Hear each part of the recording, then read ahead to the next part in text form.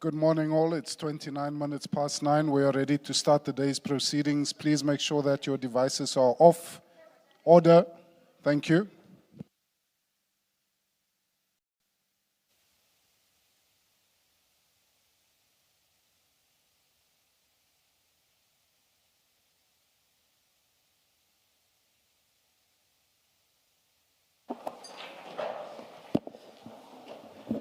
Good morning, Mr. Law. Good morning, Mr. Bodlani.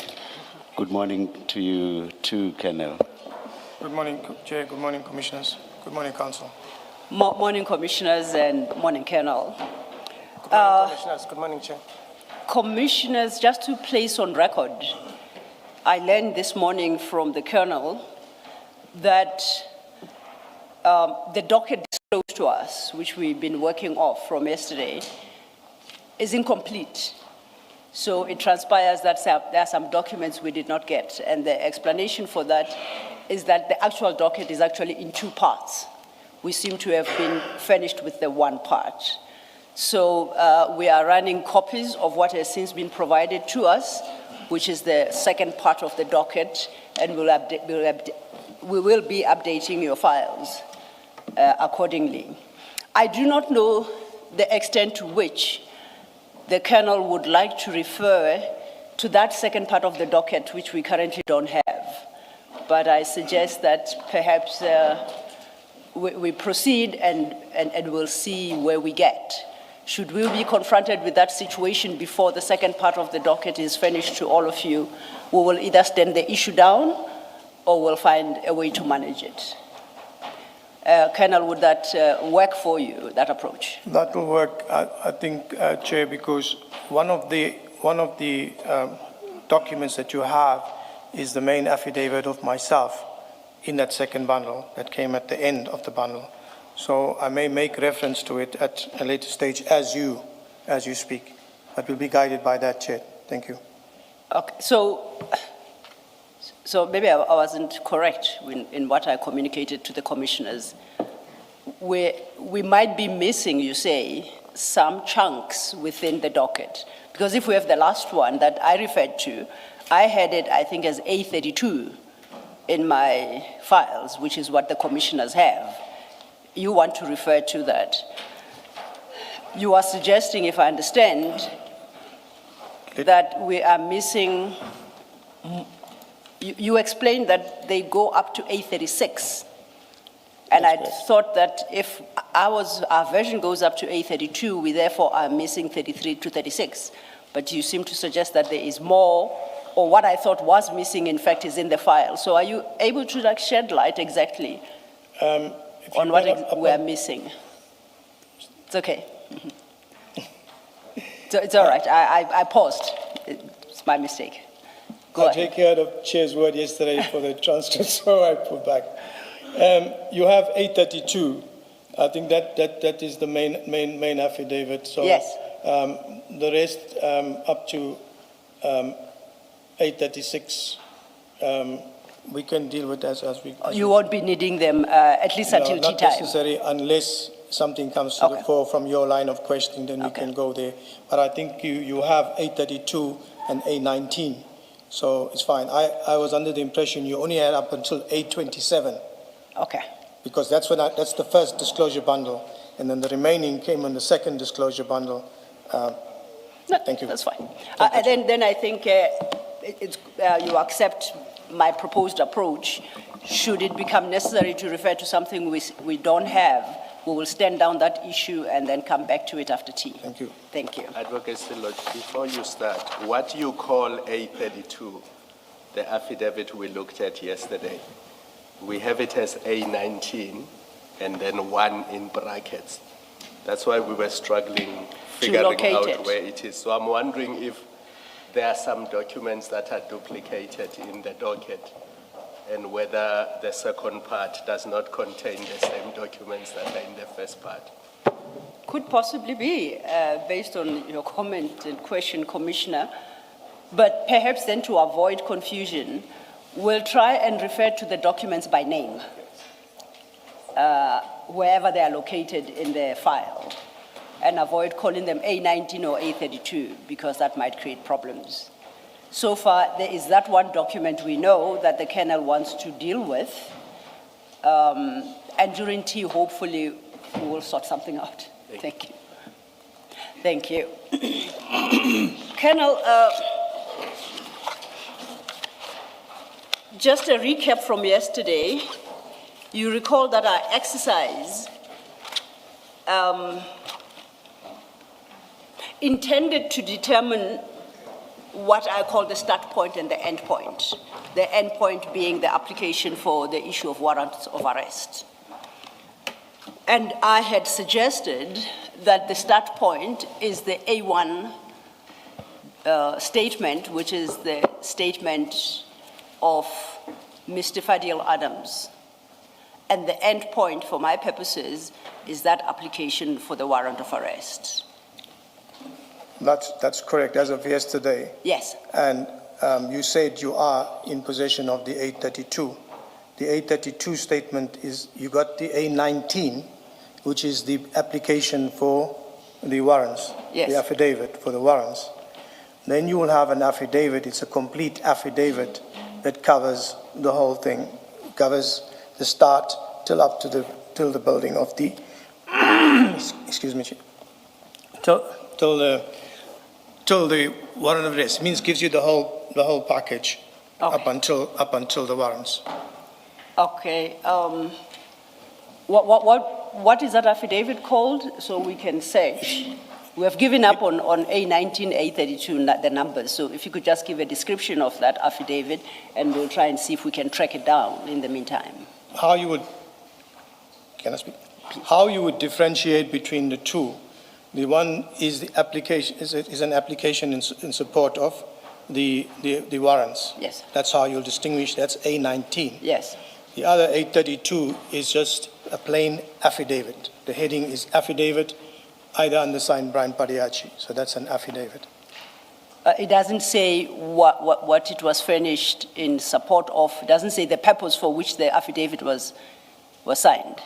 On the face of the document itself, it doesn't. I'm not getting you. I just want to say something quickly. Yes. Excuse me, Chair, through you. Advocate Sello, sometimes I can't hear you. Oh, And I have to lean front. And that's why when we spoke earlier, when it came to the discussion between yourself and my counsel that you're present, I couldn't really hear properly. No, I do apologize. Please indicate each time my voice drops too low. I apologize for that. Thank you, Chair.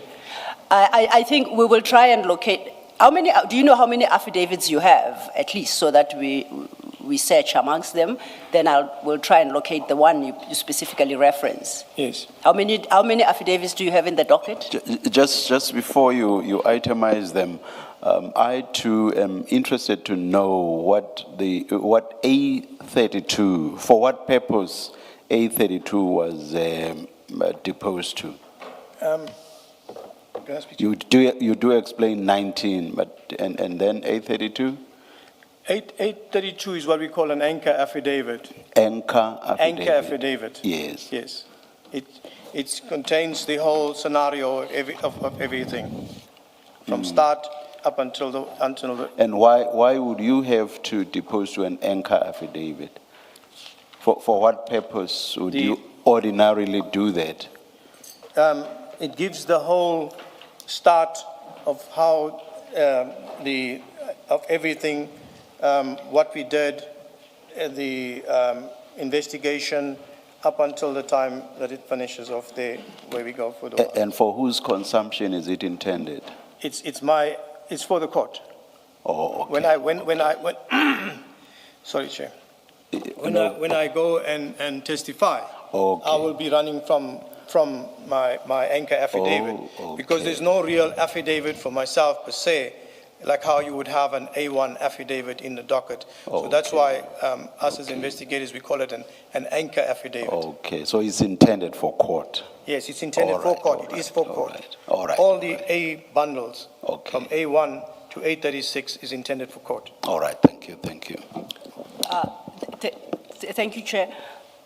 Colonel, just then to clarify, this morning I was, in light of the recap I gave, I wanted us to deal with the timeline, basically to look at the chronology of events from the A1, from the moment a decision was taken to investigate up until the arrests were effected. I wanted to look at that timeline. Now my question is, the affidavit that you specifically referred to, is it relevant for that purpose? Yes. Can I try and work through the chronology as I have it based on that part of the docket that we had received? And then we will see whether it's necessary to find this second affidavit you reference. I propose that we start and then we see how far we can go without the affidavit for the moment. We can, Chair, but when you look at my affidavit that I'm talking about, it starts with factual background. Okay. Gives the introduction and then it starts with the factual background of the flow of events. That's fine. Chair, may I propose a 5-minute stand down just to sort out this affidavit? If we must run copies, at least it's before the Colonel, he then is able to give this chronology of events based on his own document, yes. I will not say 5 minutes. Will come in when you indicate we should do so. Thank you. Chair. Adjourn.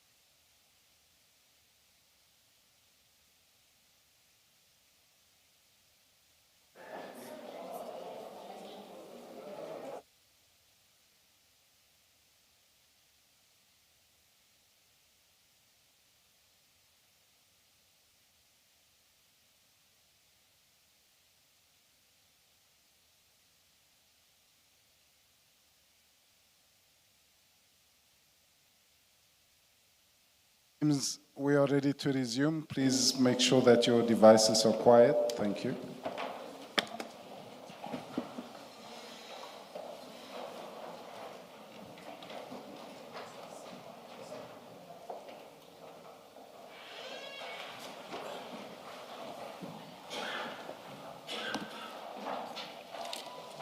Thank you, Chair. Commissioners, we have located, no, we haven't located. We've been furnished with the affidavit that Colonel Padayachee refers to. Just to confirm, Colonel, it's an affidavit dated the 11th of August, 2025. It's a 13-page document. It just names it as an affidavit. Is that correct? That's correct, Chair, Commissioners. For the record, can you describe the affidavit so that future readers will know which affidavit? How would you formally describe this affidavit, either by way of reference to purpose or otherwise? I will look at this affidavit, and I know for the greater out that side that they would not understand what an anchor affidavit is, but we call it an anchor affidavit, Okay. which gives you a background into the whole investigation. Thank you. And Commissioners, your exhibit file goes up to CJC 382. I propose, for the purpose of the record, we mark this affidavit CJC 383.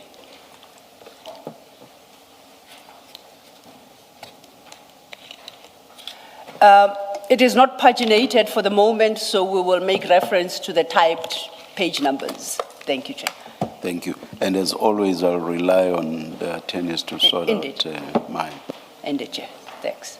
And my apologies for it, Chair. On this, I always say mine because my co-commissioners have never moaned about this. But for the first time, Commissioner Baloyi is. We apologize. It was unforeseen circumstances, Commissioners. Yes, Colonel, you wanted to say something? Thank you. Chair, Commissioners, and I must tender my apology there on the disclosure of the documents. We had two disclosures. The first one from A1 to A27, not to the evidence leader, but when we were disclosing at court. And then we had a second disclosure. So when we copied the bundles for the evidence leader council, we copied the first one. And then when I was looking into it, I see, but it's only up to 827 when there's an 836. So that's when I sent all the documents last night. Thank you. And understood.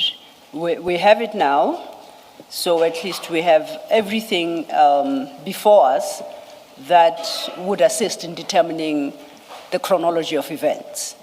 So I propose that we follow my chronology. You keep that affidavit to the side, and to the extent that you conclude that I have either skipped an important step in my chronology, which is reflected in this affidavit, you will reference the affidavit and then we shall include it. Would that work as an approach? Would that work? Okay, you distracted yourself somewhat. Okay, I'll try again. My proposal to you is we work off the chronology as I've prepared it based on the documents that I had. And if anywhere in that chronology or timeline, there is a step I miss because I didn't have a particular document, but that step is reflected in the affidavit we have just introduced, CJC 383, that's how we've marked it for ourselves, then please refer us to this affidavit and the particular paragraph or page that you would like us to take consideration of, and we will slot it in the chronology. Would that work as an approach? Yes, Counsel, I will point it out to you. Yes. The importance of it is that it gives it in chronological order, the factual background, how it started. Okay, then perhaps let's do it how it best works for you. I'm just quickly flipping through it to see the dates. You recall we start with a date sometime in December of 2024. That's my start point. It would have been the 27th of November, 2024, which is the date of the Section 27 affidavit. But you didn't see that one. You reference a decision made by the Case Evaluation Committee, which you say is in December 2024. So for the record, that's what we have, December, and that's my start date. Yes. So without going into the detail of the facts justifying the investigation, let's work through this affidavit and highlight the key dates that are important that you want the commissioners to have regard to. And I'll try and slot them into my timeline as we speak. Then we'll deal with my chronology of events. I'm happy to give you a first shot at this. Thank you. I remember that we are not dealing with who did what and when. We're just looking at the key dates, what happened on what date that is reflected on this document. Thank you, Council Chair. Thank you. Commissioners. I think it will give us a better understanding from when we started with the 27.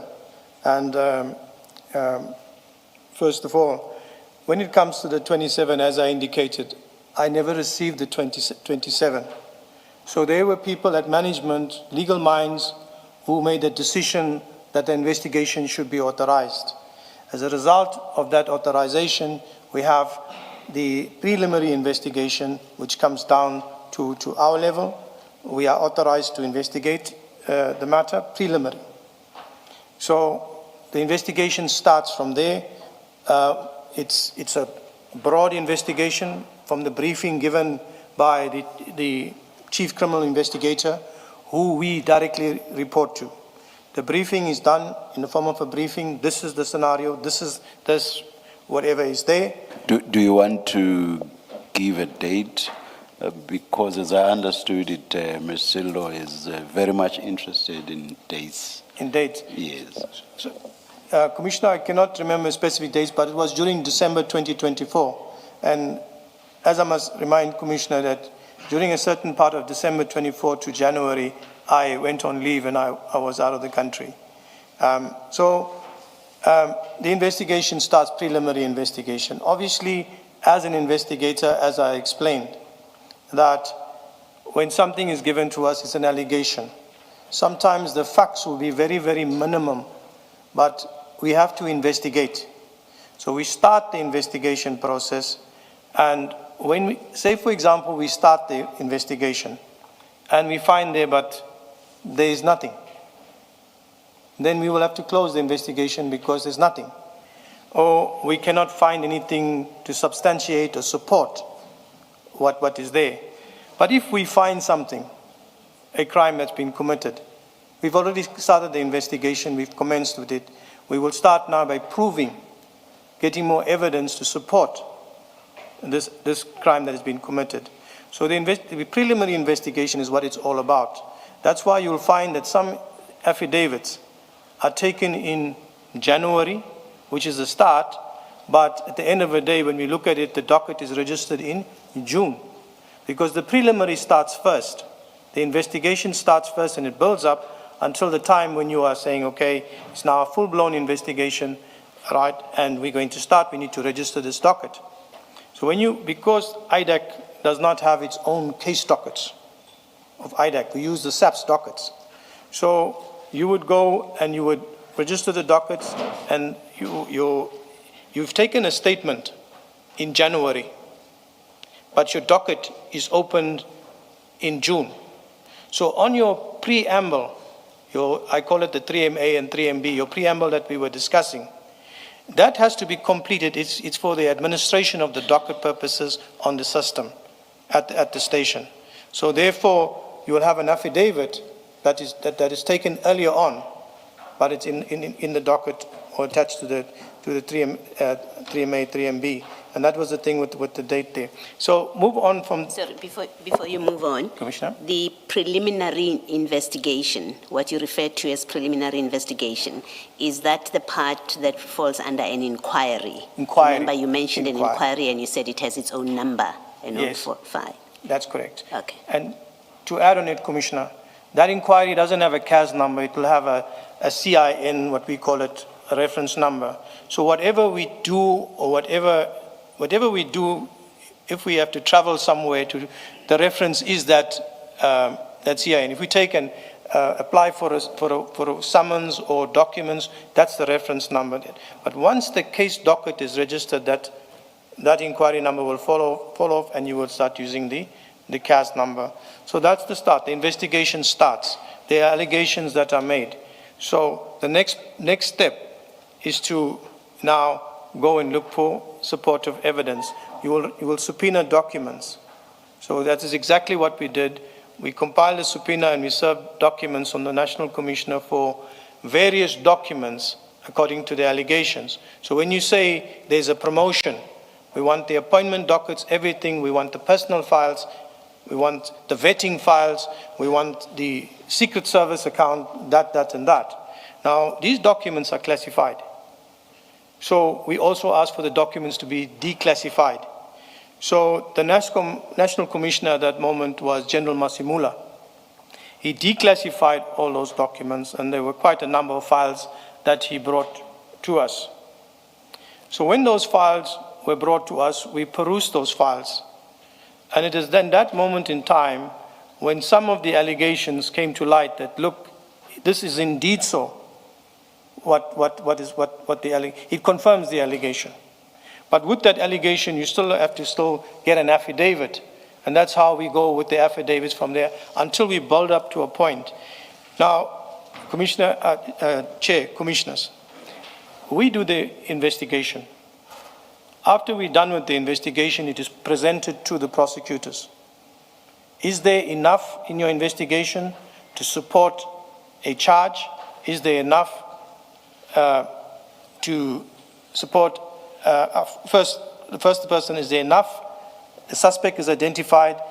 Is there enough evidence there to support the charge against the suspect? So they make those decisions. Either they take what we give them and use it, or they reject it, or they say, go further and this is what further we need. So it may mean that with this further guidance from the prosecutors, you'll have to requisition more documents, you may have to interview more people until they are satisfied, look, we are now at this point where we are ready, the suspect's identified, we have evidence to support the charges, and then it moves to the next step of your application for, I don't want to jump a step. Once they are satisfied that they have sufficient, they will start with a draft charge sheet, they will start with a memo, and then they will present that to the Deputy Director of Public Prosecutions, who's responsible for that leg or team.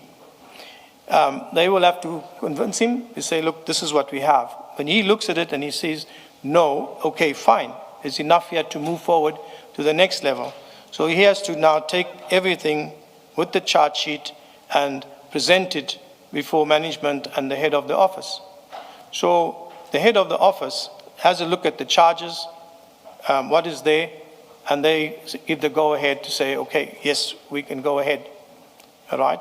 So I actually jumped into the full-blown investigation. The first is the preliminary, where it's submitted to the prosecutors, presented to the deputy director, and then presented to management, and they are satisfied, yes, this should go into a full-blown investigation. Then a full-blown investigation is authorized under Section 28(1). So it comes back again, where we now build the case docket, and then the draft charge sheet is done, the presentation to management and the head of the office, where after that a consultation note is done to the Director of Public Prosecutions in that particular region to prosecute the matter. That Director of Prosecution can say, yes, you can proceed, she's satisfied, or he's satisfied, you can prosecute the matter and go forward. So once that is done, then we have to, because of the nature of the offense when it comes to a Schedule 5 offense or more serious, we prepare bail affidavits. We got the bail affidavits, we got the charge sheets, then the next step is the making arrangements for the court. The applications for the J50s are done. You go to the magistrate, you present your affidavit to the magistrate, and it's scrutinized there. And obviously sometimes they are not satisfied with it. They say that they're not satisfied with it, so you have to go back and rectify whatever queries they have. At the end of the day, the warrants are issued. Once the warrants are issued, a planning is done, and in most cases that what we do, Chair, Commissioners, we try to do whatever we do in a professional way. Although we have a warrant of arrest, we don't go to your home, phone you, please come with your attorney, your legal representative, I have a warrant for you. Please come to the police station with your legal representative where the warrant is executed and processed, and thereafter the court process. So that is the flow process of my explanation, which I tried to explain, but I had some difficulty with it, but now I've given it to you. But one thing what I want to say, Chair, Commissioners, I have no insight into Section 27. And yes, as Commissioner Baloy said, you know, as an investigating officer, you should have got that 27. But in our workspace where we are, we're getting a briefing from the chief. We believe in what he says. He gives us the guidance. There is that scenario there, and at all given times, it's an allegation. So we go out, we investigate. And if we find there's nothing, we come back and we tell the chief, hey, there's nothing here. And it ends there. We're not going to go and look and scratch for something that is not there or make up something. But that's where it is. That's where it ends there. With regards to the Section 27 and the reversal, when the Section 27 comes, it goes to the head of the office. And the head of office, together with their management, whatever they do, they are the legal-minded. In terms of the act and everything that they do, they will look at it. By the time it comes to our office or down to our level, it's authorized. That's our authority to carry on, and we comply. Thank you, Chair. Thank you, Commissioners. Thank you, Colonel. Was it only in this instance that an investigator did not get the Section 27 referral, or is your testimony that the chiefs never ever give that referral to investigators? Commissioners, I've never received. You may have dealt with this, but yes, there's no harm in you repeating it. No problem, Chair. In all the investigations that I've conducted, and there are a few of them, I've never had insight into the 27. From the briefing, we're getting a briefing. Yes. Because it's I'll put it this way, because it's handled at management level and dealt with there, for us, it's just the authorization, proceed with your investigation. That's what's important to us. Okay. Proceed, carry on with your investigation. So in your understanding, that's the case with with other investigators as well. They too never get the Section 27 referral. Within the investigators, to your knowledge, I do not know. To my knowledge, I do not know. You don't know. There are many. There are not one chief criminal investigator. I referred to chiefs plural. Chiefs. I referred to chiefs plural. Yes, sir. So, I would not have knowledge. So you do not know about other investigators as well, whether they do get these from the chiefs? You do not know. Can I respond to you? Yes. The other chiefs and their teams, I don't know. Okay. Thank you. But, Colonel, this is not the first case you've investigated. In previous cases that you investigated, did you get the Section 27 referral? No, sir. I did not get the 27 referral. On the other cases where I assisted in the investigations, I did not have sight into Section 27. That's why, for me, when you are asking me about the Section 27, it's like I've never. Thank you, sir. Can I just ask that? Does that mean the fact that you rely on a briefing does that mean you have no role at all in what charge is formulated? That is correct. I have no authority. That's for the prosecutors to determine. It's their space. Because they must decide, because it's prosecution-led, they decide to prosecute or not to prosecute. I'm asking a different question. So here, for example, in the Mukwele matter, you've got charges of fraud, for example. You would not have had any input into whether what you have gathered in your investigation, whether preliminary or the main investigation, whether it supports that charge of fraud. You have no input in that.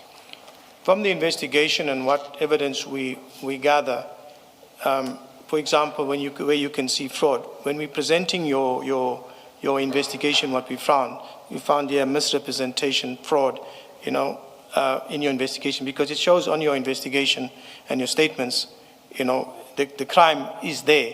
It's for them to see whether there is enough for that alleged crime to stand, and for them to put that in the charge. But where I'm not sure this is going to answer your question, Commissioner Boloy, is that do we influence the prosecutor to say, no, look here, this is fraud, this is corruption?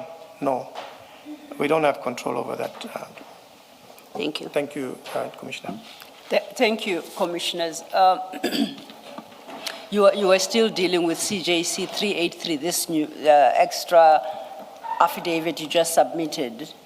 And I just wanted to make sure that you have highlighted all the dates that you consider relevant, reflected in this document. Do you have them?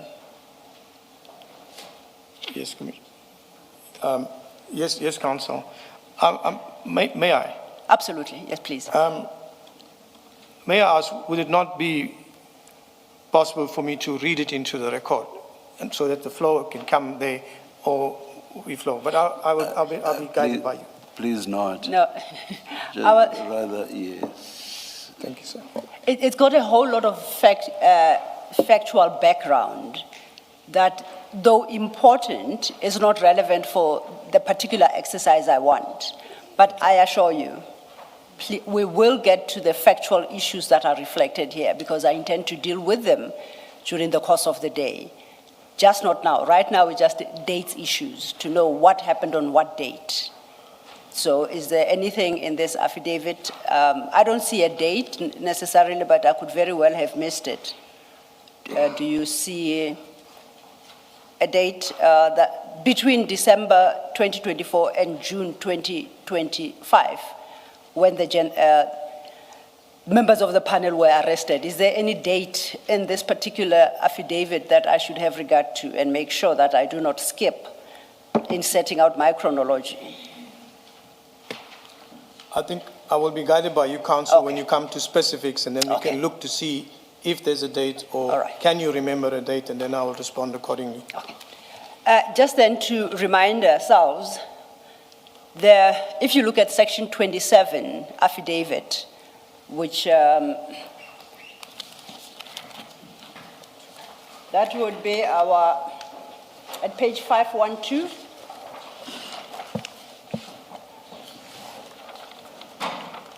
CJC 373, we've dealt with that affidavit.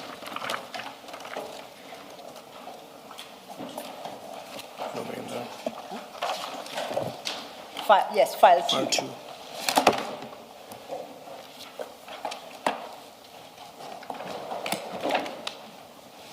CJC? CJC 373 at page 512, Commissioner.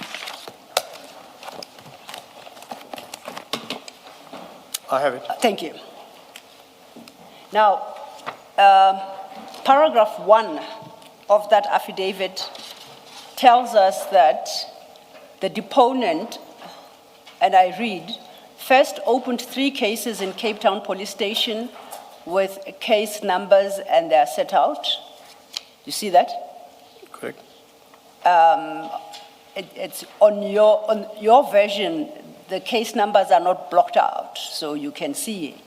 And Yes. all of them bear, you remember that middle in the cast number, that middle number, they all bear the number 10, which means October. That's correct. So they were all, the three we now know were opened in October. That's correct. Then the deponent deals with other issues. Do you know the date on which these dockets were opened in October? I'm not too sure offhand, but I can just maybe try and check it on. Okay, maybe let me ask you a different question. Do you have the dockets? Because the docket would tell us, it has a date. The physical docket? Do you have Yes. copies of the dockets Yes. in the main docket? Yes. The docket you disclosed to us? No, that docket was not disclosed to you. Okay. The original dockets that were opened by Mr. Adams has not been disclosed to you. Okay. So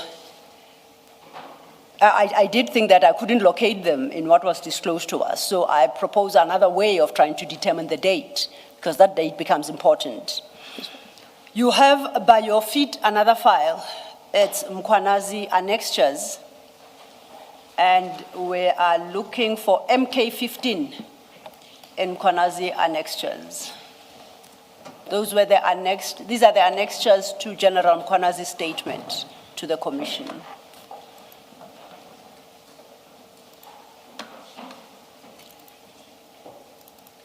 And we are looking for MK15.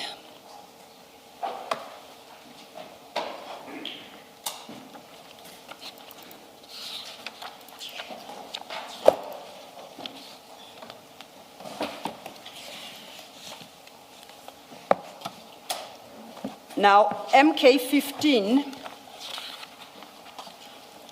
is a report by Lieutenant General Jacobs,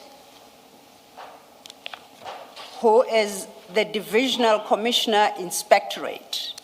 If you go to page 271, 270, that's where it starts, that's the cover page, and at 271, at the bottom, it gives his designation. This report you'll see is dated the 30th of July 2025. That's correct. But this report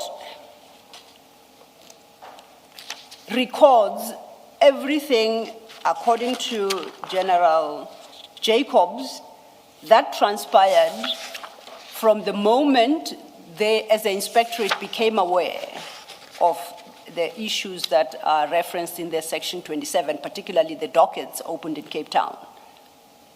Yes, please, go ahead.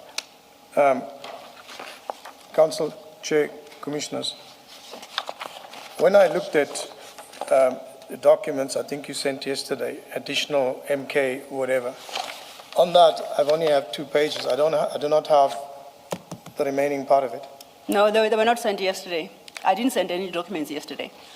There were documents. I think they were provided to you updated documents which on Friday, together with the exhibit bundle given to you on Friday.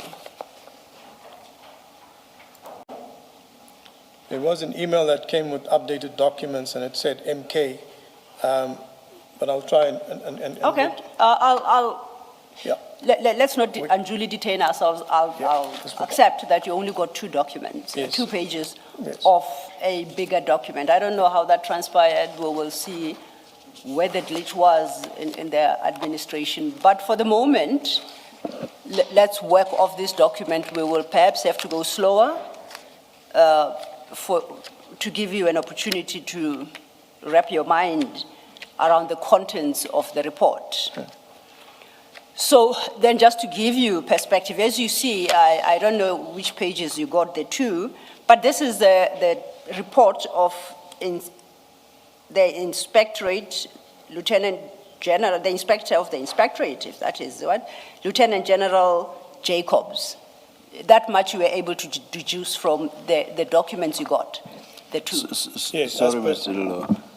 May the attorneys just check what the kennel has, please?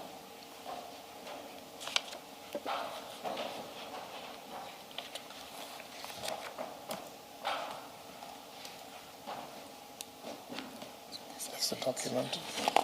Chair, I think the kernel is looking at the actual annexure bundle, so it would be the complete MK15. What I understood the kernel to point out is that when this document was shared, MK15, the annexure, was shared with him for purposes of preparation, he only got 2 pages of the entire bundle. So perhaps during tea, we will look at what he received by email and try and determine how he was provided with only 2 pages of what is more than 20 pages, yes. Okay, so he's got what we have, but Yes, what he has before him now. in a different bundle. Yes. Do you agree with my explanation, Colonel? Council.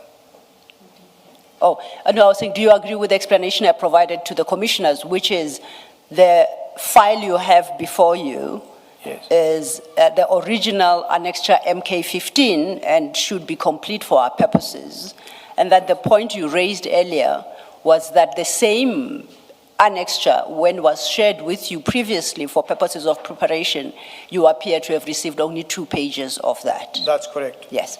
So I was proposing to the chair that during the tea break, we'll try and see how that came to be.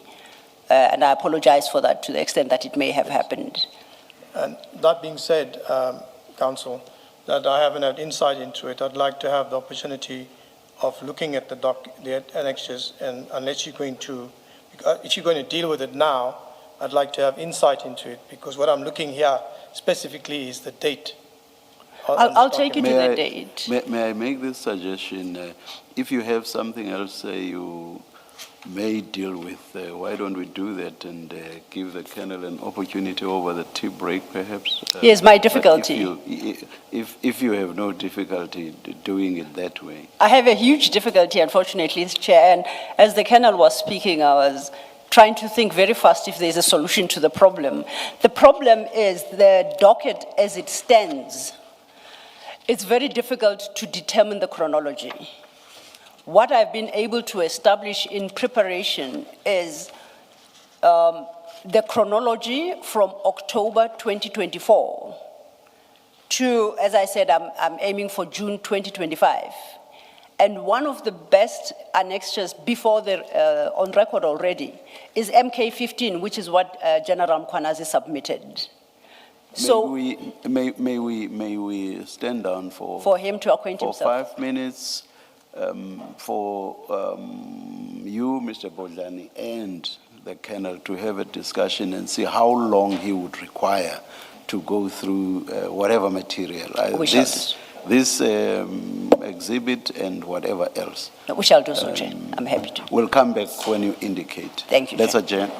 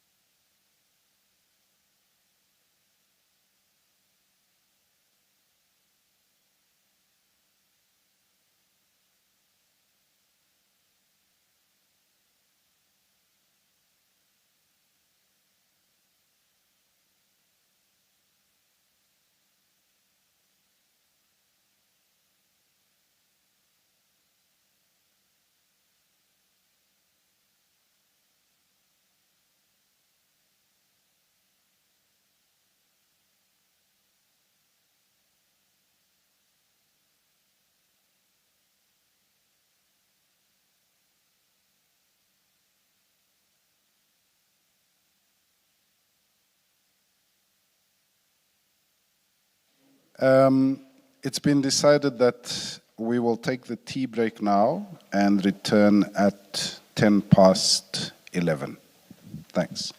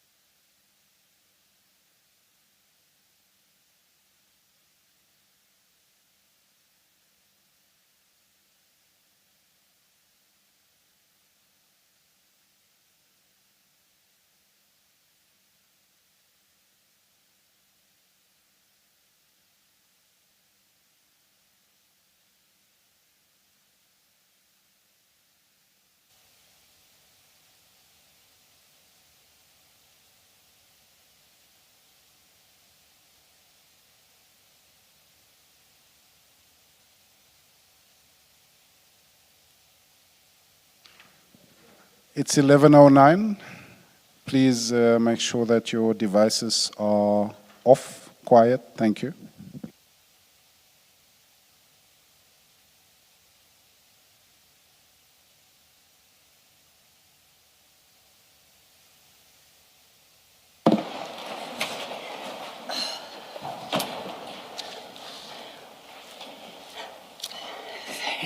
Yes, Ms. Sullivan. Thank you, Chair. Chair, I think, firstly to say, we have resolved the challenge. But before we proceed, I think it's only appropriate to apologize to Colonel Padayachee. The commission administration failed him. It is correct, he only got 3 pages of Annexure MK15, which is made up of more than 20 pages. Technically, what appears to have happened is somebody decided to draw out only the first 3 pages of Annexure MK15 and provide him that. And that basically are the cover pages to the report that we still need to engage with. The dates that I wanted to reference in order to determine our timeline are included in the annexes to that report. The purpose, as the the commissioners would appreciate, of giving the witnesses the documents the evidence leaders intend to rely upon ahead of their appearance is to enable them to familiarize themselves with their contents and to consider them in the context of their own testimony. Now, we were denied that opportunity because of this administrative problem. But most importantly, it serves 2 purposes. We don't intend to prejudice witnesses. It's to make sure that the witness is fully appraised of the documents that the evidence leaders will rely on. But most importantly, it does not assist the commission when we quote unquote spring such documents on the witness and hope for a meaningful engagement. So, Chair, I think before we proceed, it's appropriate I place that on record. Colonel Padayachee was quite correct. That's what he received. I don't understand how, but this is where we are. But I think he's deserving of the Commission's apology. Thank you, Chair. Which you are tendering. Which I'm tendering unreservedly, Chair. I think. Thank you, Mr. Lolo. Colonel, you want to say something? Please place yourself on record. I see that Mr. Boldan, he did ask to be excused. I think in my mother tongue, and then filter and speak. Good morning, Chair and the Commissioners. Unfortunately, you are left to deal with me now. I've noticed you have not been greeting me since we started, but only Mr. Madlanga. I never. Don't try to promote yourself. I never greet those who are being led. Thank you, Chair. Yes. My surname is Rahman. Yes. Chair and the Commissioners, I confirm the submission by the evidence leader. And we appreciate that we have been afforded the opportunity for the witness to go through the annexures. And the witness is saying that it's not yet done, and he was asking for a bit of few minutes just to complete perusing the documents that he has been given. So we are in the hands of the court, but he was asking Commission, if it could be... Commission, not court. My apologies. My apologies. We're in the hands of the commissioners. He was asking maybe until 12, but he might finish before that. He's just in the midway of the documents. Colonel, thank you, Mr. Ramatsekisa. Marama? Correct, Ramatsekisa. Thank you. I've written it down. Colonel, it does seem you were hard done by, and Ms. Sillo has tendered an apology. I hope you accept it. Yes, Chair, it's understandable. I mean, yes. The same happened with to us. Yeah. So we offer counsel the same with the apology too as well. Thank you, thank you. Apologies. Thank you.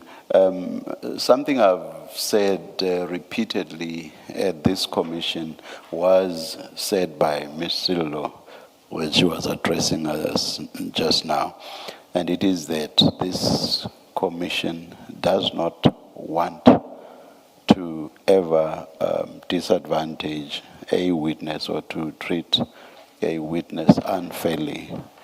Where there are documents a witness is seeing for the first time, we either proceed on the basis that the witness may file a supplementary affidavit afterwards to address whatever issues the witness was not able to address as best as they wanted to when they testified in open session. So we always do our best to achieve that. That is fairness, basic fairness in treating all witnesses. When we said we would come back at 10 past, that was on the basis of what was indicated in an informal discussion outside, which was an expectation that you would be done going through the document /S by 10 past. But we are now faced with the reality that you are not done.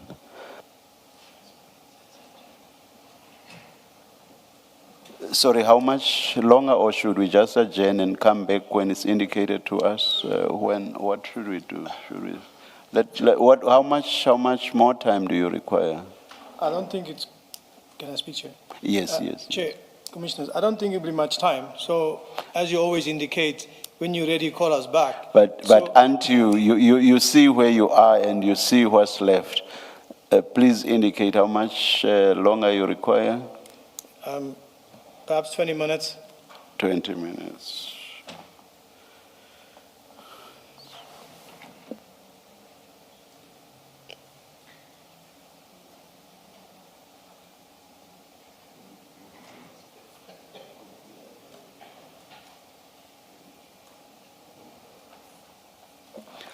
We'll come back at 20 to 12. Let's adjourn. Thank you.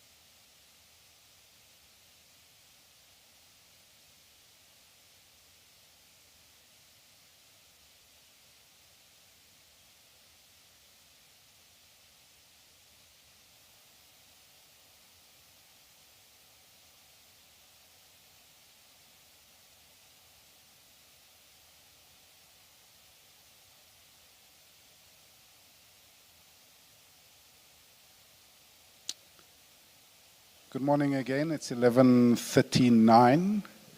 We are ready to resume. Please make sure that your devices are quiet. Thank you.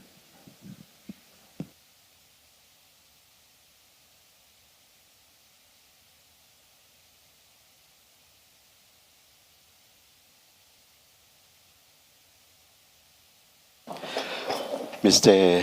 Ramatsekisa, ready now. Thank you, Chair. and Is the Colonel Commissioners. ready now? Yeah, he's ready. Thank you. Yeah. Thank you, Chair. Commissioner, I will... Colonel, I do apologize. I guess things got off to a bad start this morning, but I shall regroup. Colonel, as you now have become familiar with this annexure MK15, you do notice that it's actually a report in its entirety. It's a report of Lieutenant General Jacobs, as I'd indicated, dated the 30th of July 2025.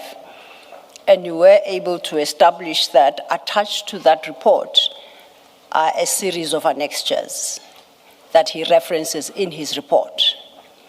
So, in working through this annexure, MK15, I will jump to specific documents for purposes of my timeline. You remember we're still trying to establish the timeline, and I do apologize that we're only starting to do so now. Please bear in mind the affidavit you submitted in the morning, CJC 383, so that if I skip any particular event in my timeline, we can pick it up from your affidavit. The one that you submitted this morning. Mike, please. Your microphones.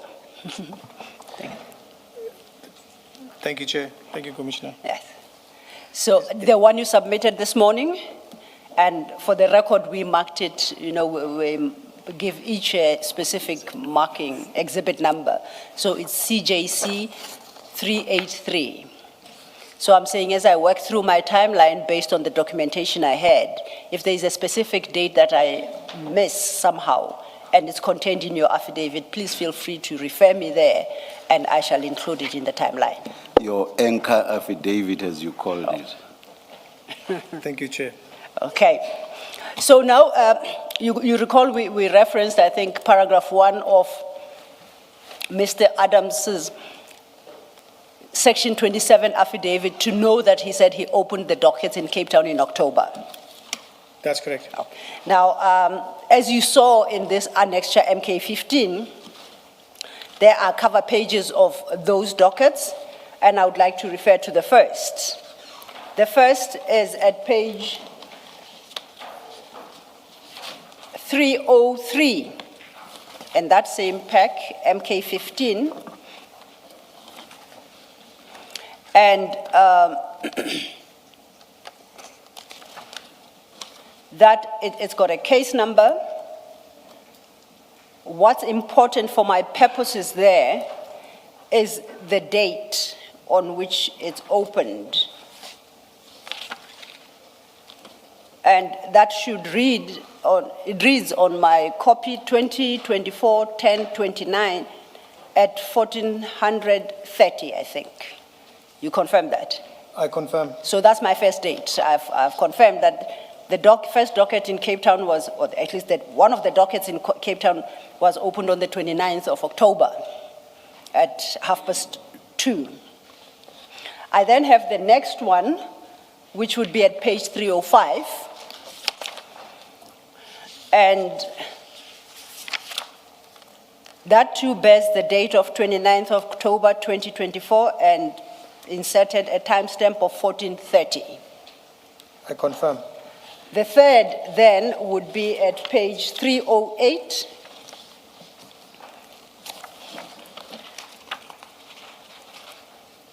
And that once again is 2024 October 29 at 1430.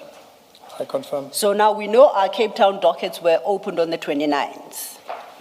I then tried to understand the next date. The next date would be when Mr. Adams, as he indicates in his affidavit, came to Gauteng to open what now we call the Orlando dockets. Unfortunately, I don't have those dockets. I can't put a definitive date on which that happened. Do you, by any chance, have those dates in your docket? Do you recall having them at all?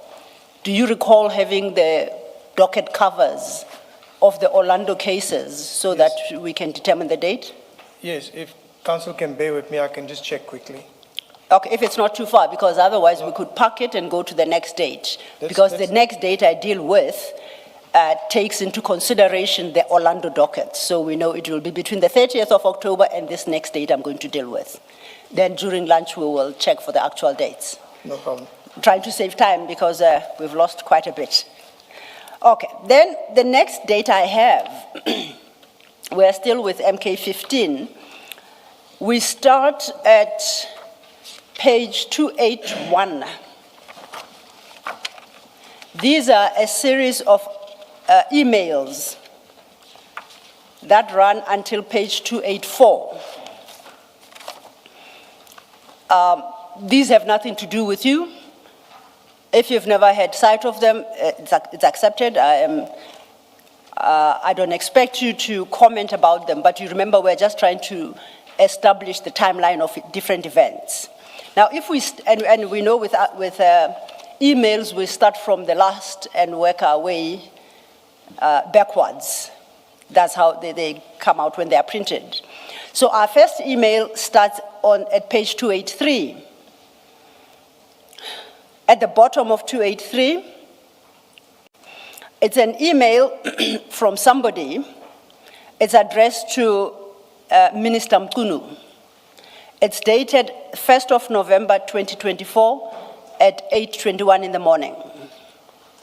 Correct, Chair. And if you flip over to page 284, it is from Honorable Fadil Adams. Now that email reads thus: I have opened to Minister of Police. I have opened cases in the Western Cape on a number of senior subs personnel as per following case dockets as per Grand Central. Then he provides them. Second point, I was told that the dockets were intercepted. In my quest for justice, I traveled to Gauteng and opened following dockets as per Orlando SAPS. Then he provides a detail. The detail provided there, we can tell from the cast numbers that they too in Orlando were opened in October. You confirm that? I confirm. Then he continues, however, I've also been notified that the Gauteng Police Department has followed the same modus operandi as the Western Cape PC and is interfering in the investigative process. I apologize. I urgently and humbly ask the minister to intervene and ensure the integrity of the investigative process is maintained to ensure a fair and just outcome. So that's our next date. First is the 29th of October, when they are opened in Cape Town. The next is that date yet to be determined in October, when they are opened in Orlando. And the 1st of November is a complaint to the minister regarding interference or interception of both sets of dockets. Now, if you stay on page 283, the email above is now an email from Nkabinde CM. When General Mkwanazi testified, he advised that Nkabinde CM is the chief of staff in the minister's office.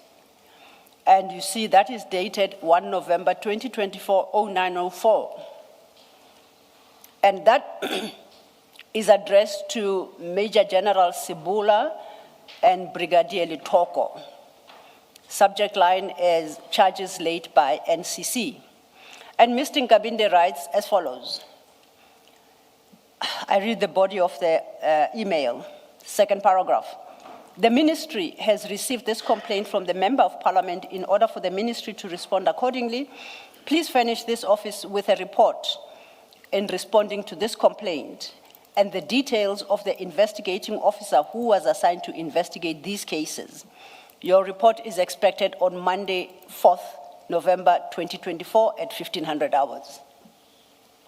So the Office of the Minister immediately acts upon this and directs the complaint to be dealt with and directs that complaint to Major General Sebola and Litoko.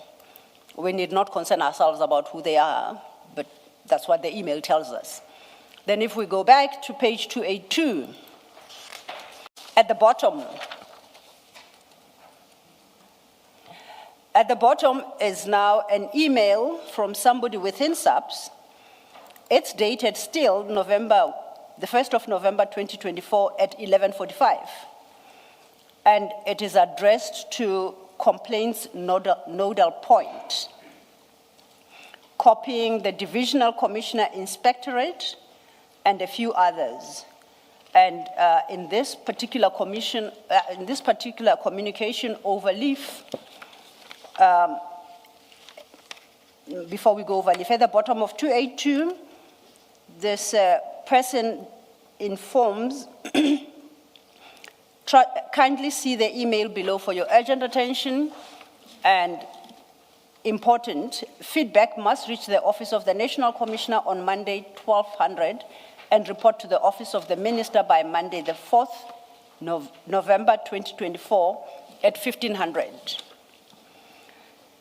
Then still staying at page 282, at the top, it's now 11:59, about 12. This is from the National Inspectorate to a few other people, and it reads, please find email from Lieutenant Colonel Setati for urgent attention as directed by the National Commissioner. After receiving the email, it was followed by a call to humbly request for feedback to be submitted on or before 1200 on Monday, 4th of November 2024. You see that? Then lastly, at page 281, it's an email from one of the recipients of the previous email I just dealt with, addressed to other members of SAPS, and it would appear in particular to Colonel van Rooyen, and reads, please ensure that this is urgently registered into N16 of 2017 VS2. Don't have to worry ourselves about that. Further down it reads, please take note and deal with this immediately. Engage the province directly, please. Also note the deadline set for Monday, 4th of November. So our next date is this flurry of activity on the 1st of November, triggered by Honorable Adams's complaint to the minister at 8 in the morning. So by 1 o'clock, I will then, it then records that it is being acted upon, and eventually by the, I don't know if it's appropriate to call them the complaints nodal, but the point where it was referred to as a complaint and with an urgent request to deal with, to enable the original person to whom the complaint was addressed from the minister's office to respond to the minister by the 4th of November. Ms. Silo, a detail, Yes. just in case it becomes relevant, is also to note that the 1st of November, according to these messages, was a Friday. Yes, I confirm it was a Friday. And this activity was supposed to be reported on the Monday. On Monday. And in fact, that is confirmed in the email at page 282 from Lieutenant Colonel Bapela, who specifically requests that the report be provided by 1200 on Monday, 4th of November. So that should take care of that. Thank you so much. So the next day then, I have nothing between the 1st of November, being a weekend, and the 4th.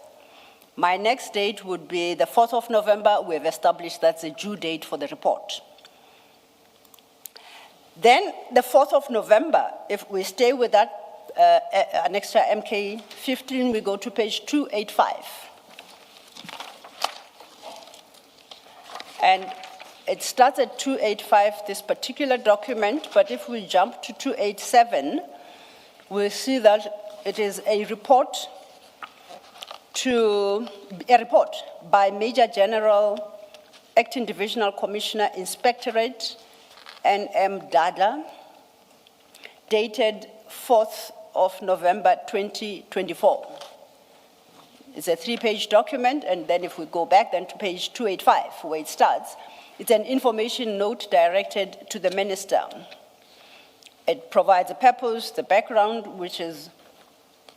the background is as we have discussed. We know the opening of the 2 sets of dockets.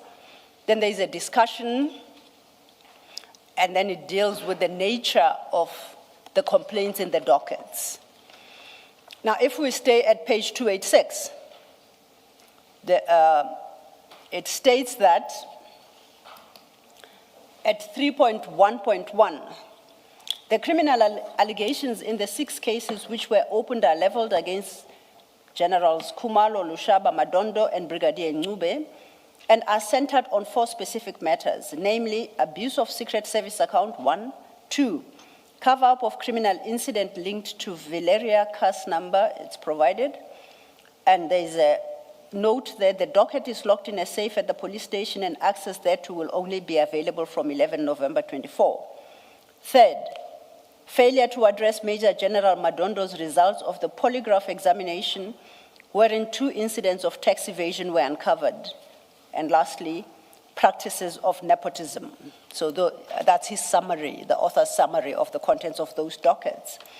The most important is at 287 for purposes of our timeline.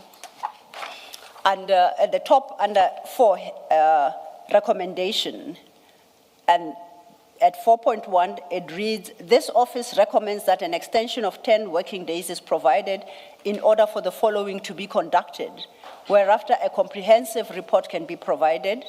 1, interview the complainant and obtain a detailed affidavit. 2, perusal of all criminal dockets, including Valeria case number provided. 3, determine if any other government department is investigating the same allegations.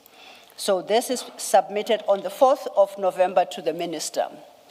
If you turn, then it's submitted by Major General Dada, and still at 287, you'll see that it's counted. Looks like, just for Yes. accuracy, it's the 5th, not the 4th. It's submitted on the 5th of November. You see that because General Sibia signs it on the 5th on 287, bottom of that page. Yes, Commissioner, I was saying it's signed on the 4th. Yes, So Major General on the 5th. Dada on the 4th, Yes. dates it. He's the author of this document. Yes. Then the second signature I was going to go to is the signature at the bottom Yes. of the same page. And I say it seems to have gone to General Sibia, who signs it on the 5th of November, 2025, with no comments. And then the third signature is once again overleaf at page 288.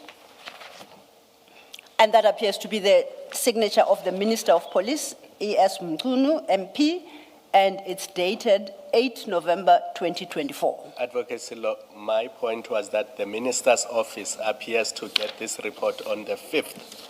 And we see that from the date stamp I'm on with you. page 285. I'm with you. Thank you, Commissioner. So they missed that 4 November deadline by a day. Indeed. And then on the 5th, the stamp suggests On that the that's first when page. the minister's office received it. I misunderstood you. I thought it was the date on which Major General Dada signed, so I was reading the 4th. I completely agree with you. It would appear then that after General Sibia had signed, it then presumably got to the minister's office where it bears the receipt stamp of 5th November 2024. And then the minister's final stamp, final signature at page 288 on the 8th of November 2024.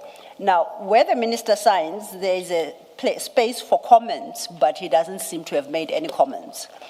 Now, whether or not the minister granted the request of an extension, I don't know. I can't tell from this batch of documents. So I then look for my next date. And my next date would be the 11th of November. But that one now I find in a different document, and it's the second annexure that you were supposed to have been given, together with MK15, but unfortunately we're not. It's MK16 in General Mkwanazi's annexure bundles. And that MK16 is a 2-page document, mercifully. And it's the other document you had opportunity to consider. Now, this document it's page 310 of MK15. This document is, if we go to the second page of that,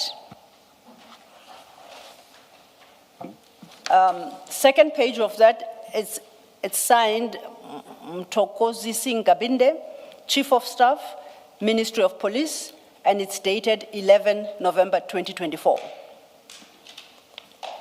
Now, when we go to the first page of this particular document, it's addressed to the Investigating Director,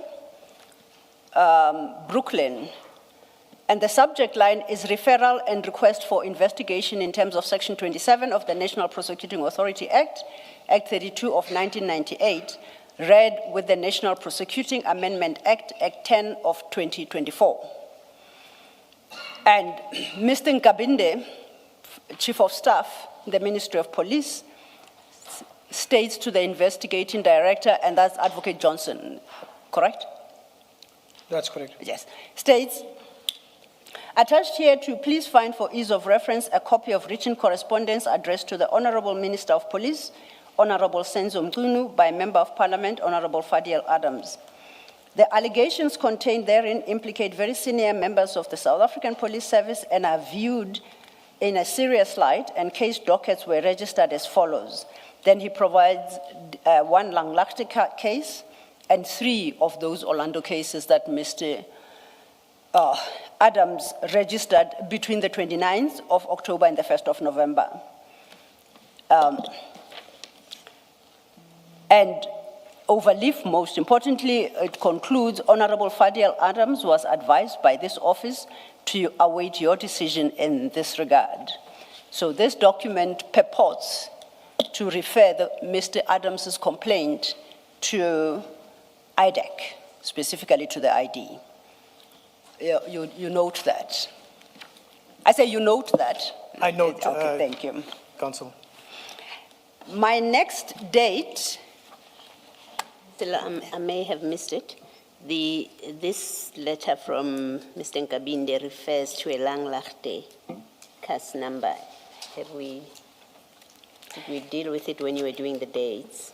Is it one of the cases? There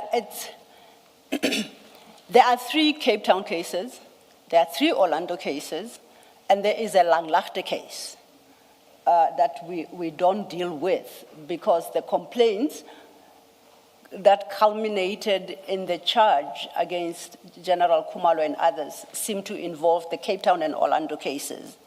There is also a 2022 Valeria case referenced, but once again, we don't deal with the contents of that particular docket because it's not relevant to the charges. But yes, there is a Langlachte case. I don't know if the Colonel has a better understanding of what that case was about. But we know of its existence. If I can explain these case numbers, it is a mess, in the sense that when you look at the actual docket, it says Valeria case 403, 404, 405. It's from the way we look at it, is that he went to a station and he opened those dockets there, but they were in a different police precinct. So this Orlando station was supposed to forward it to the respective station which it belongs to, and then they would register it under their station name. So that's why when you look at, I see Orlando CAS 402, but I know the docket as Valeria CAS 403 and 404. I know them as Valeria. But when you check in the Valeria CAS system, these CAS numbers don't exist. It's because it belongs to another station, not Valeria. So the docket cover is written Valeria 403, and it did cause a bit of confusion for us because we were looking at and investigating Valeria Cas 403. And when we get to the station, after we finalize everything and we're going onto the system, we find it's not Valeria 3, but a search on the system corrects that CAS number to Valeria CAS, for example, 278 of 10. Same month, same year, but just a different station, and both the dockets match with each other. Okay, all right. Maybe then let me just ask my question this way. The Langlaagte CAS number, is it one referred to in the affidavit, the Section 27 Adams affidavit? I guess that's what I was trying to clarify. Where does In it the come Section from? 27 affidavit? Yeah. I don't believe so. That is CJC 373. Yeah. At paragraph 1 of that affidavit, Mr. Adams refers specifically to the Cape Town cases with their CAS numbers. And beyond that, at paragraph 8, yes, he states, a few days after I opened the 3 cases at Cape Town Police Station, I decided to go to Gauteng. And I went to Orlando Police Station where I opened another 3 cases based on the 3 cases I opened in Cape Town. I did this to ensure that what I had reported in Cape Town doesn't disappear. I also opened a separate case at Langlaagte Police Station, and that's where he stops.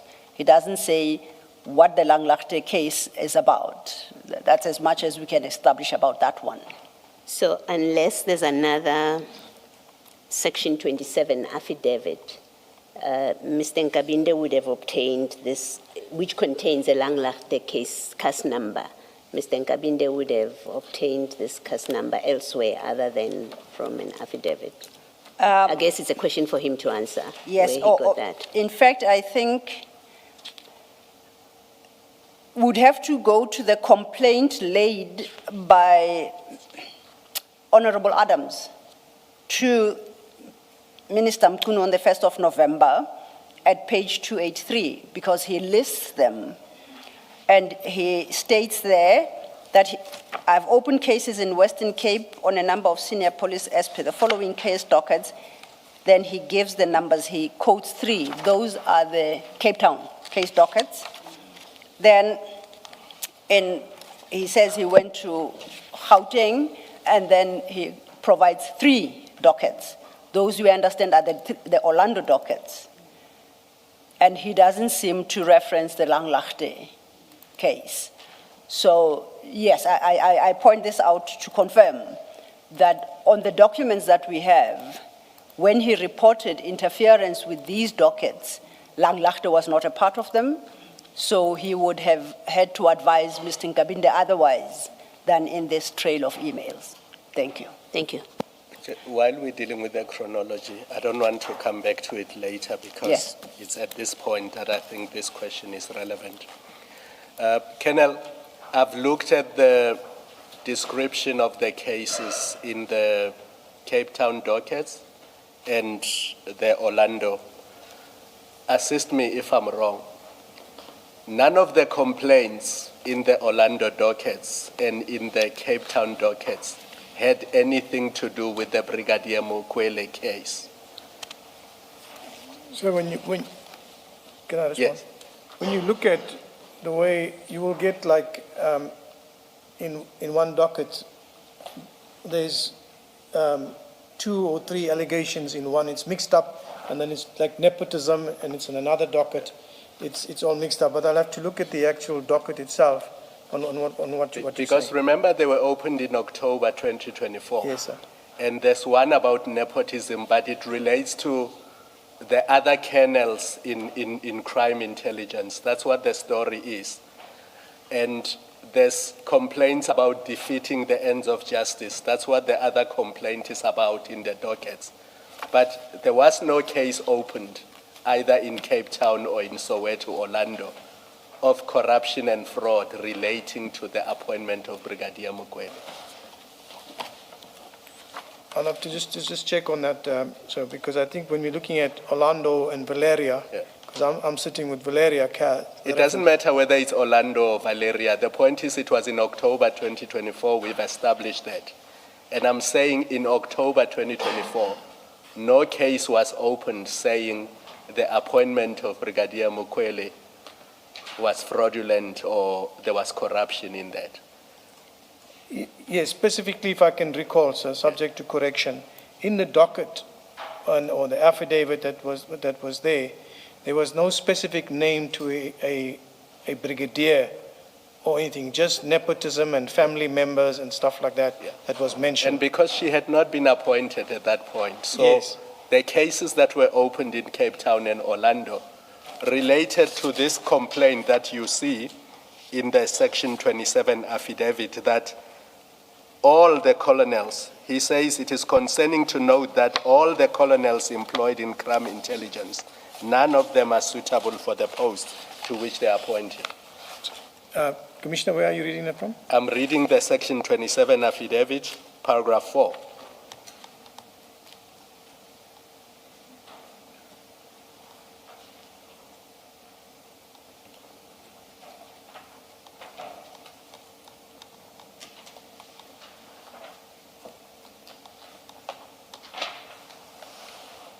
Colonel, maybe we can No, do this in it's the... fine. It's fine, sir, I'm with you. Yes, in the interest of time. If I am wrong that the Cape Town cases and the Orlando cases did not concern the complaint about the appointment of Brigadier Mukwele, you can, after lunch, I assume you would have looked at this after lunch, you can say to me, Yes. Commissioner, you are wrong. That was one of the complaints in the dockets, or you are correct. None of the dockets had to do with that case. Yes. I will respond to you then, sir. All right. We've made a note of that, Commissioner. We'll look into that. So the next date I'm able to locate is the date of the 20th of November. And now I ask us to go back to MK15. So we are done with MK16, which is that referral letter, quote unquote. We'll come back to it in a different context, but for the moment, at least we've established a particular date there. My next date I could locate is the 20th of November, 2024. And that date is at page 289 of MK15.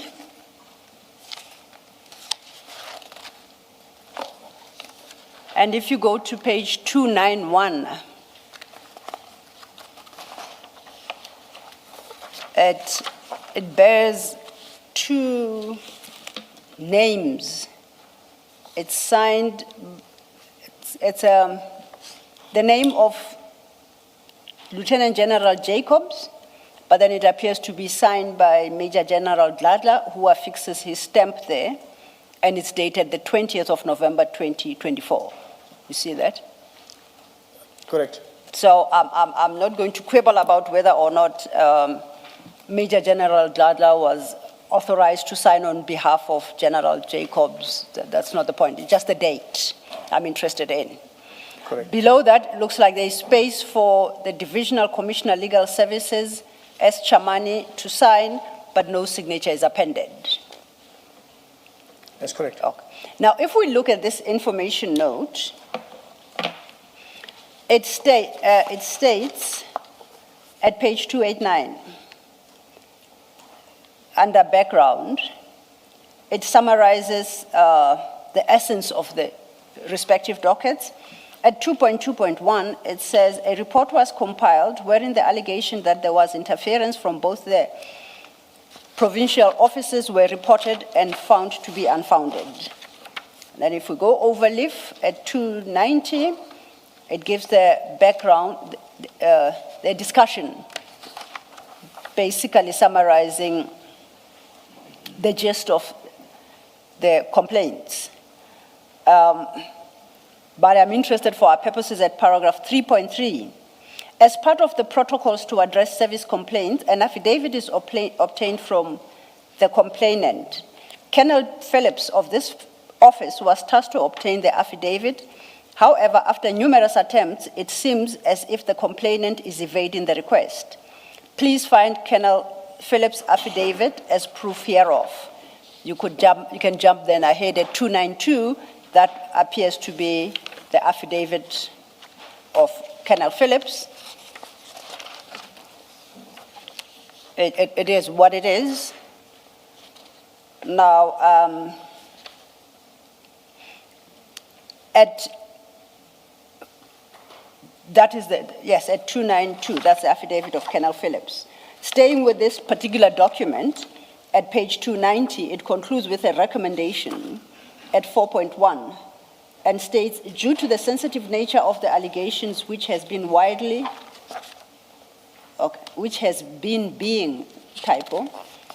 announced by the complainant, it is imperative that before any criminal investigation is launched, your office peruse the affidavits to provide a legal opinion on whether the element of a crime exists and to advise on a way forward. And overleaf at 4.2, the author states, if your office is in support of the request, please find the dockets for perusal. So we are now on the 20th. On the 20th, within... And this is addressed to? And this is addressed to the Divisional Commissioner Legal Services. SAPS. SAPS, within SAPS. My understanding of this chain of correspondence is the inspectorate is still seized with the complaint and trying to establish facts and to determine the complaint as proffered by Mr. Adams. And for that purpose, at this point, they are now seeking a legal opinion from internally from the SAPS Legal Services Department. So that's where we are at. Correct. By now, they have failed, according to Colonel Phillips, to meet with the complainant, being Mr. Adams. And most importantly, before we leave this document, in 3.2, it notes, and I quote, the affidavits in the dockets are basic and in the opinion of this office lack the elements of a crime. The author expresses that view, sends the dockets to legal services and say, can we get an opinion whether or not what is in the dockets discloses a crime? You agree with that? Crime was in 3.1. Yes, as summarized under 3. I don't know the crimes.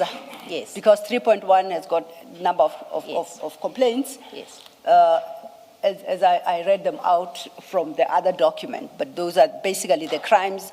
It would appear they were able to deduce from the contents of the respective dockets. Yes.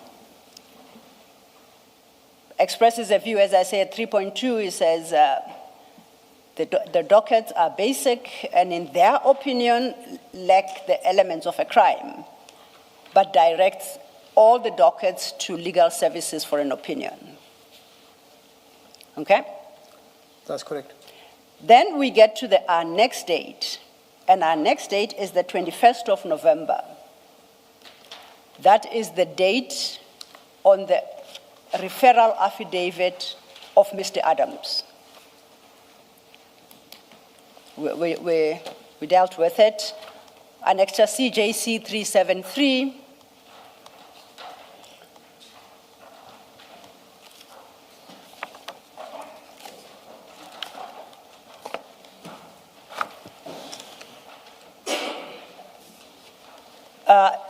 Commissioner, that's file 2, page 512, CJC 373.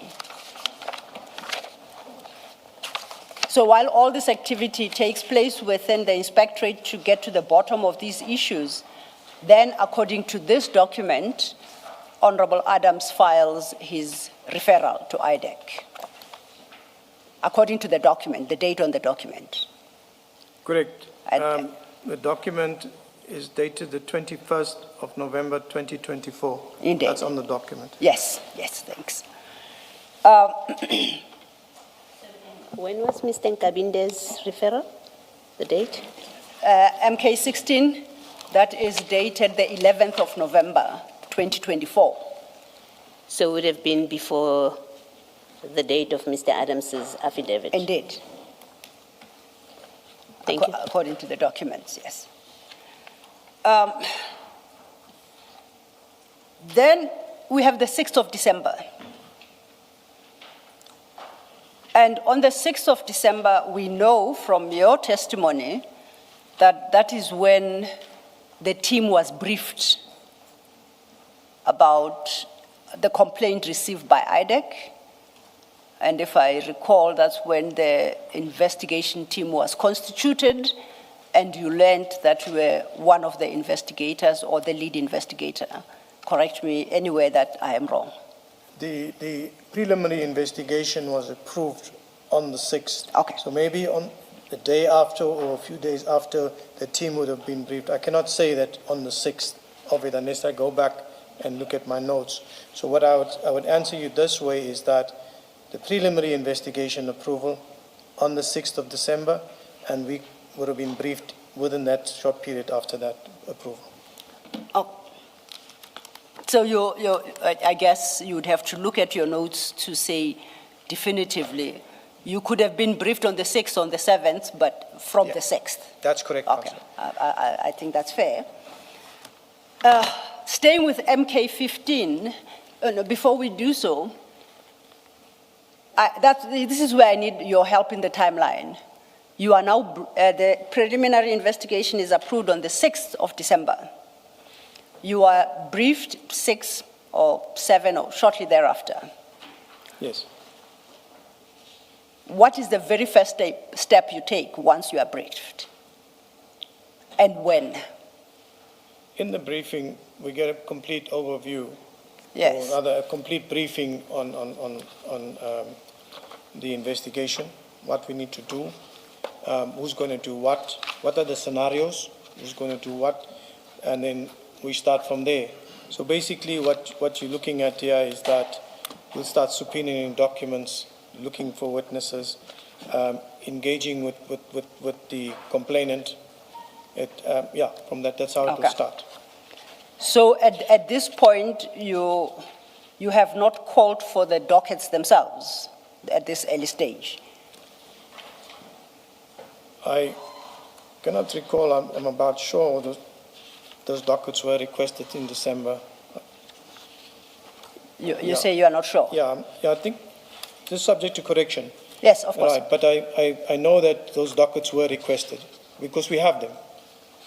Now, do you recall who they were requested from and how? Was it in writing? And if so, is that request part of your docket? Chair, Councillor, Commissioners, I don't know in what form they were requested, and if those dockets were requested by another investigating officer who was tasked to get hold of the dockets. So he would have handled getting the dockets from wherever it was, etc. I have no knowledge of that. And who would be that investigator? It's Investigator Rapesu. Rapesu. I take it he would have been reporting to you because you are the lead investigator. Did you instruct him or direct that he request the dockets? Or he did so on his own volition? Remember, as I said, it's not just one investigation, it's a broad investigation. After the broad investigation, there's specifics. So the tasking is given by Chief Perumal to Rapetsu. Go and collect the dockets. That's what would happen. So there would be that instruction to collect, and then what? Disseminate the dockets amongst the various investigators. How does it work once they are collected? Trace the dockets, find where they are, get hold of the dockets, bring it, let the team sit with it, let's look what's in these dockets, and then we'll be further briefed by the chief. To your knowledge, at this point, had there been any engagement between IDAC and SAPS generally about these dockets at all by the 6th of December? During December, there was engagements like. No, I'm interested in the 6th specifically. I if you cannot recall. remember. I cannot remember, a specific date. But what I'm safe to say is during December, there were engagements with SAPS with regards to the dockets to get these dockets, case dockets that were opened. Where are they? And then get the dockets so we can see what is in the dockets. So you would have went to the police station and from the police station tracked, where are the dockets from there. I ask this because if you turn to page 300 of MK15,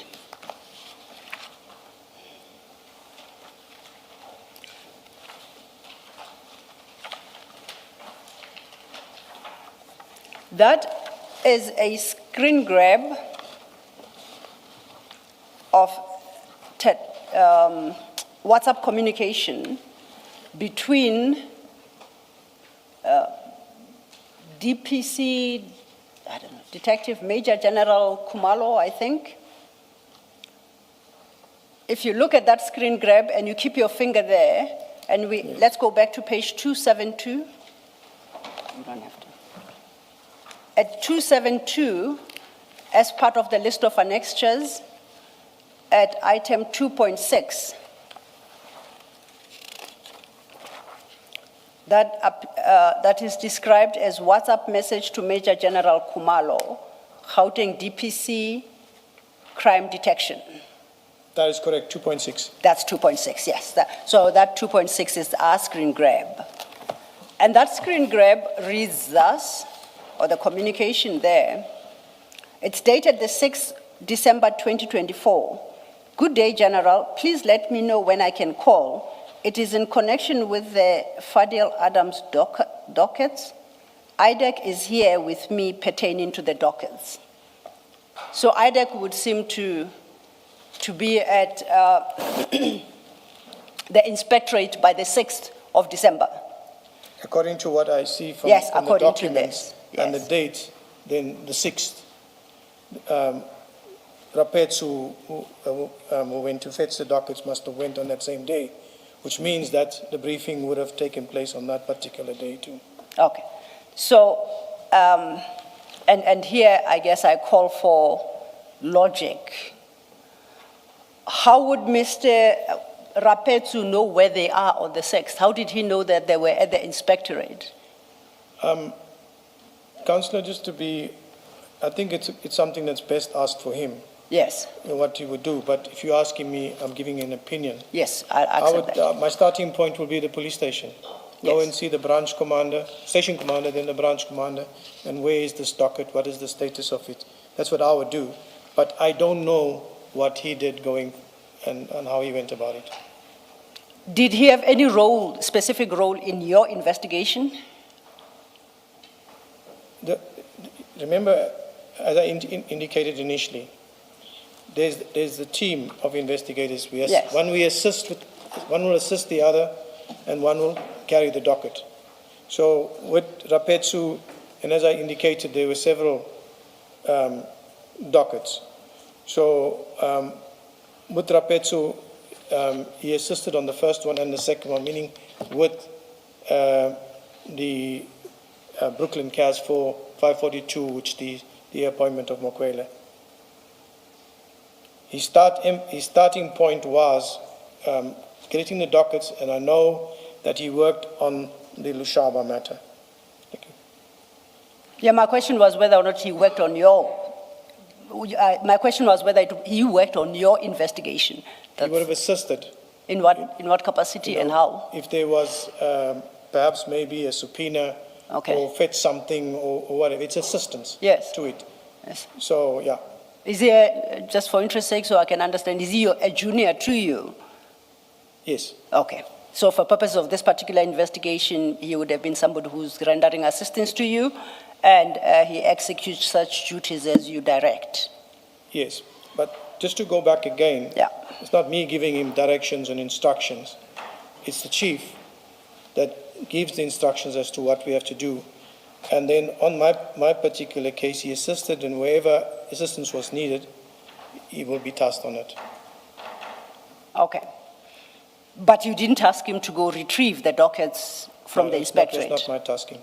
So I guess he's best placed to answer who had instructed him and how that person knew where they are. Correct. Regard being had to the fact that the preliminary investigation is approved on the 6th, and on the very 6th, already Mr. Rapetsu is at the inspectorate. Yes. My next Sorry, day- sorry. Just to understand this, Colonel, are you suggesting that the chief investigator at every turn would be the one giving instructions for whatever was necessary to be done, to then be done? You are the lead investigator, so I do not quite get it why, for example, on simple issues like leg work, because it was basically leg work for Mr. Rapesu to go find the dockets. I do not understand for something like that why it would not be you giving the instruction. At every turn, the chief investigator must give instructions at every turn. Can I respond? Chair? Is that what you are saying? No, Chair. Or if that's not the case, what would be the instances where the chief investigator would give instructions? And what would the instances be where you would be the one giving instructions to whoever you had to give instructions? Thank you, Chair, Commissioners. At the start of the investigation, remember there's a number of allegations, and so the specific, like for example the dockets, now he's got that, but with the particular docket that I am working with, if there's something I need in that, I would task him. It does not mean the chief, I must go to the chief to tell him. He's working with me, we are together, and he's assisting on it, so I can say, you know what, do a section 28 there, or get me this, that. I don't mean that every time I need him or somebody else, it has to go through the chief. The chief is just there to brief on the different investigations. This is yours, you handle this, and it goes forward from there. And then obviously the feedback will go, and the monitoring of the process will go channel back to him. So with regard to the fetching of the dockets or retrieval, would the chief have been involved because there was more than just your docket? That's correct, sir. Okay, all right, thank you. Thank you, Chair. And before we leave this particular annex, Chair, just to record that it's dated the 6th of December 2024, as I indicated, with a timestamp of 14:56. You see it on the first message. The main message follows at 14:58. So we're Correct. around the 3 p.m.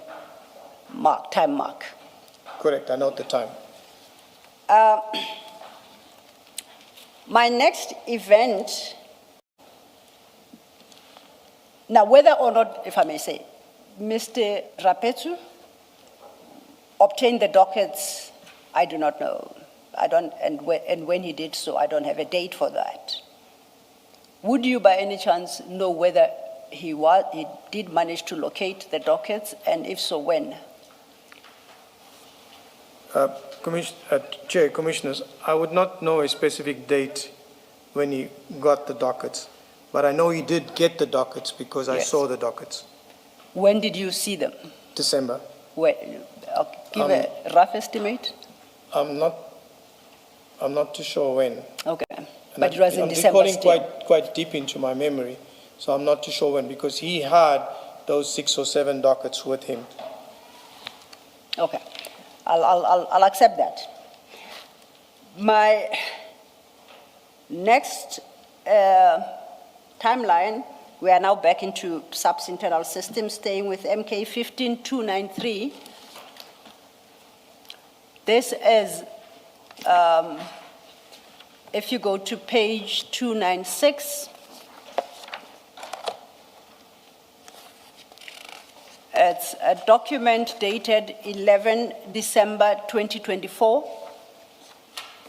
signed by the Divisional Commissioner, Legal Services, Lieutenant General Chamane. And if we go back to 293, which is the start of the document, on my reading of this document, which of course may be wrong, this is the legal opinion that was sought internally within the inspectorate regarding the dockets. Yes, Okay, the document itself. the document itself. Now, this is the last of the documents as I have to establish a timeline, because my next date is the 6th of January, 2025, which, as we know, is the date on which Chief Perumal obtained this A1 statement from Mr. Adams. Correct. So that's where I end. So I take it, is it fair to assume that by the 6th of January, 2025, you at least had the contents of the docket, of the dockets? You had familiarized yourself with the contents of these various dockets? Yes. Okay. We have dealt with Mr. Adams's A1 statement, and I think we can agree that it's rather sparse on fact. We dealt with that yesterday. It just has the two paragraphs, Yes. Mr. Adams' statement, Yes. where he speaks of manipulation of Yes. processes, and then how the other kennels were prejudiced thereby. Correct. You seemed to strain your ears when Ms. Sillo said that affidavit, that A1 statement is sparse on the facts. You heard that part? The paragraph 2 and the paragraph 3, that I can recall. No, it was even before that. Ms. Sillo said that A1 statement is sparse on facts. Did you hear that part? No, I didn't hear that one. Yeah, I thought so. I saw you straining your ears. Yeah, okay, that's exactly what I said. Do you agree with me that it's rather thin on facts, that A1 statement? The A1 statement of Mr. Adams. Yes. It's an allegation. Yeah, I want to know, I'm more interested in how much it assists with establishing facts, and I'm saying it is rather thin in that regard. It's a fact what he said. but We're talking it's an past allegation. one another. We're talking past one another. I'll try again. Let's go to it. I think it's easier. It should be your CJC 377, which is at file 3, starting at page 681.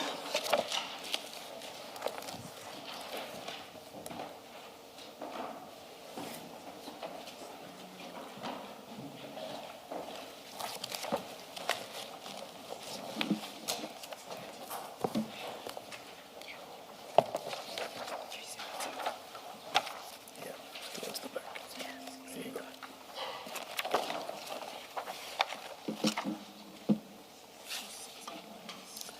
Have you located CJC 377, starting at page 681? That's correct. We dealt with it yesterday.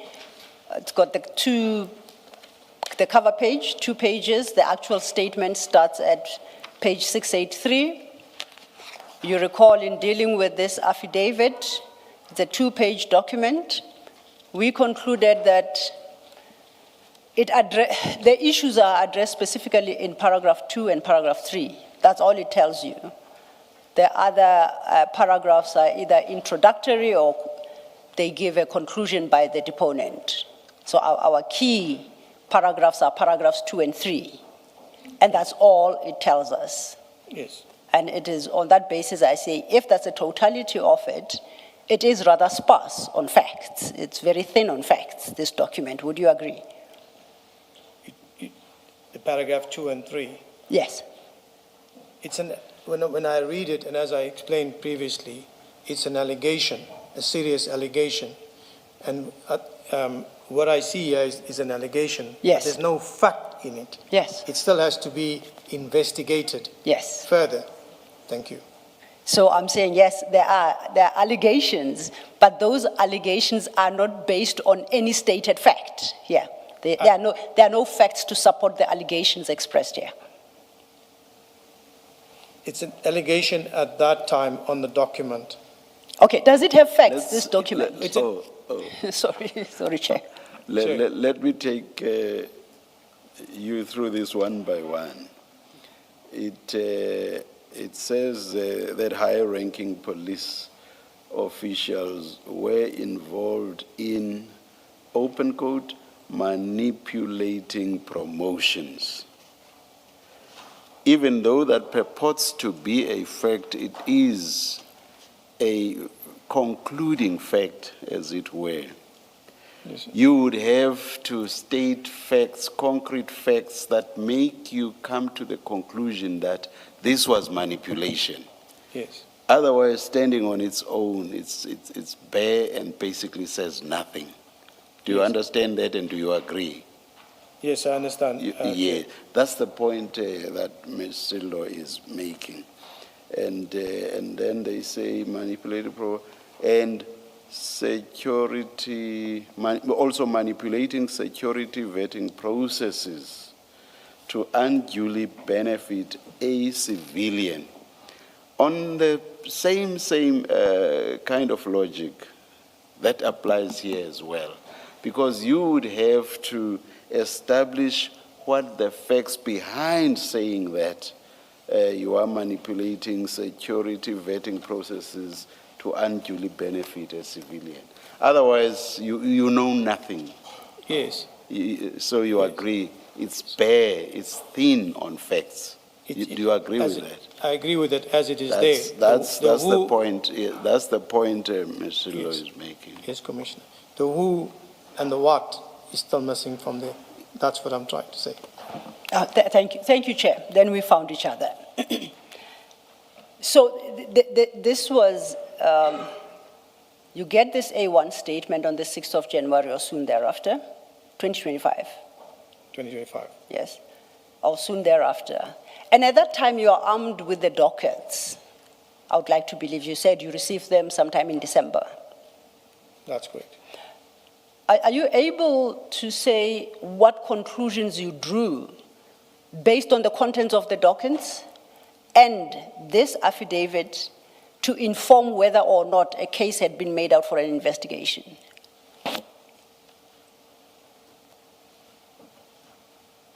When I looked at the affidavit and I looked at the docket, and as I said, the docket had sparse information on it, and I'll just must say how I looked at it and how I investigated it.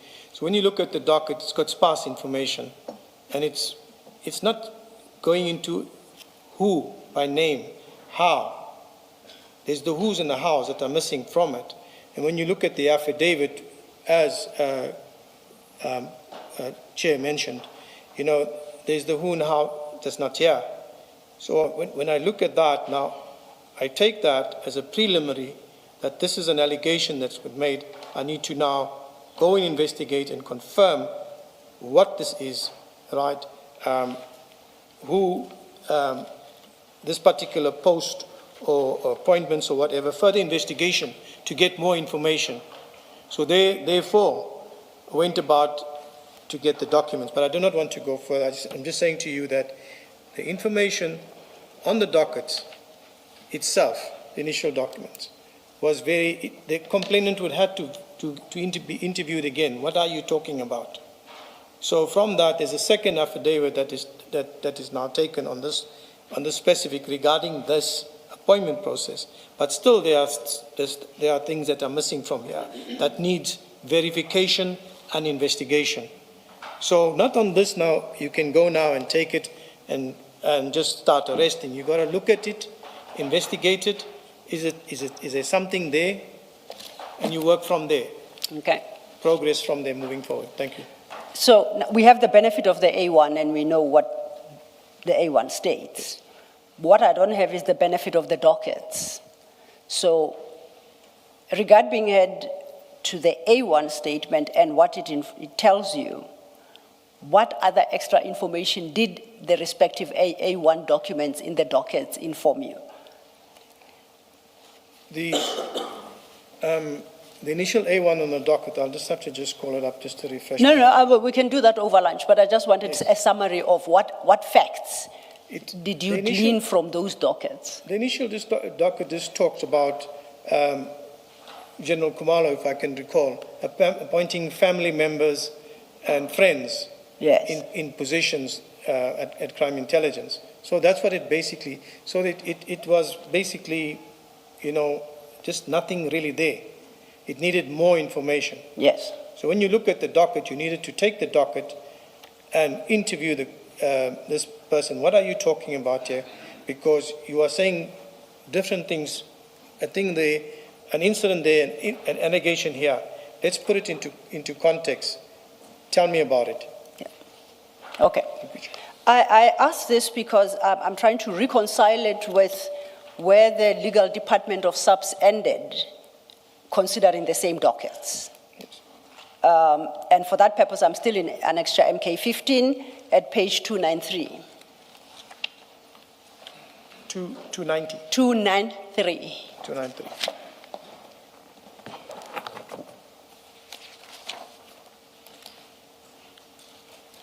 This, if we go to 296, you'll see that we have touched on it. It's dated the 11th of December 2024. So this is where the legal department lands with nothing but the content of the respective dockets. That's just my summary of what this document is about.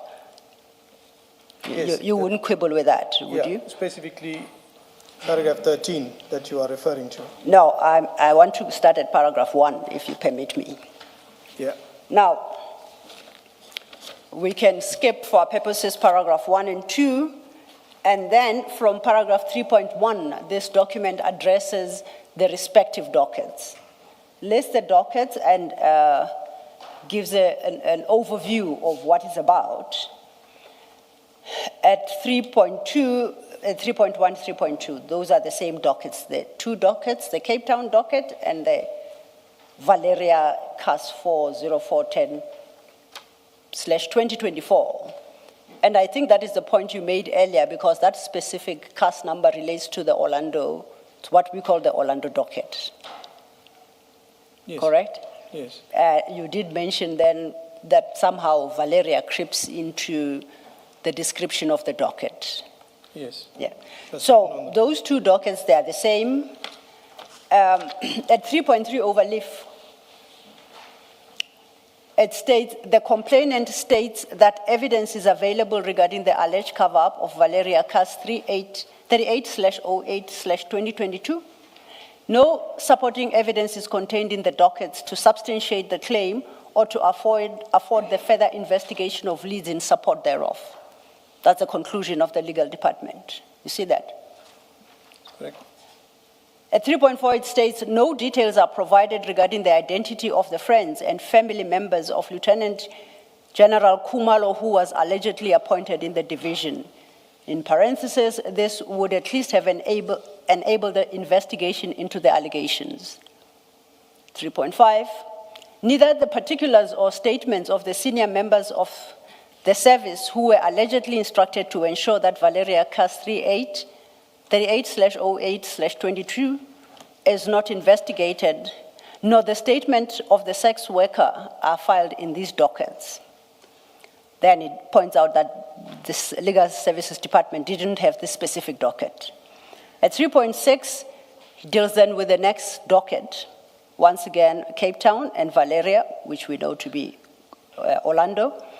The complainant alleges that Major General Madondo failed her polygraph examination in July 2024, whereafter the head of vetting, Brigadier Ncube, was tasked to ensure that the matter would not be addressed or investigated.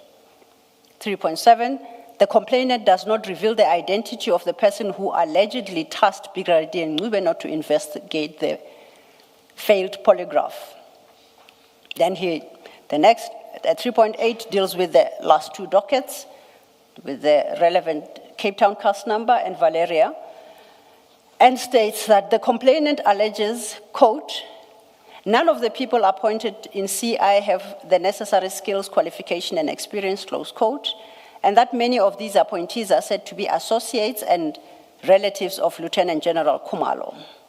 At 3.9, it furthermore alleges that the Secret Service account was abused by Lieutenant General Khumalo and Major General Lushaba, who failed to pay authentic sources but channeled funds to purchase items such as vehicles for the KwaZulu-Natal Political Task Team.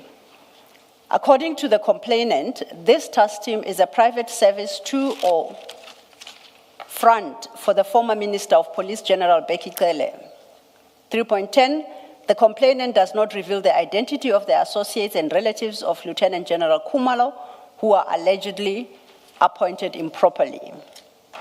3.11, no details such as dates, locations, amounts of or proof of payment are provided of the alleged irregular purchases.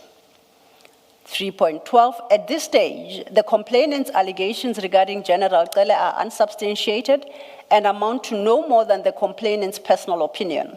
No evidence or leads are provided to assist or afford an investigation into the allegations. Most importantly, 4, only the complainant's A1 statements are contained in the 6 dockets. No other evidence is contained in the dockets. The lack of location information makes it impossible to determine proper jurisdiction at this stage. Is it fair to assume that he is correct as regards what was in the docket, what he expresses at 4? That's all there was, just the A1 statement and nothing more. Am I correct? Is that what you found as well? What is being said here is correct. Okay. Yes. So what I have read from 3.1 to 3.12 technically is an analysis of these dockets and their shortcomings. Just, can I respond? Yes, yes, So sir. this is what is in this report, what they say is in there. Yes. That, as alleged from 3.1, yes. Yes. That's in the report. It's more or less what is in the docket. Yes. And when you look at the docket, you will find that the appointments of family members is in one docket together with something else, and it's repeated in another docket, as you can see from there, which I said earlier.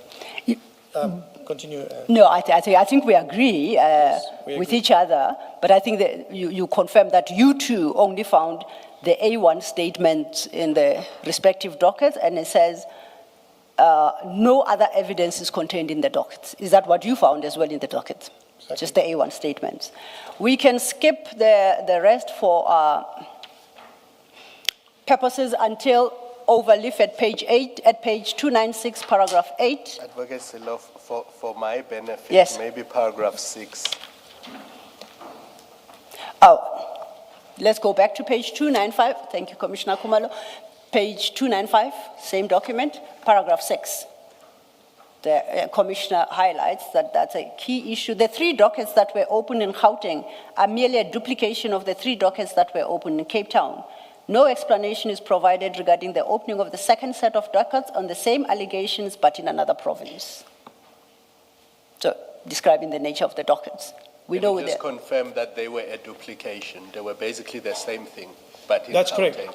It's the Cape Town dockets and the dockets that were Orlando or Valeria basically were the same.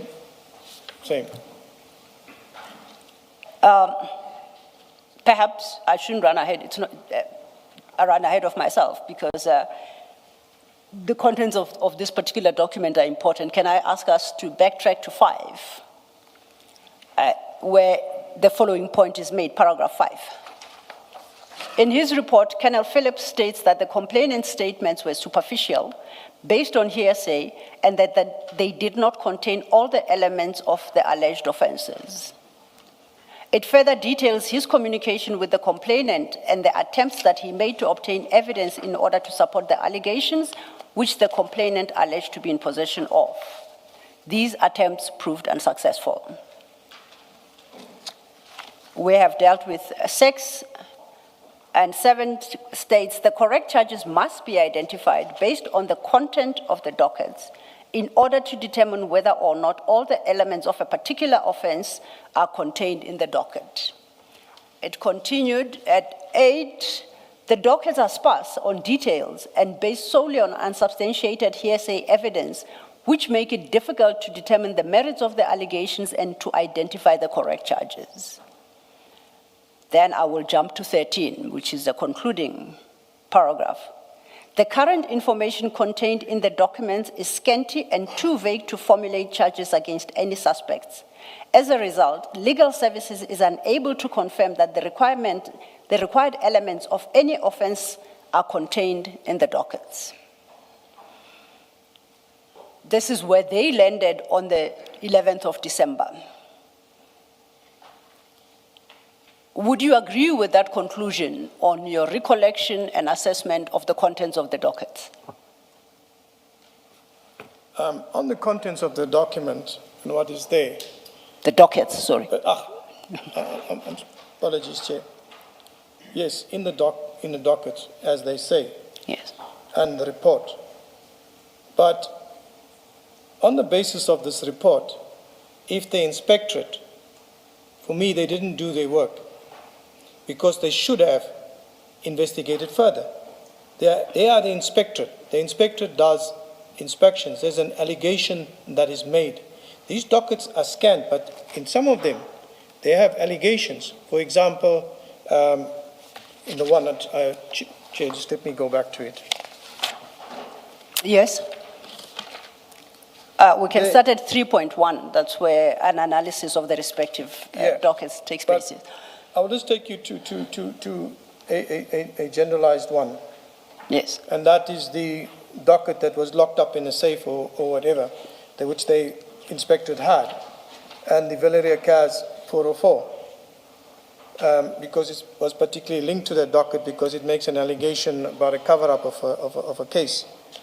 If they took that docket and they looked at the docket on the Valeria CAS 38 as inspected, if they looked in it and they would have found discrepancies in it, which would eventually confirm that there was a problem in that docket because affidavits were tampered with in that docket. So let's come back to the other dockets. You have a docket, it is scanned, it hasn't got any information. Before you go on to other dockets, I think you should speak in much better detail than than what you've done now. What was CAS 04 and what was in the docket and what were the discrepancies that you say the inspectorate should have picked up? Thank you, Commissioner. I'm just going to go into, I'm looking at page 292. 292, that's, is it Colonel Phillips's affidavit? Colonel Phillips's report. Yes. When we look at Colonel Phillips's report, I'm just going to look. In July 2024, it's an allegation. Major General Madondo failed a polygraph examination as the officer was cited for 2 incidents of tax evasion.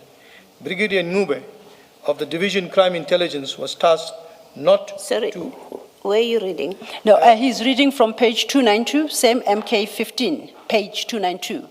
Then at the top, it's Faiz Phillips stays under oath. That's the affidavit of Colonel Phillips. Yes, I have the affidavit, and you are reading under CAS 403. I had stopped you because you were talking about CAS 404, and I said to you, tell us more about this CAS 404 that you say the inspectorate, had they looked at that docket, they would have seen that there were discrepancies in that docket, that there was tampering with affidavits. You said CAS 404. So I expect that when we look at 292, you will refer to CAS 404.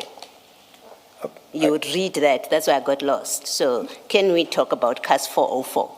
I'll start with CAS 404, then go to the remaining. Yeah, of because course. the significance of CAS 404 was one of the dockets that we started with.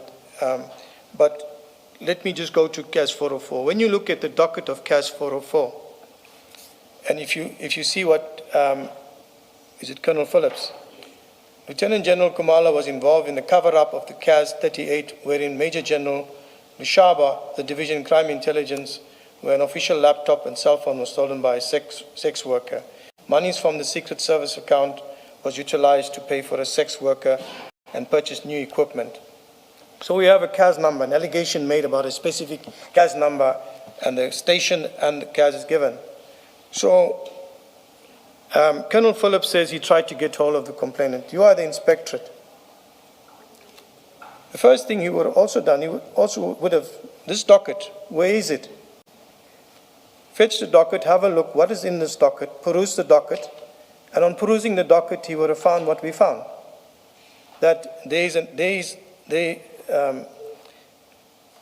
are discrepancies. Statements have been tampered with, etc., which resulted in, when we investigated the case, this one, we found that. What I'm basically saying to you here, Commissioner, you cannot take something and say, no, there's nothing here, when you have a lead on what to look for. Sorry, I thought, and maybe I misunderstood, I thought you had said that in these dockets, all there was, the 404, the Cape Town and Orlando / Valeria, you were saying all there was in those dockets were the A1 statements. Yes. Is that your testimony? Am I recollecting it correctly? I just want to get more clarity before. Just repeat that slowly again, Okay. Commissioner, sorry. Did I understand or misunderstand your testimony to be that the dockets, the Cape Town dockets and the Orlando dockets, which are a duplicate of the Cape Town dockets, but Orlando dockets also called Valeria dockets, all that there was in those dockets was the A1 statements? Did I mishear you? The Cape Town and the Orlando dockets, or what, they had an A1 statement in it, but those statements were very vague. According to the report, they're very vague. But when I talk about the lead, there's something that those dockets are now summarized of what's in there, in those A1 statements, what Colonel Phillip, he summarized summary of those documents of what he found in it and his comments on it. Now, what I'm trying to show and to Chair and Commissioner, that there are some things here that warranted further investigation from their part. Colonel Phillips, he's from the inspector, there's an allegation. So when we come, like you say, let's take the 404 docket, because the 404 docket and the CAS 38 of 8/2022 as mentioned, they are linked. And when you take the docket and you inquire into this docket, you would find that what is being said, and although it's scant in the 404, where it just makes a vague allegation, it's being substantiated now in the actual docket that he's referring to. So if I think that's want to get back to your point. Bear with me, Chair, Commissioners.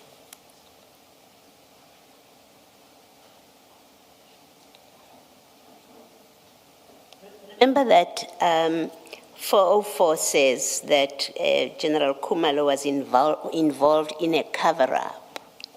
And the summary, as I understand it, of this docket 404 is it lacks the necessary facts to support the cover-up complaint. Yes. That's how I understand the issue to be here. The allegation made against General Khumalo, he's saying that General Khumalo, but there's nothing there to show on his original affidavit to say General Khumalo, no substance. So that's why I say, as I said now, what I'm talking about on the CAS, go to the start of it. He makes an allegation of a docket. He mentions the CAS number, that there's been a cover-up, and this is what General Lushaba has done. So this is the inspectorate. The inspectorate, any complaint that is given to them, they receive many complaints. They will go and look at what the complainant is saying, even if it's scanned. Go and look at it. Try to determine what is this person saying. So, but here you have a CAS number, a starting point, a link. Go to the station, you don't even have to go, you summon the docket. And when you look in it, then you verify that what is being said in CAS 404 is indeed Fact. You're saying if the inspectorate had done its job, they would have found evidence in CAS 38 Yes. that says General Kumalo covered up. Is that what you're saying? CAS 38 will show us that. So if today we were presented with CAS 38 docket, are you saying, looking at it, we will see that General Kumalo covered up, we'll see the cover-up facts? No, Commissioner, not at that point. You see, that's the difficulty I have with Yes. what sounds like a criticism of what Phillips says, because as I understand what Phillips has done in his affidavit is he looked at docket, because remember, Member of Parliament Adams, what he complains about here in 404 is not against Lushaba. Sorry, I forget his rank. I don't mean any disrespect. His complaint in 404 is not against Lushaba, it's against General Kumalo. Yes. So Colonel Phillips says, I've looked at 404. It does not contain any facts in support of the allegation of a cover-up, not the loss of a computer that you find in 38, but allegation being there's been a cover-up, and the 404 statement, A1 statement, doesn't provide any information that points to that cover-up. What do you have a difficulty with that Colonel Phillips has done? With regards to why I have difficulty with it, let us leave the allegation against him. Look, if he goes and look at an allegation that General Kumalo covered that up, just like that straightforward, he's not going to find it there. It looks at further investigation. But the starting point of it is a docket being mentioned. What is in this docket? When you look in the docket, but hang on, this part is been found in the docket. That has been found. Certain reports don't go with what he says. That is there. There is defeating the ends of justice or whatever in this docket. He would have picked it up, and in his report, he would have said, I went to look at this docket. There is a problem with this docket. There are allegations here which have substance, but in this docket, I cannot find anything that links General Kumalo to a cover-up. So that is where he would stop, because that's where he is. So I hope, Chair, Commissioner, you got what I'm saying. He cannot find an allegation there that General Kumalo covered up. When you take that docket on its own, like what we done, and we investigated it, then we found specific evidence there that points to defeating the ends of justice. From there, it led us to an internal investigation that was conducted by Major General Pinar, where she makes a report to say that Major General Lushaba was a victim of so-and-so, that he was drugged. When we looked there, Major General Lushaba says he went to the hospital for examination. That hospital examination report, nobody looked at it to confirm whether he was in fact drugged. So when we took that docket, we first found that the affidavits have been tampered with. We found defeating the ends of justice. We went to the hospital. We got the report. The report says there was no drugs in the system. And then when we went and spoke to this is all the follow through, and I'm coming to a part now. When we went to Major General Pinar, and we asked her, you went on a fact, you were tasked by General Mosikili to go on a fact, because this matter has been in the media, out there in the media, person taken home, etc., etc. You conducted a fact-finding. You went to the station, you interviewed the station commander, you spoke, and then I said, but did you ask for further information? And that's when she responded to me to say, no, I'm not an investigating officer or whatever, but we leave it there. There was no proper investigation done by General Pinar on that particular case. So the disciplinary of that fell away. So I want to move on without taking too much, because we dealt with that docket there, and I want to move on to the other links or starting points which Colonel Phillips should have looked at further to substantiate. All right, okay, I think we can stop here. We may have to continue, we'll see if we continue after lunch. It's 1:10. Yeah, I'm still interested. I'm not sure. I don't think you've answered my question, but we can have a discussion after lunch. I want you to think about this before lunch. It seems like what you have done, the complaint in the docket is Khumalo has interfered with a case. You don't investigate that. You say, let's go investigate the original case and the investigating officers in the original case, and let's go see whether their investigation was proper or not. Because that's what seems to have happened. So you ignored your referral and you said, oh, there was an earlier case that they say Khumalo interfered with. Let's ignore the interference allegation. Let's go get the original docket and see if investigating officers in that case investigated it correctly. That's what you seem to be saying. Chair. No, you will comment. Please think about it. We are adjourning now, and we'll come back at 2:10. Let's adjourn.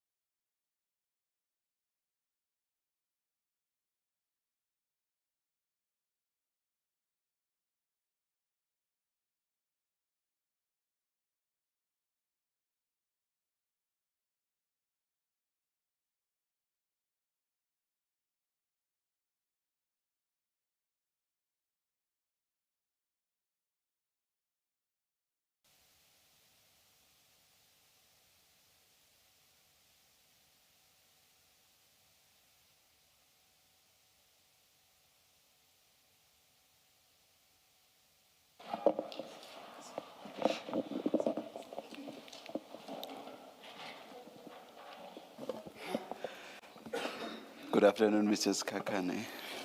Good morning, Chairperson and the Commissioners. It's afternoon. Oh, it's afternoon. What did I say? I wouldn't say it's a long day. Today we had, or under subpoena was Warrant Officer Mpangase in relation to the Port Shepstone stream. He's present here under subpoena.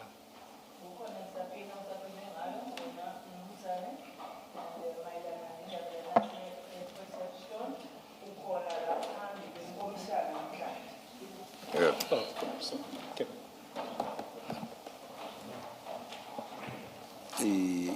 Yes. Oh, yes, and from what I've since learned is that he would not be able to start with his evidence today, and I request that he be excused until tomorrow morning.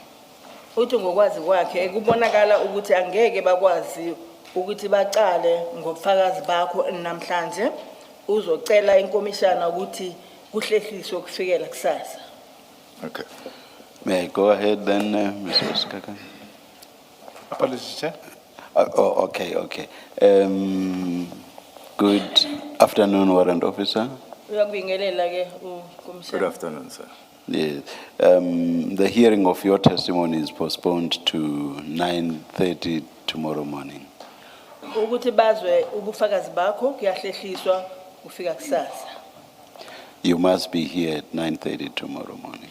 Ube khona kusasa ngehora lesishagalolunye. Yes, sir. Understood, Commissioner. Ihora lesishagalolunye. I'm sorry? 9:30 is. 9:30. Oh, okay. Okay, ngeshumi lesishagalolunye no Muvo, no Muvo. Can I? 9:30. 9:30, you heard that. Uzwile ke ukuthi 9:30, 9:30. I've Thank heard you. that, Commissioner. Thank you. You are excused, Mrs. Kekana. Thank you, You are Commissioner. also excused. Thank you.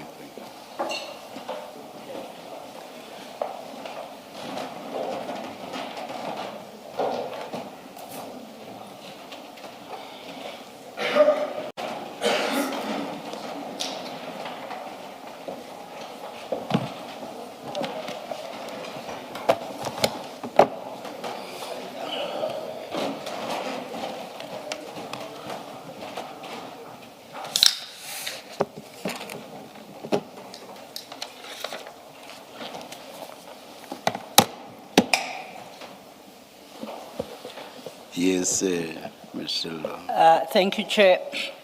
Colonel Padayachee, you are displaced for a minute there. Settle down just to make sure you have everything with you.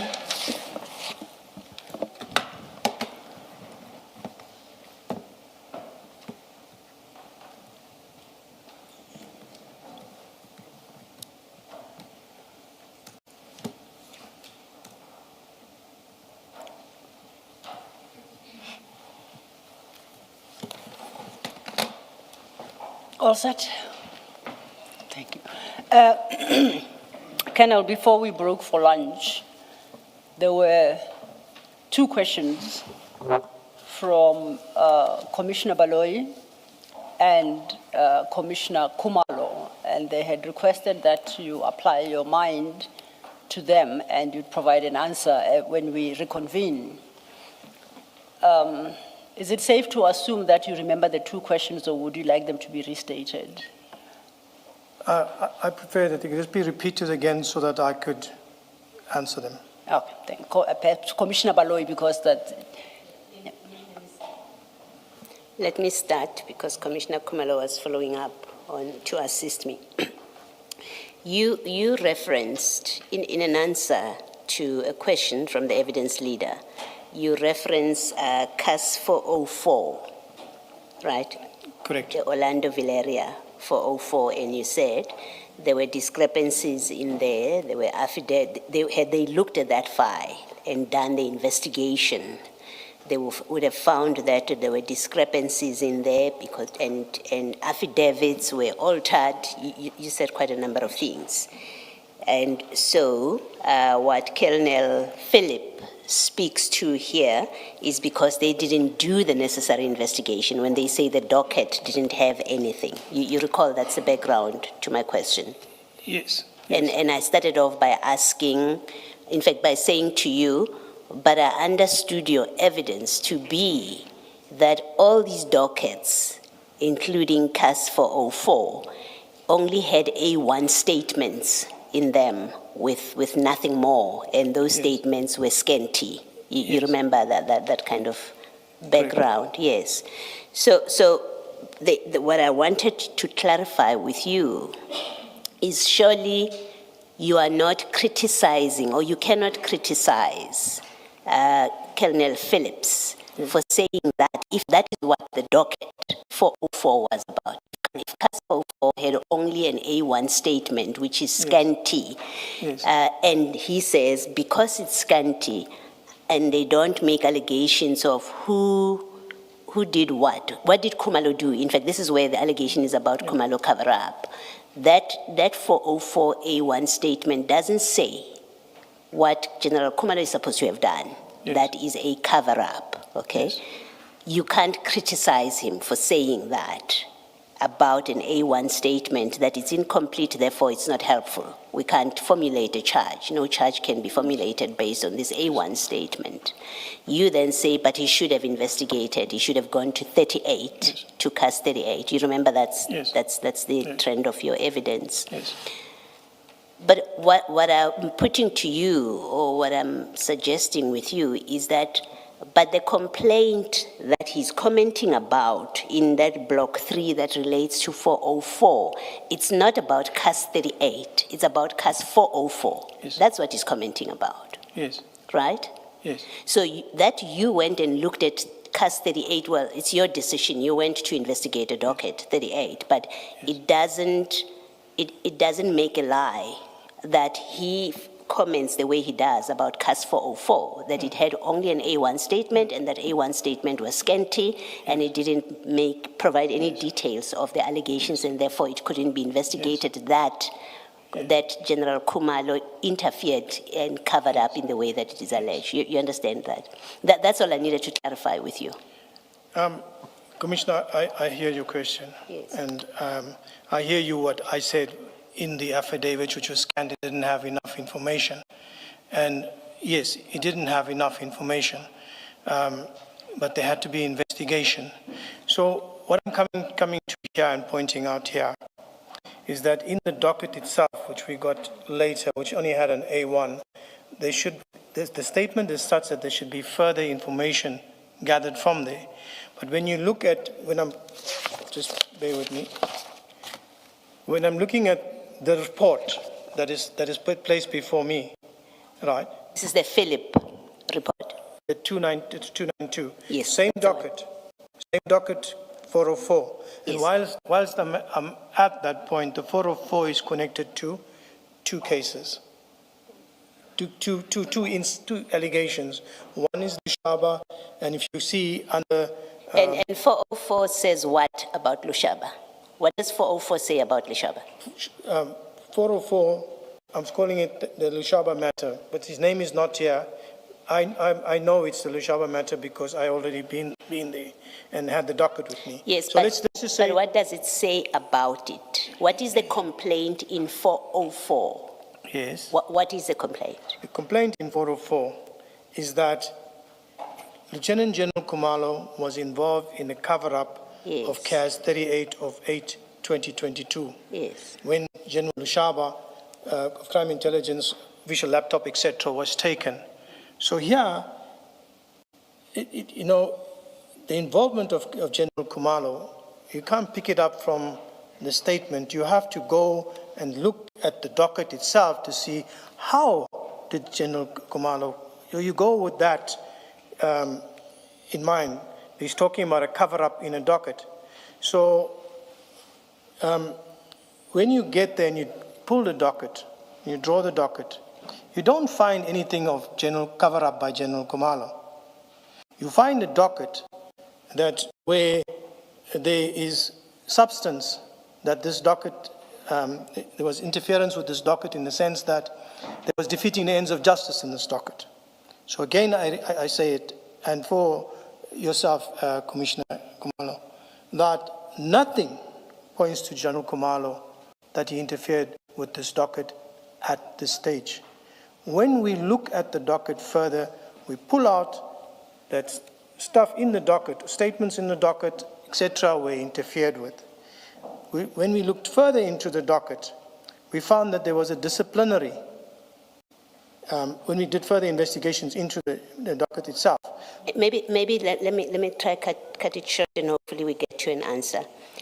Are you saying that if Colonel Philip had gone into CAS 38, the docket, CAS 38, he would have found evidence that General Khumalo was involved in a cover-up? No. Yes, that's all I wanted to clear with you. Yeah. Thank you. No. I know we took long to get there, but that's really all I wanted to know. What are you faulting about this cover-up complaint? Thank you.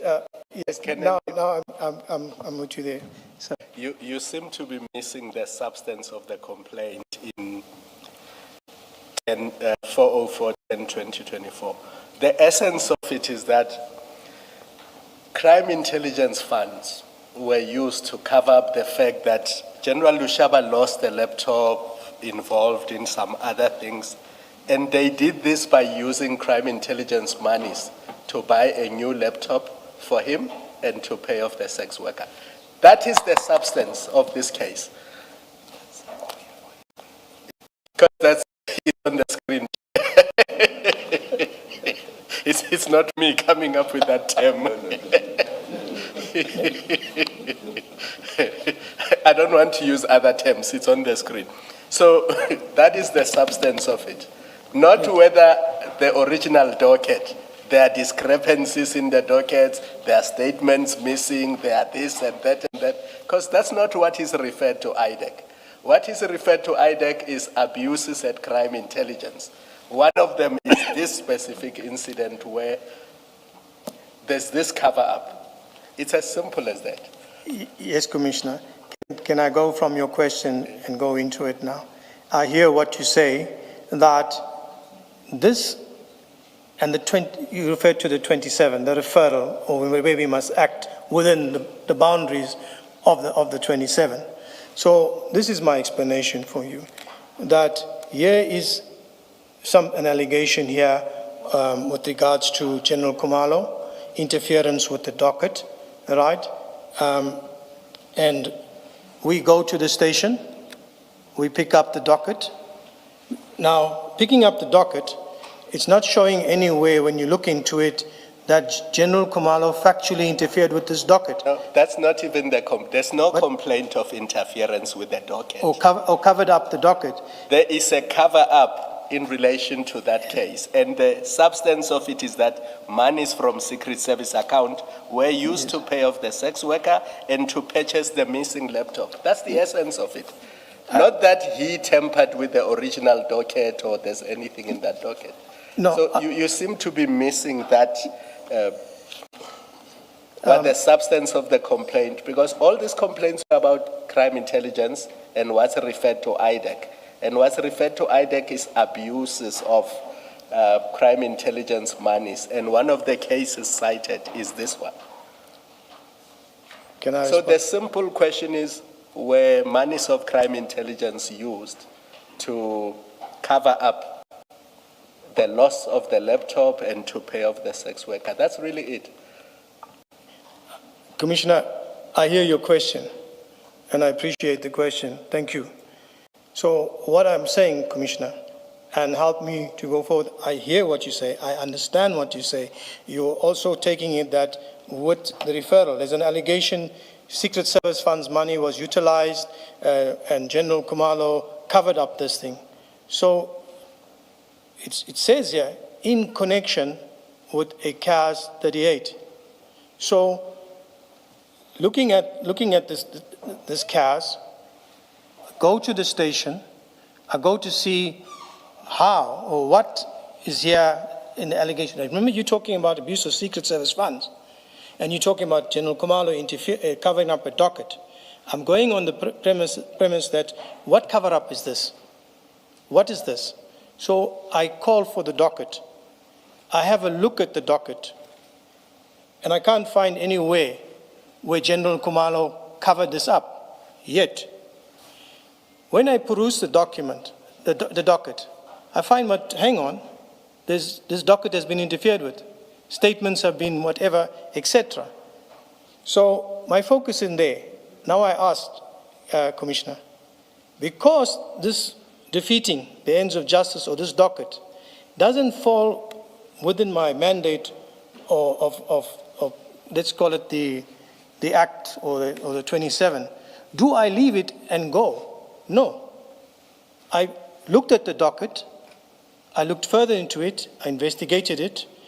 As I went on with the investigation, I looked at a disciplinary report, and I looked at the disciplinary report in comparison to what we found in the docket, and I found that the disciplinary report was actually, the word there is that it was not done properly. So I interviewed, this is followed through with something that I found, which is a crime. I'm following through. Leave the 27, the mandate of IDAC, I found a crime.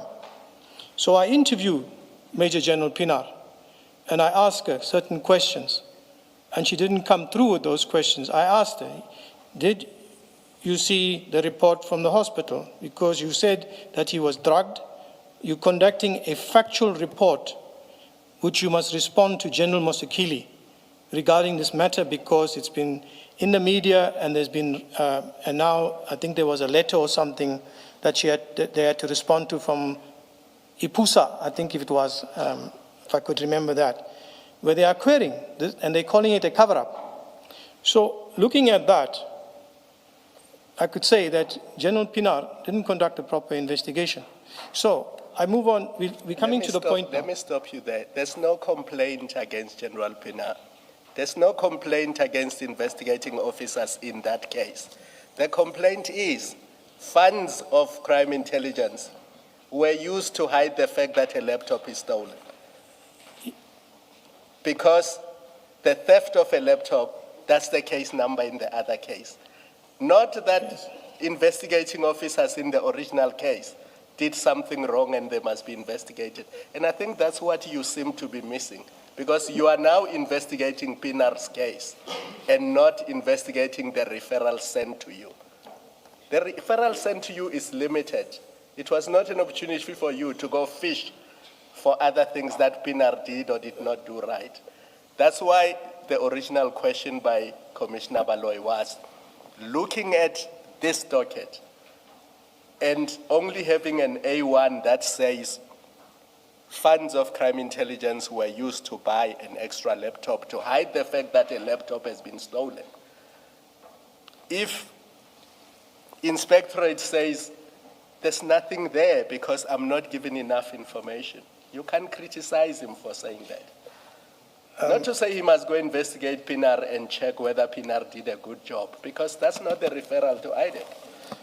Commissioner, I'm also finding it hard to relate to your question. And I ask, please, that you hear me through until I get to the point, a point at the end. The first of all, as I said, yes, there's a Section 27 referral. Yes, there's a mandate. So I start this part of it where General Kumalo was involved in a cover-up of a docket or cover-up of Lushaba, or however it is. So for me, that is a starting point. Colonel Phillip is the inspectorate. He has this complaint with him, or the docket with him, it's a complaint. How did this allegation that General Kumalo covered up a docket? Go to the station, go for the docket, check what is there. Is there a cover-up? Did you check the docket?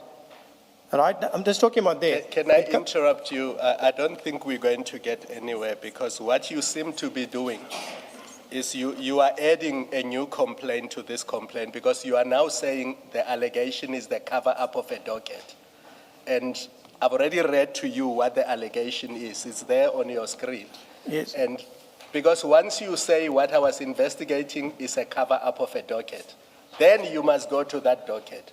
But the allegation here has nothing to do with the cover-up of a docket. And I think that's where we're missing each other, because you seem to be talking about something totally different. And just to sake of progress, I'm going to leave it there and allow Advocate Silo to ask the questions you wanted to ask. Because the simple point we were making on this document is that the allegation of abuse of secret funds to cover up the theft and to use those funds to buy equipment and to pay off the sex worker. Those are the allegations, not the tampering with the original docket. And your focus now is on the tampering with the original docket. So for the sake of progress, I think I'm going to leave it there. Thank you, sir. Thank you, Commissioner, but I just want to respond. It's twofold. Lieutenant General Kumalo was involved in the cover-up in Valeria Cas 38 of 8, 2002. What is Valeria Cas 38 of 8, 2002? It's a docket. That's that. You're saying it's not. The way I'm understanding you are saying there's nothing to do with covering up of a docket. But I'm reading it from you. It's a docket. The second part of it is monies were used from the Secret Service account to pay a sex worker and new equipment for General Lushaba. That second part of it. So I'm going to restrain myself just to what is here. And when we come to my part of the investigation as to what I did and how further I went to confirm that this indeed happened, that monies from the secret fund was used to buy a new laptop for General Lushaba. But for the purposes of Colonel Phillip, the fact that they wrote this report, and the way they wrote this report, there's nothing there, we didn't find anything here. The fact remains is that you did, from the way I see here, you didn't really try and do something. It's a complaint. And therefore, Commissioner, when we look at it as the South African public that write complaints to the police and sit in vain and wait for years, they get no response, or they get, no, we don't find something there. This is the very thing what I'm talking about. The police don't do proper investigations. We thought about a link, a lead. Follow the link, follow the lead, and see where it takes you. So I'm giving that part of it to give it into context. But when it comes to how I started with a scant affidavit that barely had nothing in it, how I managed to put it together and get to where I am today, I will explain it there, sir. Thank you, Chair. Be fair to you, give you the opportunity to finish your answer. Thank you. Chair. Thank you, Commissioners. We have dealt with in 404, as appears at in what's the title? Colonel Phillips's affidavit. I think that it's page 292 of MK15. You still have MK15 with you? Annexure MK15. Yes, we are looking for that document on the screen. Yes, 292. Yes. Do you have it before you? Because I think it provides quite a useful summary of the various dockets. Yeah, it's a various summary of the dockets, now, correct. Staying with that, let's look at the next one. You could, and the purpose of this exercise, in fact, let's look at, now we are now left with 2 blocks, right? 3. Because of time constraints, may I ask you either to cast your eye on that and tell the commissioners in which block, in which docket does our matter, by our matter I mean quote unquote the Mukwele matter, where does it fit in there? Chair, Commissioners, when I look at what is here in the docket, and I'm looking at the second block. The only thing that comes close to an appointment or something to do, when you look at nepotism is something like an appointment. This is the only scant thing that comes close to that. And in the rest, with regards to family members and whatever, yeah, those are the two things that's there. So as things stood then, you agree that the dockets, as you received them, had nothing to do with Brigadier Mukwele directly? There was no name. There was just allegation that a person, a civilian from BMW, was appointed. Where was a civilian from BMW now? I'm saying in the docket. We know that a civilian from BMW is in the A1 that is yet to be obtained in January 2025. I'm saying the dockets don't seem to have anything to do with Brigadier Mukwele. The A1? The dockets. The docket? All of them. The 403, 404, and 405. Yes. You agree they've got nothing to do with Brigadier Mukwele? On the face of the docket. There's nothing about that I picked up on BMW. So the only time we get to meet Brigadier Mukwele and the appointment of Brigadier Mukwele is in the A1 statement of January 2025. Yes. And we know it's those two paragraphs. I want to suggest, I would like to share with you what I would consider to be armed with an affidavit such as Mr. Adams provided in January 2025. Scant as it is, accepting that it does not, the dockets don't assist us as regards Brigadier Mukwele. For an investigating officer such as yourself, who is looking into the manipulation of promotional and security vetting processes to unduly benefit a civilian person, what would be the logical starting point of your investigation? You've got nothing except that two-page A1 statement. What is the first step you take? With that information that is given there? In the A1 statement, yes. My first point that I would look at the appointment process for civilian within crime intelligence, and the fact that now in this affidavit is mentioned BMW. Sorry, please say that again. Sorry, Are we talking about the A1 of January? We are armed with the A1 of January. Okay. Scant as it is, I want to find out, as an investigator, what is your logical starting point regard being heard to the fact that the complaint is about manipulation of promotional and security vetting processes to unduly benefit a civilian person. And we learn from paragraph 3 that such person is Mrs. Mukwele. That's all we know. Where do we start? Okay. So we're looking on the A1 statement.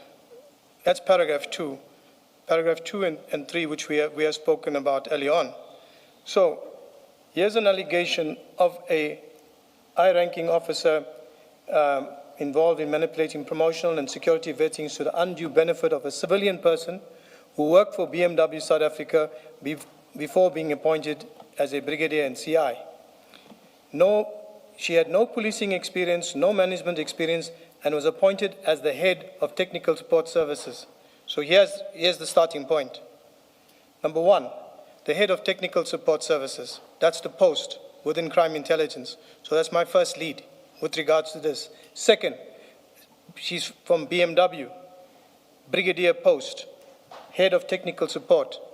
I will start by subpoenaing the documents from crime intelligence on the TSSU post, and which I indeed did. And when I looked at it, then I discovered that there was a person from BMW, a civilian, that was appointed as according to paragraph 2 of this affidavit. Yes. Well, according to the docket you provided, or before I say that, maybe you start where you started because you know what the processes are. I would have thought, but at some point you have to collect all the prescripts and policies of SAPS that relate to promotions and security vetting processes unless you know them off by heart. That's what you would do, I presume? Commissioner, Chair, Commissioner, Council, that's what I did. Okay. We requested all documentation on all the allegations from the National Commissioner. Yes. Now, and we have to know what the prescripts provide and require for us to determine when we get into the facts of the case, whether there has been a manipulation. So we must have put up something to say, this is how the process should run. And when we look into the facts of this case, this is how the process ran, and therefore we suggest manipulation or departure from the prescribed process. So I'm saying to you that you need the base documents that tell you how the process should run. That's correct. So that's where you start, before you see what went wrong. Yes. According to your docket, though, the very first summons, Section 28 summons you issued on the 31st of January 2025 is to BMW, and you will find that at file 3 at page 802. File 3, page 802.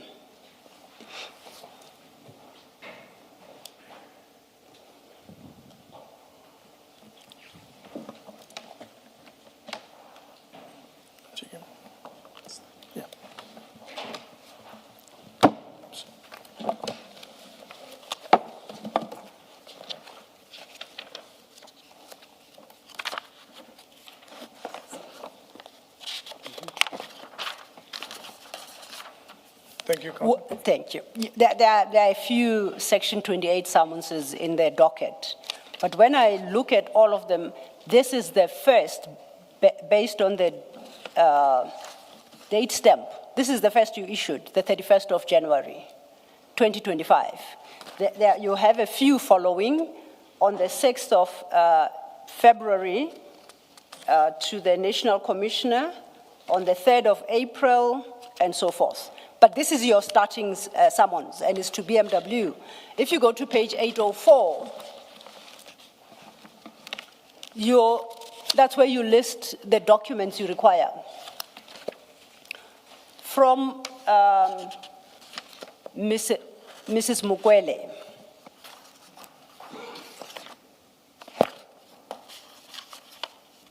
Yes.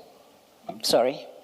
You want her application for employment at BMW, positions held, occupancy periods, and salary paid, job descriptions and performance agreements, all qualifications, training and development, declarations of interest, letter of resignation, notice period, and the like. What informed you to make this particular selection of documents from BMW? All you have is an A1 statement thus far.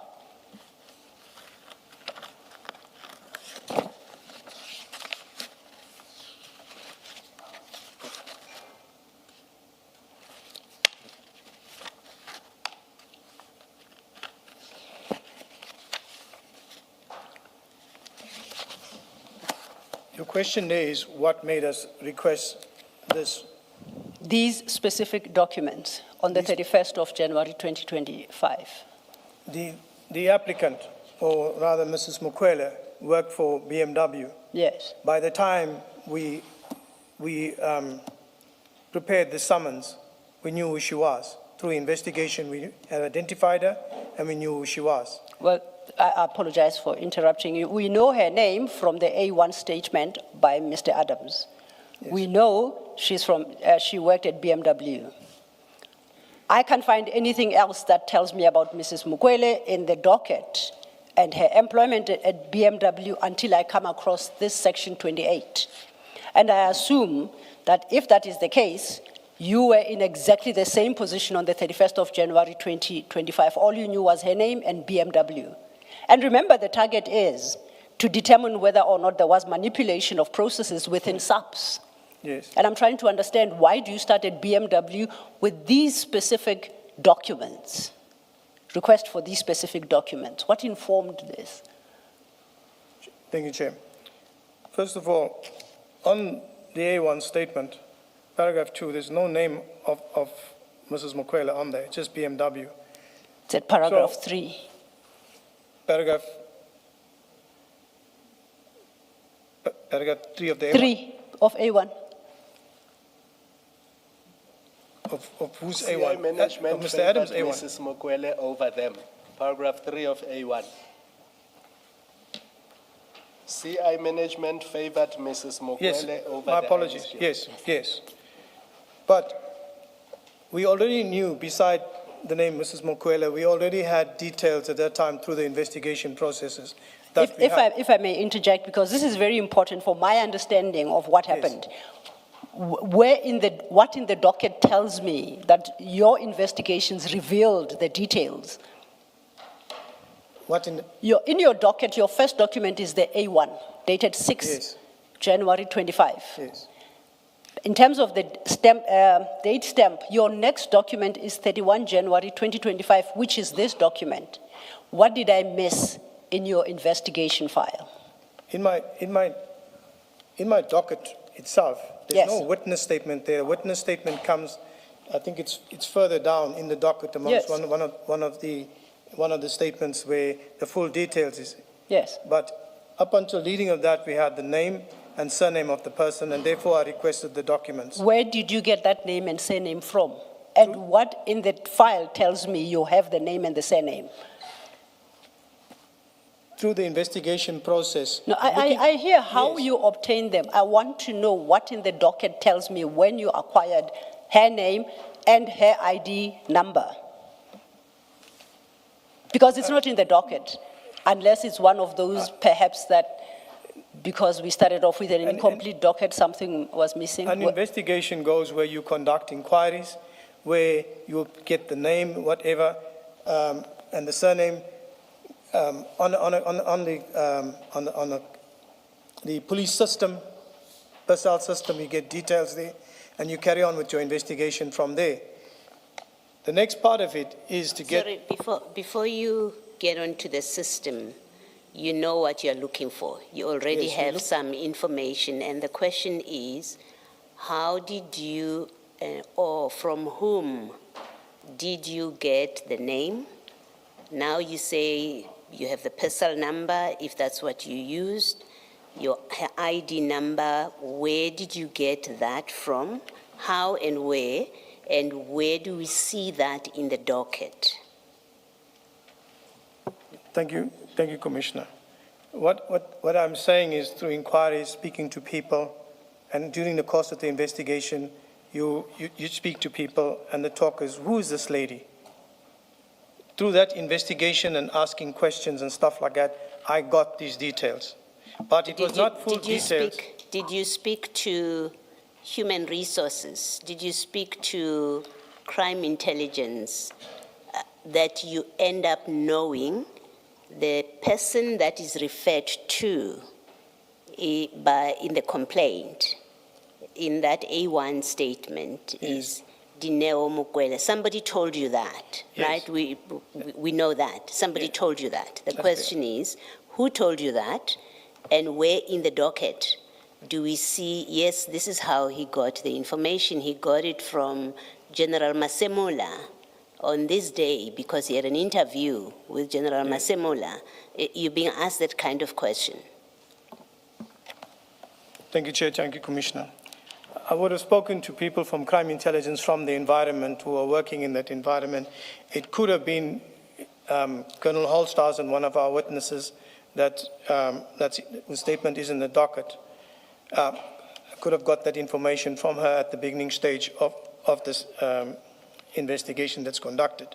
But where do I have to put a statement and an affidavit that I identified this particular person from so-and-so? That's not in my docket. I didn't put it there. I didn't feel that it's necessary because I'm still busy with my investigation. So through those bits and pieces that you pick up together, I got that information and I utilized that information. My question then, how did you know who to target at crime intelligence to determine her name? There it is, Ms. Dineo Mokwele. and to determine her ID number. Who did you speak to, and on what basis did you identify who to speak to? Because all you have is your A1, remember? Yeah. All we have is our two-pager with A1. Yes. Who did you speak to obtain those details, and how, on what basis did you identify who to talk to in crime intelligence? It's people that I know that I worked with previously. There's quite a few of them that I spoke to, gathered bits and pieces of information, so from the environment itself. But the person that came up with Mukwel and the details is who I called and interviewed and eventually took a statement from, which is in the docket, was Colonel Holstausen. Which is much later than this date. Later My than logic this date. tells me then, all you had is Mrs. Mukwele, all you had is appointment in a certain function. Why didn't you ask the National Commissioner to please establish on your behalf what is happening here? Who is this person? And give you files pertaining to that appointment. Why didn't you do so? Rather than, because what you're coming across as suggesting that you walked the passages of CI and relied on previous relationships you had to ask people to go snooping around to find, is there a lady from BMW employed here? Why didn't you just direct that question to National Commissioner? No. You are investigating, sorry, apologies. You are investigating, you are authorized to investigate, you have your appointment letter from IDAC. Why don't you do things in a straightforward manner? Particularly in light of the fact that you are yet to fire 3 more summonses to the National Commissioner, but only in February. Why wasn't that your starting point? Chair, Commissioners, Council, when you do an investigation, it's fine, we can speak from a platform like this. You go, you speak to people, you investigate, and you take leads from there and you go on. And then you get names, you follow through with the names. With the National Commissioner and BMW, it's when we got the actual documents from the National Commissioner, and that you will see we got it in February. This thing here from BMW, all we had was the name. We didn't know exactly initially which BMW it was, because initially we went to, I think it was Acacia, but there's two BMWs, but eventually we found that, and once we got those details, we requested this from them. That's in January. Remember, I'm trying to get the message across to you when you conduct an investigation.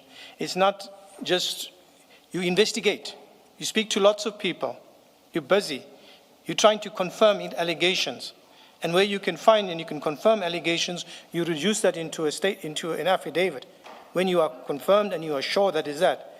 Because if we go around taking affidavits from every Tom, Dick, and Harry, and most of those will just be, you can't use them. So what I'm trying to explain here, when you investigate, you will go, you will look at places, you will talk to people, you'll pick up a bit of information there, and then you'll continue until you reach a point where you have some information on a platform that you can utilize to get more proper details, starting with this 28 from BMW. The next one was to get now broader information, and that is when we subpoenaed the National Commissioner for relevant documents that was applicable for this information. And in that, we got all the extra additional information that we have. Thank you. Okay. I understand that you investigate. I'm not an investigator, so my knowledge of that area, I confess, is fairly limited. But I'm talking to a lead investigator of IDAC whose conduct is informed by a letter of authority, who's got authority to investigate such matters, who doesn't direct his first salvo of questions to the person responsible for the institution that is affected by the investigation, but who does it otherwise by talking to people. So you come across to me, and I don't know if I understood you well, that in the course of investigations, you can ignore completely the head of the institution, National Commissioner, and be snooping around, this investigation to establish an ID number. Who did you ask? You had to have dug within CI to establish Mrs. Mukwele's ID number, which you reflected there when you made a request to BMW. You could have gotten it in exactly less than an hour from the National Commissioner.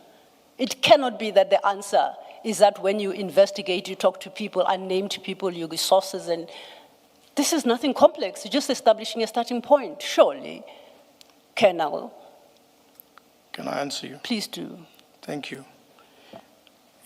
We can say a whole lot of things here of how we should conduct our investigation and on what authority and etc.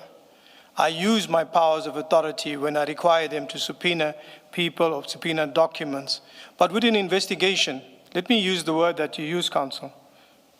Snooping is part of investigation. You snoop to get information. And that's where your starting points of all investigations and all investigating officers will know that. And when it comes to a point where you snoop not enough and you got some facts that you can put down now in a subpoena and a summons and get that information, you go ahead. So I'm not going to say that I didn't use my powers or I used my powers for this and didn't use it for that. I'm basically saying that the investigation is dynamic. Thank you. Okay, the investigation is dynamic. Like I said, I know nothing about investigations, but I trust through your engagement, I'll catch up with something. Now, because of time, I would like you to listen carefully to what I'm going to propose to you and correct me if I'm wrong or I'm missing something. You start with your summonses with this particular one. From there, on the 6th of February, you issue a summons to the National Commissioner.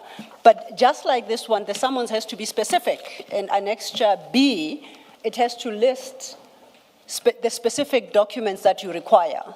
The next one I have, we don't have to go there, and I need your attention on this, lest I have missed anyone, is the 6th of February 25 to the National Commissioner. But here you request security clearances and vetting files for 7 people. This is the 6 people plus, this is the 6 SEPS members plus Mukwele. That's what you request. You recall that issuing such a summons, right? Yes. Oh, then I didn't want to quit. File 3, page 936. Page? File 3, page 936.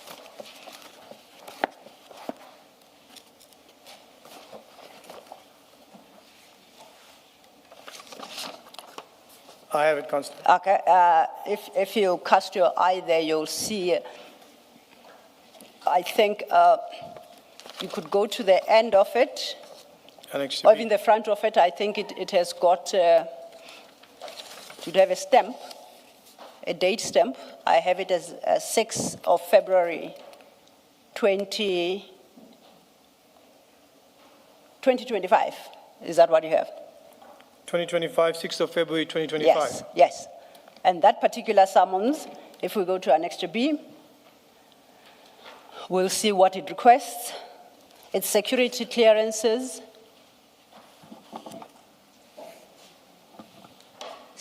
security clearances of the persons listed therein. And vetting files. And vetting files. I say in this summons, you were requesting from the National Commissioner to provide you with security clearances and vetting files for the people listed in Annexure B. Correct. Okay. This is January, including Mrs. Mukwele. Including Mrs. Yes. Mukwele's. Is this still relating to the Mukwele file? Yes, but this particular subpoena, that's what I would like to explain. We do one subpoena for all the files of people that we're investigating. So when you see Mrs. Mukwele here, so on this document here with the 28, so this section 28 with all her documents is in this docket. So when you go down and you look at the next person, General Lushaba, in his matter, you'll find a copy of the very same 28 with his documents in his docket. So it's one summons that utilize for all. For all 7? Yes. Yes. So we know now that we are investigating the appointment of Mrs. Mukwele, and we know from A1 that there's an issue about possible manipulation of vetting processes. Why did you need the vetting, clearance certificates and vetting files for all these people? Was there clearance or vetting processes that were subjected to ever in question? Can I get your question, Councillor? Okay. The target of your investigation here, as regards vetting and security clearance, Yes. is the person from BMW who was employed Yes, through some manipulation of process. yes. Okay. The other people, all the subs members there, are not in your crosshairs for that purpose, to determine whether they were employed through manipulated vetting processes. They are not. They're not the subject of your investigation. They're not are the they? subject in this docket. They are subjects in other dockets. Remember, as I said, that we utilized one Section 28 to request all the vetting files of implicated people. Oh, I see. All the files of implicated. You will find this here together with personal files, all the implicated people. So whichever investigated, it's all the implicated people. Okay, so the fact that the first 6 happened to be the panel members that recommended Mrs. Mukwele is neither here nor there. Their own vetting and clearance is subject to query based on other investigations. Is that where we land? Starting with General Kumalo. Yes, when you look at this here, the focus is on Mukwele. With regards to the other files, as I said, it's other investigations that were being conducted. So therefore, all the documents of the implicated people. So, Which Section 27 affidavit triggered an investigation into the clearance and vetting of General Kumalo? By way of example. I have explained it. No, please do help me. Okay. I'm new in this field. We're conducting an investigation, all right? These are the implicated people in our investigation. Implicated in? In our investigations. Yeah, but what are they implicated in? How are they implicated? They are implicated in other matters linking to other crimes. Investigations, as I said, there are various when you look at, for example, General Lushaba. No, I would like to stick. Let's stick with the first. Please don't pick and choose. Take me through. If you make me understand, with reference to General Kumalo, I think I can extend that understanding to the rest of them. Let's stick with General Kumalo. You mean just on General Kumalo with regard to his vetting file? Yes.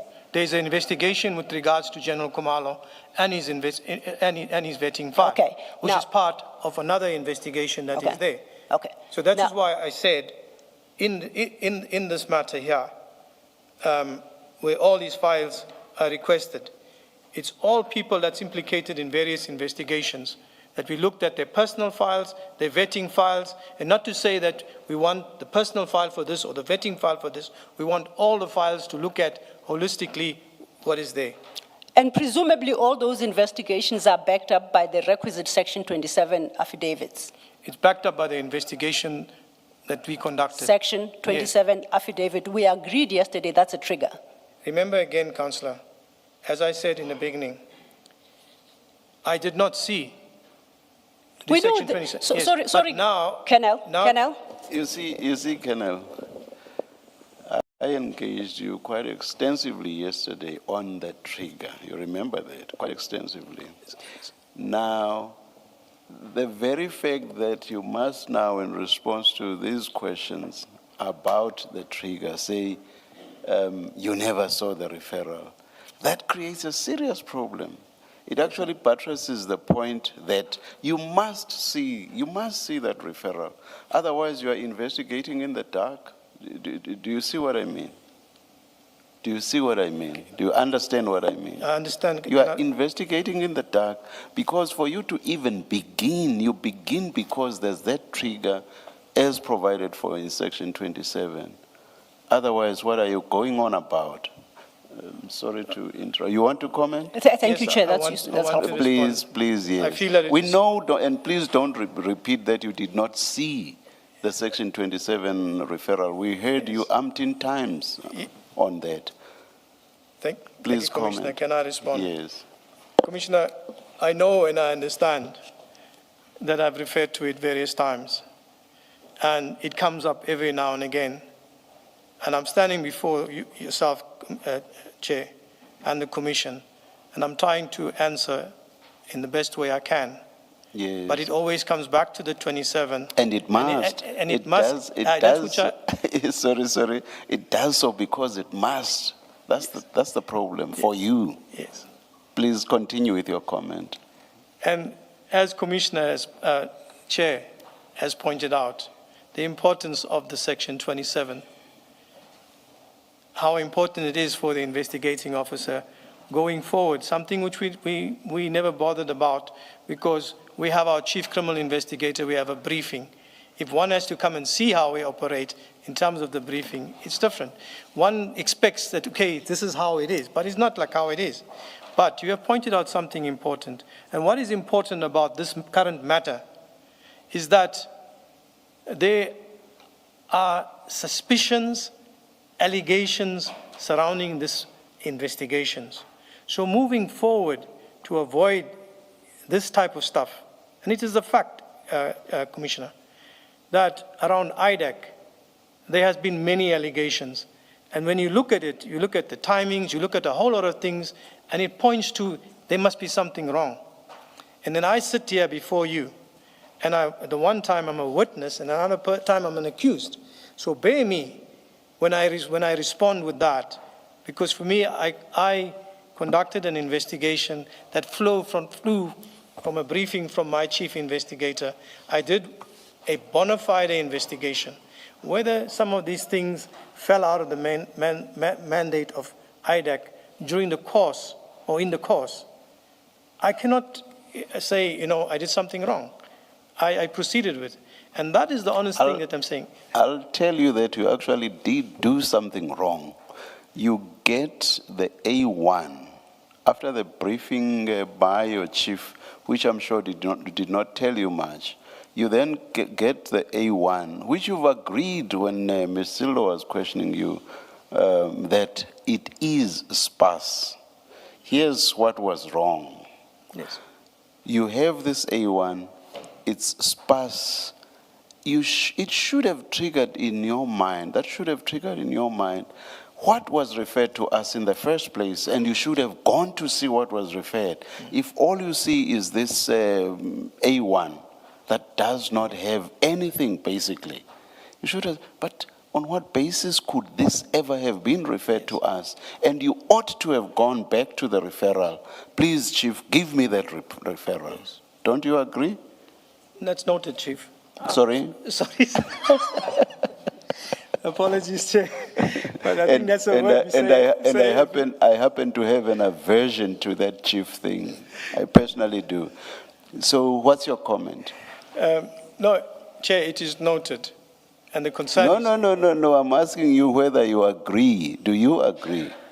Sir, at this time, and remember, I'm asking you this one time. Yeah. I'm asking you so for you to say this time as if you have another time to disagree. Do you agree?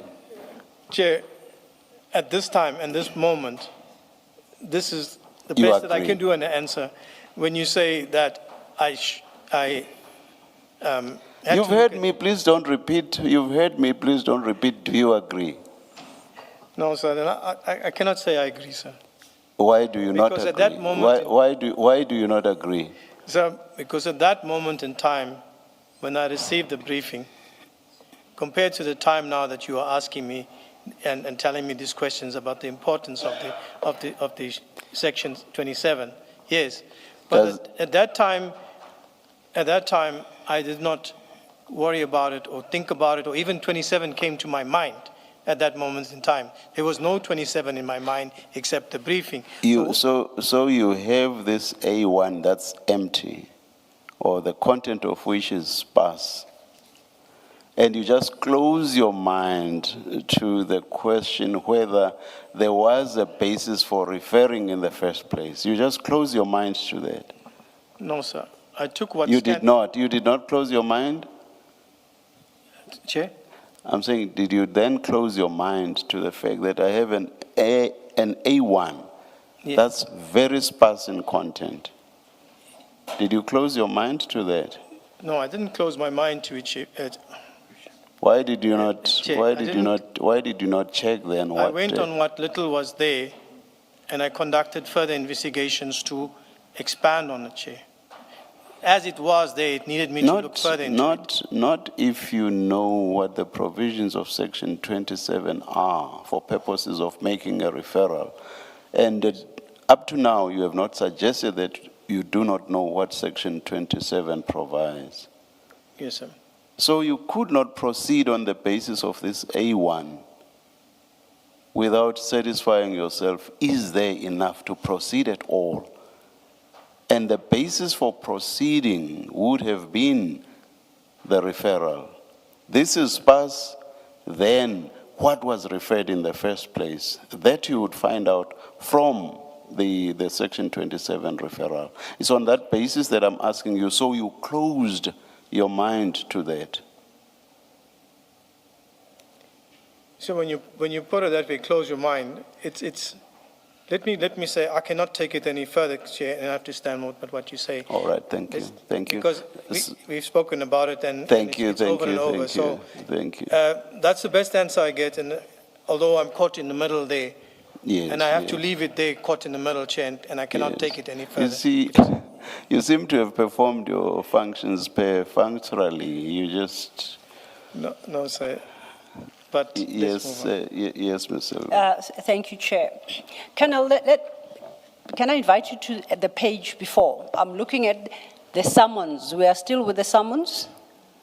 Can I take us to a page before 2117? 2117. Remember, we're looking at 2118, so just go a page before. 2117. Wait, Looking at the summons on 938. or 936. Then I'm looking at a different version. I want us then to go to a page before. It's a duplication.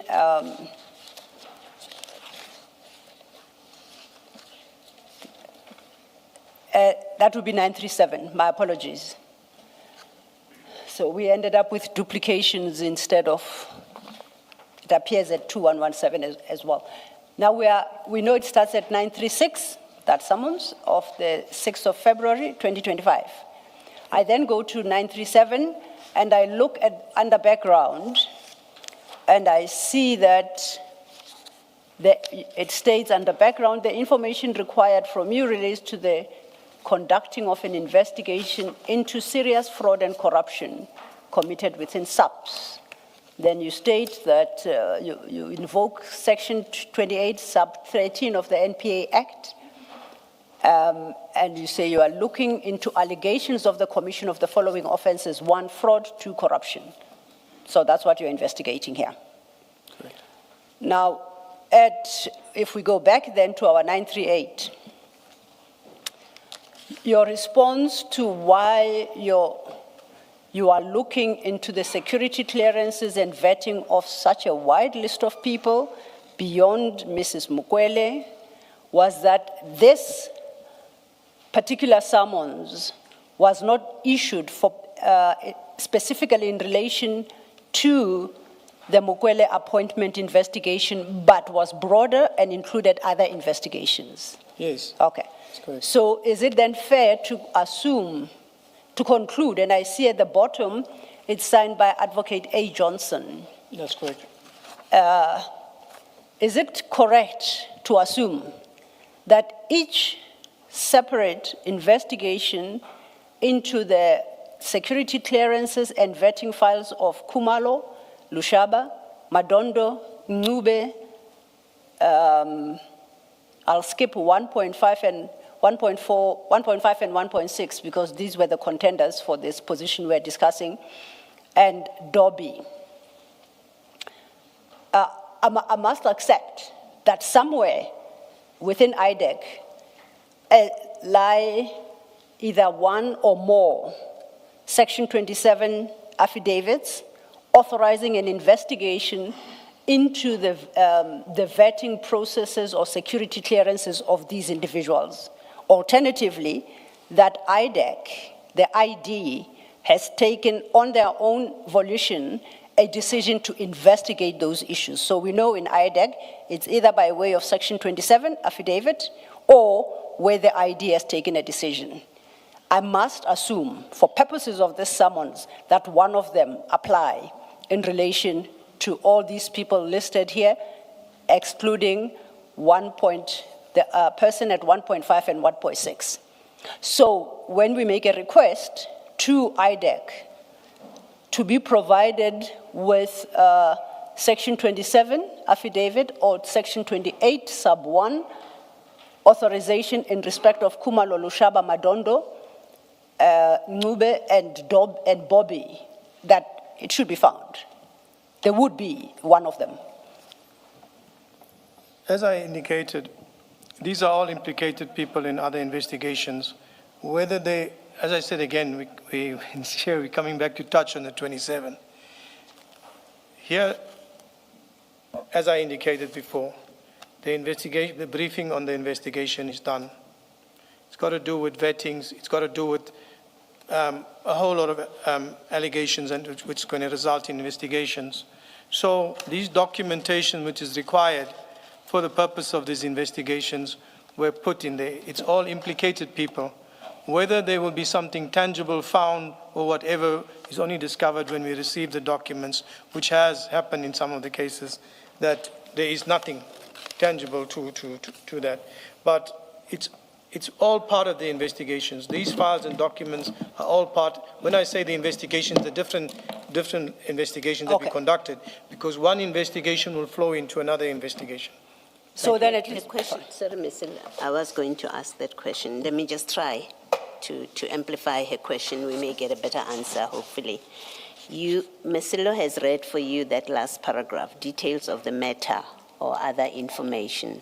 So we know that these are, in fact, it reads, let me remind you how it reads. It reads, the investigation pertains to manipulation of security service vetting processes, which resulted in the unlawful issuing of security clearance. That's what the investigation is about. That's why these people's vetting files are being sought. Yes. The question is, we must therefore have in the IDAC dockets that raise complaints or an allegation about these individuals that have been listed. They cannot be a random, if things are done properly, they couldn't be a random list of people. There must be a docket for each one of them that raises issues about their vetting and security clearance. Yes. You agree that is the case? There must be a document. Yes. When we say you wouldn't get individual dockets, it could be one docket where a few people are implicated in with regarding to manipulation of processes. But particular, Chair, Commissioner, there is one specific docket as a result of it that has been opened and which is finalized and pending. Yes. On the process. Thank you, Chair. So in fact, if you look at 936, you have a CIN number, and I think you said a CIN number is an inquiry number. Yes. Right? So if we get that docket or file, let's call it a file, because at this point it's an inquiry. If we get a copy of that CIN file, we should find in it the allegation, the original allegation about the vetting and security clearance, whatever complaint it is. We should find it in that file. It will be CIN first, and then it will change to the docket number. I'm still at CIN because this summons here, it's not yet at docket stage. It gives a reference, a CIN reference. So if I go into the CIN file, we should find the complaint that lists all of those people as involved in in vetting and vetting manipulation. Yes, you will Okay. find the allegation and the summons and everything in the file. Okay, thank you. But- Thanks, Mr. And if I may just follow up on that, in the very same files that Commissioner Baloyi references, we will find an authorization to inquire into their own personal security clearances. Let's take Kumalo as a start, issued for the ranks of Brigadier, Major General, and Lieutenant General. Because now you are investigating these people and their own vetting. Yes. So in some CIN file within IDAC is authorization to inquire and investigate into the security clearances of those particular people. Not for purposes of being on a panel, but they themselves are subject to investigation by IDAC, and their vetting and security clearances are brought into question. We will find that. Can I Yes, please. respond? Thank you, Chair, Commissioners. During the course of the investigation, when you are investigating one part or you're investigating something, you will pick up something else along the way with regards to the same allegation. So therefore, you will find that a number of other files are requested in that. During the course of the investigation, other things come up which you have to investigate. So when you say, but no, you need an authorization now to continue, no. We continued. If something else came up where we found more corruption or we found more fraud, we continued with it. Because that investigation started at a point where it uncovered other stuff. Okay. But then that would mean by the 6th of February 2025, some or other investigation was ongoing that led into the investigation of these particular individuals insofar as their security clearances and vetting is concerned. That's what you're saying. Yes. It may very well have started somewhere. And those files exist in IDAC. Because I'll take it's on that basis that Advocate Johnson would authorize Yes. that now. And that is important because otherwise it would appear that on the basis of investigating one issue, then IDAC can run around inquiring into, in this case in SAPS, everybody's security clearances and vetting in circumstances where there is neither a referral complaint in terms of Section 7 or a specific authorization in terms of Section 28(1)A by the investigating director. You say that would never happen. Chair, Commissioners, Council, the investigation. Can I just finish? Because just to finish, because what I've just painted would be patently unlawful. IDAC can't decide to wake up in the morning and decide that it is going to inquire into security clearances and vetting of the various generals and brigadiers here in circumstances where it is lacking in a Section 27 affidavit or it doesn't have a written authorization in terms of Section 28. If you don't have those, that investigation will be patently unlawful unless it can be as you were busy investigating a robbery somewhere, I don't know how you would, but you come across General Lushaba and you say, I don't know, might as well look into his vetting kind of scenario. Am I getting the right picture here? I'm with you, Councillor, Chair, Commissioners. You just don't go around and just investigate anybody for the purposes of investigation. Absolutely. We are investigating crime intelligence, right? Crime intelligence with the allegations made. During the course of those investigations, what you find, but there is another link to that investigation that's there that you have to look at, where criminality has taken place. During the course of it too as well, there are allegations. And those allegations, because it's a preliminary investigation, you have to eliminate. Is it there, is it not there?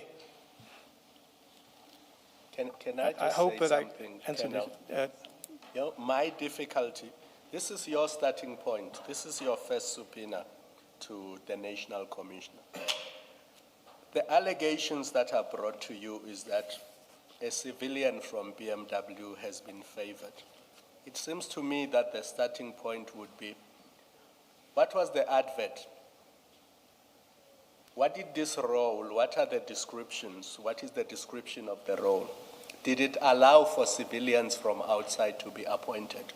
If the answer is yes, then it doesn't matter whether the person is from BMW or Mercedes, because the requirements of the job said an outsider can be appointed. The advert said outsiders can apply.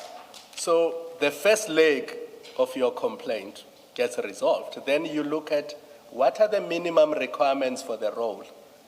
What is required of the applicants? It requires a B degree.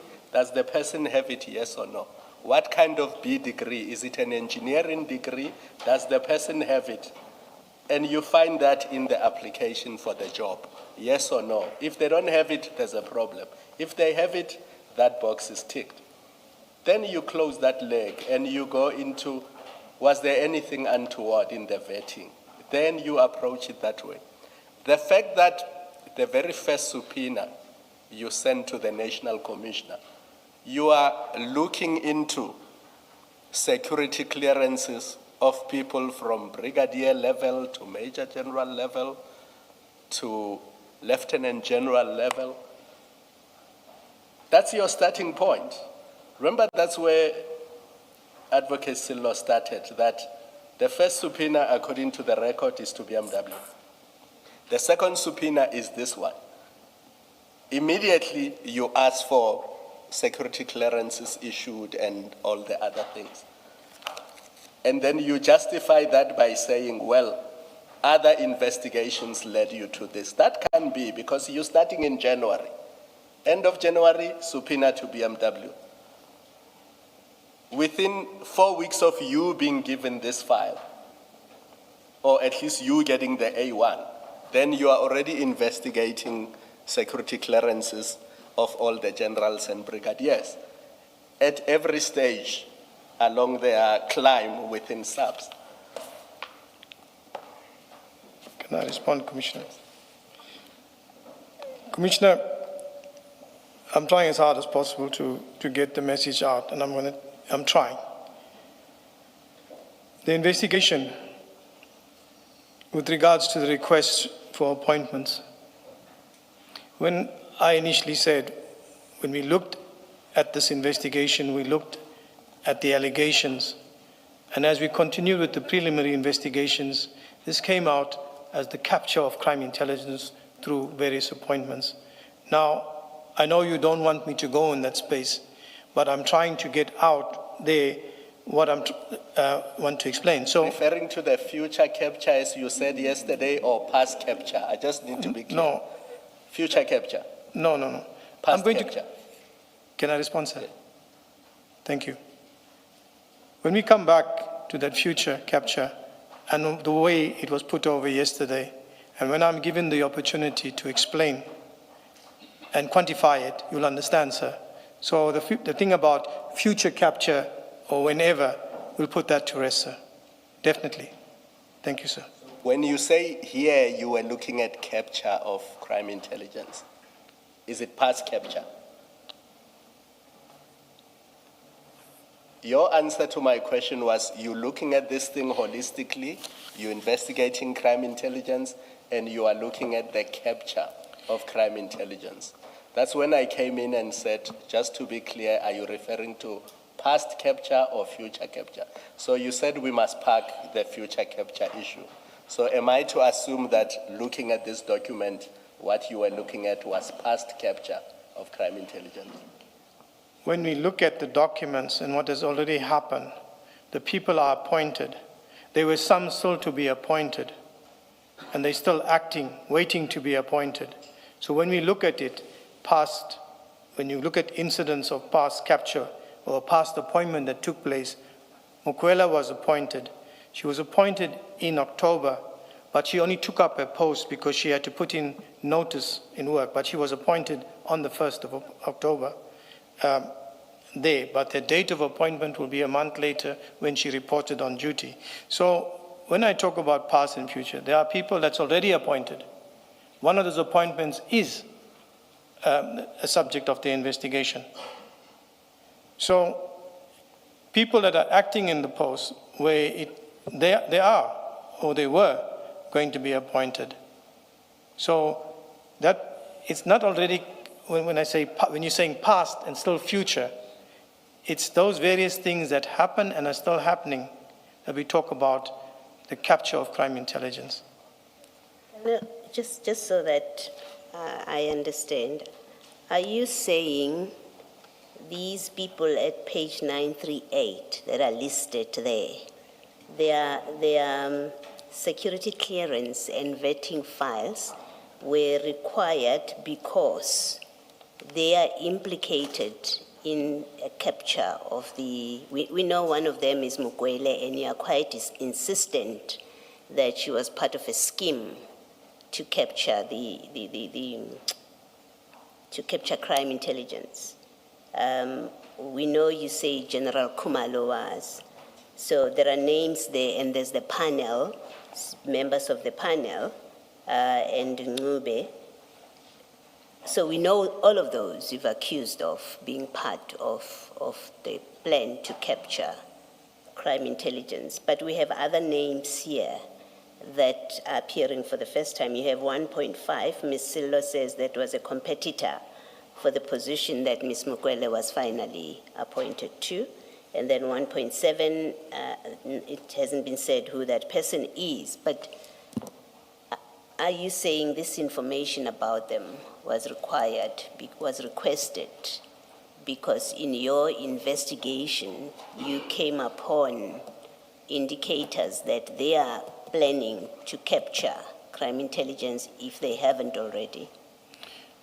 Commissioner, there are allegations, and the allegations are only come forth to fact when we find that the processes have been manipulated. So Say that again?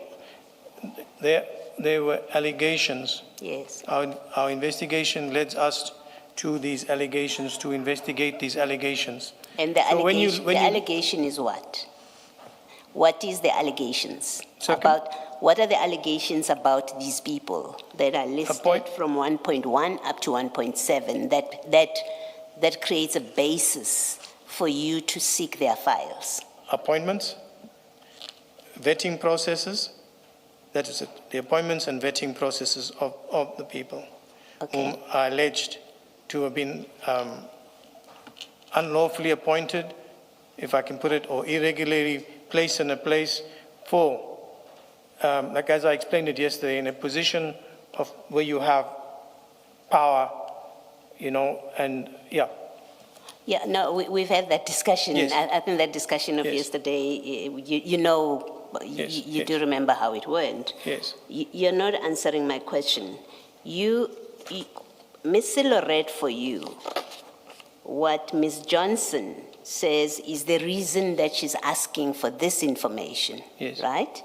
And I know you remember it. Let me not remember. 937? Yeah, I think 937, it there- says it pertains to manipulation of security vetting processes. Now, her list in Annexure B has got 7 people, and it requires their files from what looks like the beginning of their rise in the SAPS. From Brigadier, that's Kumalo. You say from Brigadier to Major General, and when he becomes Lieutenant General. You do the same with Lishaba. You say when he was Colonel, we want that file, when he's Brigadier, and when he's Major General. Yes. Madondo, you do the same. Up to the end, you do that. So my question is, and when I say you, I mean IDAC, and you're the witness, so you know something about Understood. this. You keep telling us that you are investigating a bigger scheme.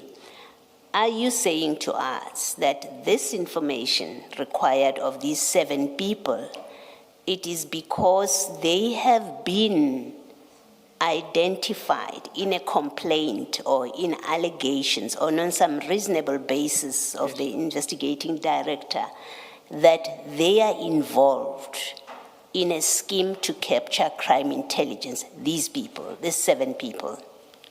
Because if your answer is no, and I may be helping you with answering, but I think in fairness, I must say that to you, that if your answer is no, they haven't been identified, then we would have to say, well, Ms. Johnson says that it is because you're looking at manipulation of vetting processes, and there may well be a case of abuse of powers.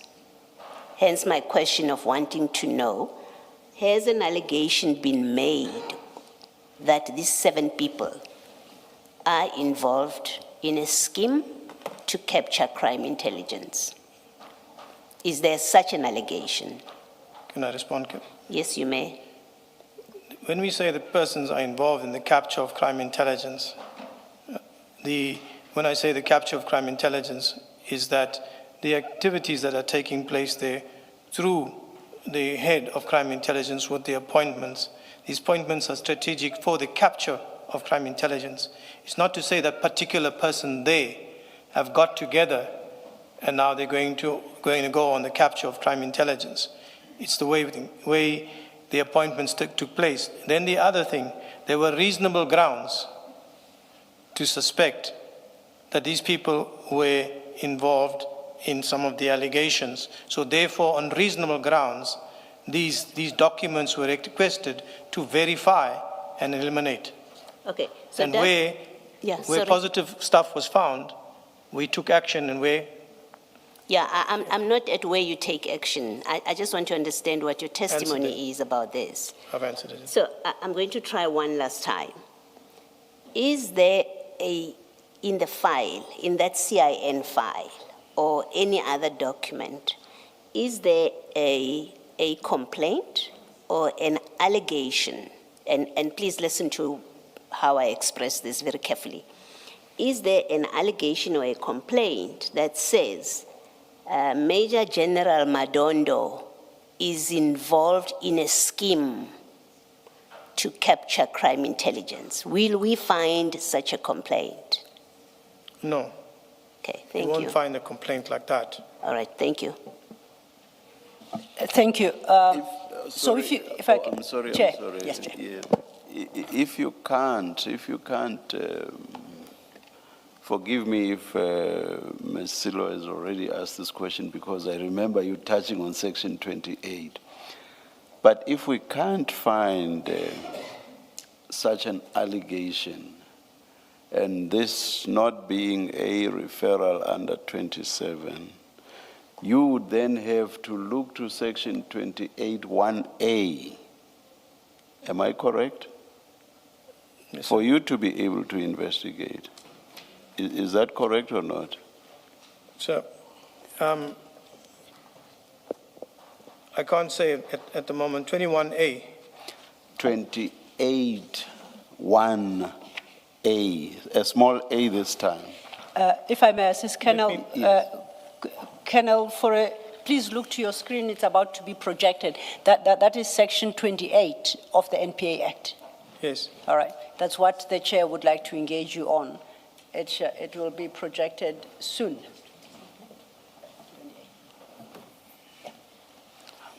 I hope you can see from the screen close to you. Enlarge.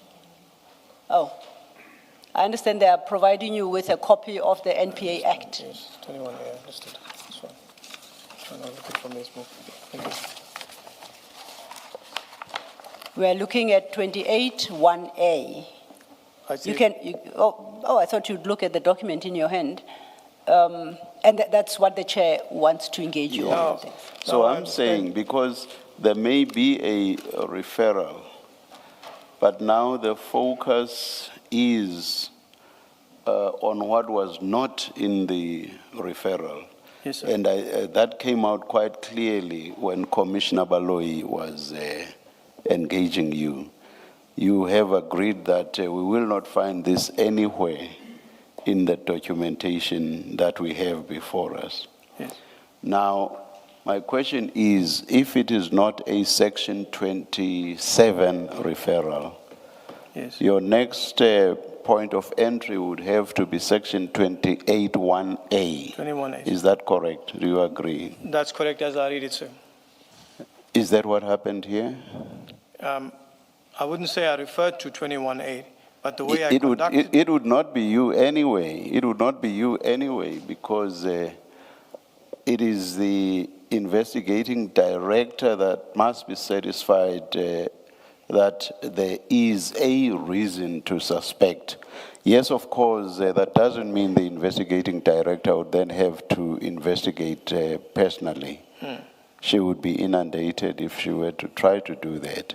Yes. But when it comes to you, would this have been on the basis of the satisfaction of the investigating director that there was reason to suspect? Was that the basis? Of the further investigations Yes. that's been Let conducted. me call them the additional investigations. Additional investigations that came out of it. Sir, I wouldn't go to the 28. I just would go Where with would the you go? continuous, Where would you go?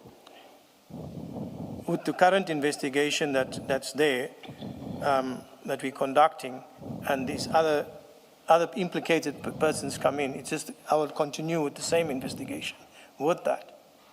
But where do you get the power to do that from? Because you are created by statute and you possess your powers as IDAC, not you personally. Yes, sir. You possess your powers in terms of statute.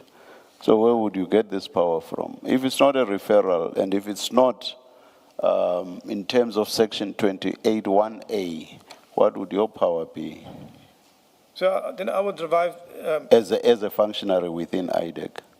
yes, sir. As I say, that if I'm investigating something and it's related to this investigation that I'm conducting, let's say, for example, it's a process of I just want to pause for an example. You see, as you are thinking, I do understand the legal principle that when you have a power Yes, sir. to perform X, you also have the power to do something that is ancillary to X. So it's taken as being part of X. You are still basically exercising the same power. That I understand. Yes, sir. But I'm not so sure that going on to vetting and so on would be something ancillary to what had been referred in terms of Section 27. That I would not understand. So it's on that basis that I say, if it's not a 27 referral, then it would have to be on the basis of Section 28(1)A. Yes. Do you follow me? Yes, sir. So I go back to my question, where would you get the power from then? Are you suggesting that this vetting issue is ancillary to what had been referred? And if you do, I will find that quite strange.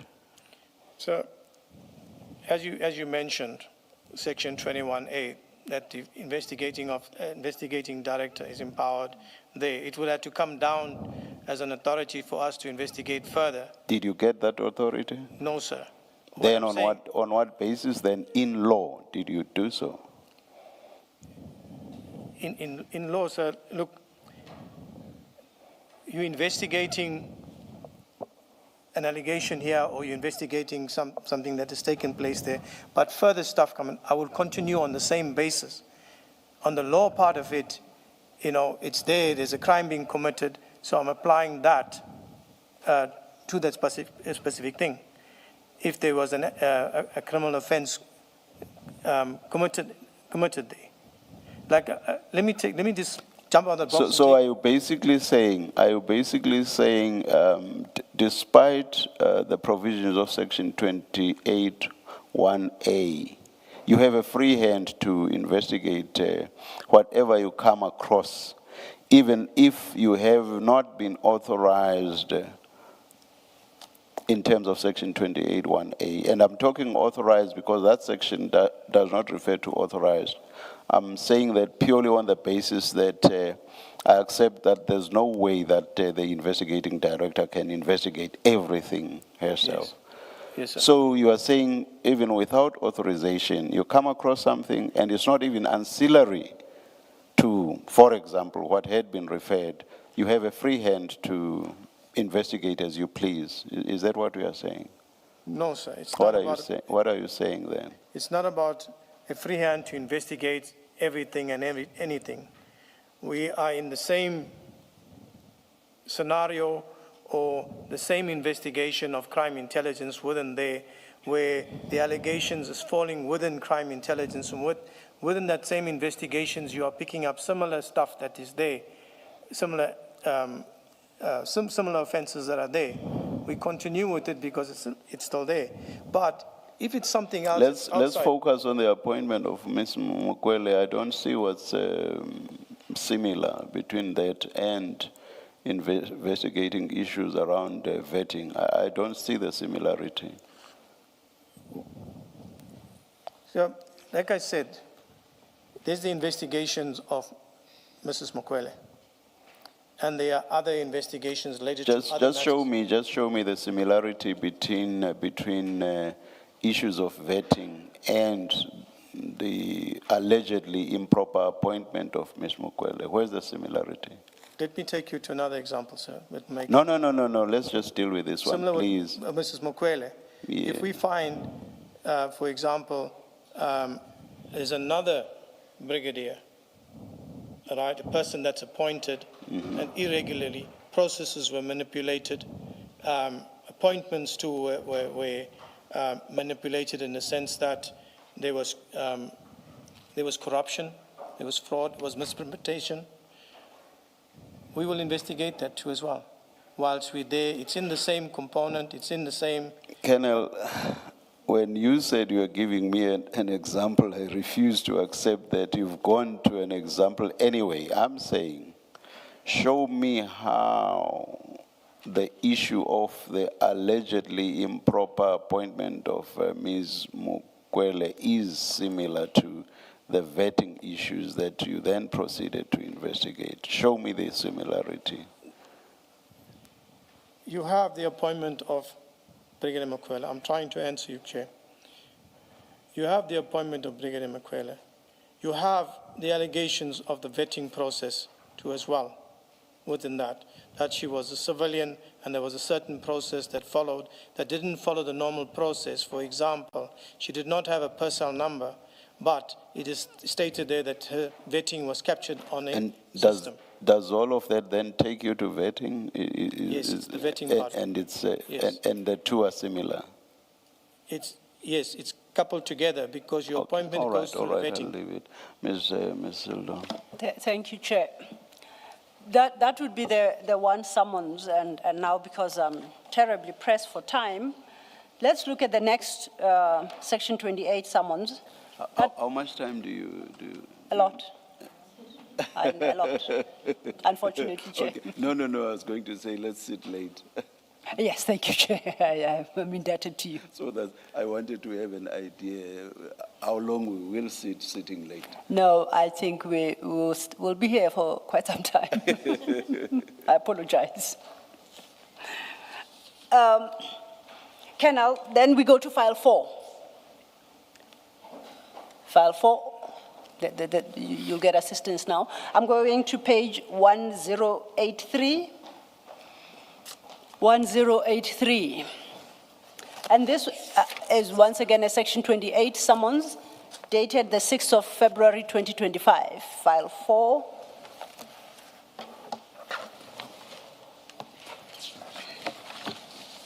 It starts, the actual summons starts at 1081.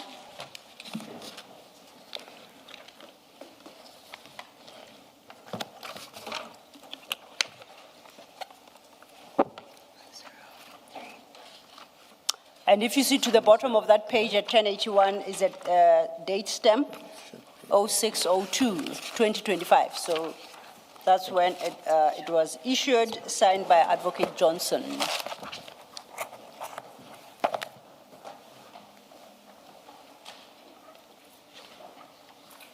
And on this particular now summons, if we go to page 1083, perhaps 1082. says the details of the matter or other information. Thank you. Now, they have the background, and below that, you have details of the matter, again, still fraud and corruption, details of the matter or other information, and you advise the addressee that this investigation pertains to unlawful promotion, appointment of personnel within the division crime intelligence. Now, you will recall that all we know about investigation into appointments in crime intelligence is set out in the Section 27 affidavit by Mr. Adams. And you don't have to go there, you can take my word. At paragraph 4, he states, I suspect that General Kumalo and some other officers in crime intelligence, including Madondo Lushaba, were manipulating procurement processes and processes to appoint and promote certain members of higher strategic positions within crime intelligence. That is the allegation. You heard that. Did you hear what I read? Yes, I heard part of it. And now, the bottom of paragraph 4 of that same affidavit, no, it's not here. We dealt with it extensively yesterday, just to remind ourselves. If you have it close by, you can look at it. That's the Section 27 affidavit. And I go back to this Section 27 affidavit because of what you said previously, and I just want to test my understanding. Have you found the affidavit? I'm getting it now. Okay, we might as well. CJC 373 file 2, go to file 2, page 512. I have it. Okay. And I'm paragraph 4 of that affidavit. You see what it starts with, I suspect that General Kumaro and some other senior officers in crime intelligence, including Madondo and Lushaba, were manipulating procurement processes and processes to appoint and promote certain members to higher strategic positions within crime intelligence positions. So that's his suspicion. He then gives you the detail, and that's where he references the BMW civilian lady. But I'm interested in the bottom of that, at the end of that paragraph. He concludes, the appointments of the various Secret Service officers in the country must be investigated, as these are likely points to launder money out of crime intelligence without it being detected. So, Mr. Adams would like IDAC to please investigate appointments of the various Secret Service officers, not officers, officers, in the country, because that is the likely point for that money will be laundered. You can cast your eye through the rest of the affidavit. I didn't see anything else about appointments, general appointments into investigation into the appointments at CI. That's all I see. Is that a correct understanding of the affidavit? Just repeat the last one, Councillor. I'm saying, all we have is this Section 27 affidavit before us. Yes. And insofar as appointments other than that of Mrs. Mukwele, what Mr. Adams says is at paragraph 4 at the conclusion thereof, where he suggests the appointments at the various Secret Services offices in the country must be investigated. Yes. You agree that's what he's asking for? Yes, he's asking for the appointments of the various Secret Service officers in the country must be investigated. Yes. As they likely points to launder money. Yes. So this he asks, we know now on the 21st of November. He doesn't specify which office, he doesn't specify which appointments are being queried. He specifies absolutely nothing. So basically, he's inviting a blanket investigation to IDAC to say, go look in there and investigate every appointment, because those officers are the likely points to launder money out of crime intelligence without it being detected. You can't quibble without that interpretation of mine. You agree with me? That's what he's asking. Yeah, he's asking for all the Secret Services officers in the country. Yes. To be investigated. And no, for the appointments in those offices.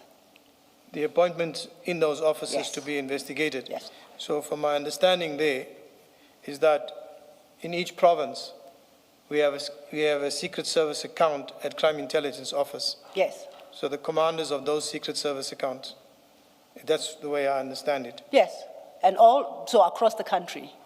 Yes, there's 9 provinces. So that's what he had requested. Yes. Now, in the course of conducting the Mukwele investigation, we are now, you remember, at 1081, when you are issuing those Section 28 subpoenas. We looked at the request for the vetting results and security clearances for those various people identified therein. In this one, I'd referred us to 1082, details of the matter or other information, and it reads, this investigation pertains to unlawful promotion, appointment of personnel within the division, crime intelligence of the South African Police Service. Do you see where I'm reading? Yes. Then overleaf at 1083, you then request, no, by you I mean IDAC, not you, Colonel Padayachee. Advocate Johnson then requests 1, original personal files for the following senior officers of SAPS. Once again, Kumalo Lushaba Madondo, there's a new one now, Moyana, Crime Intelligence Head Office. Nube, we've seen that name before.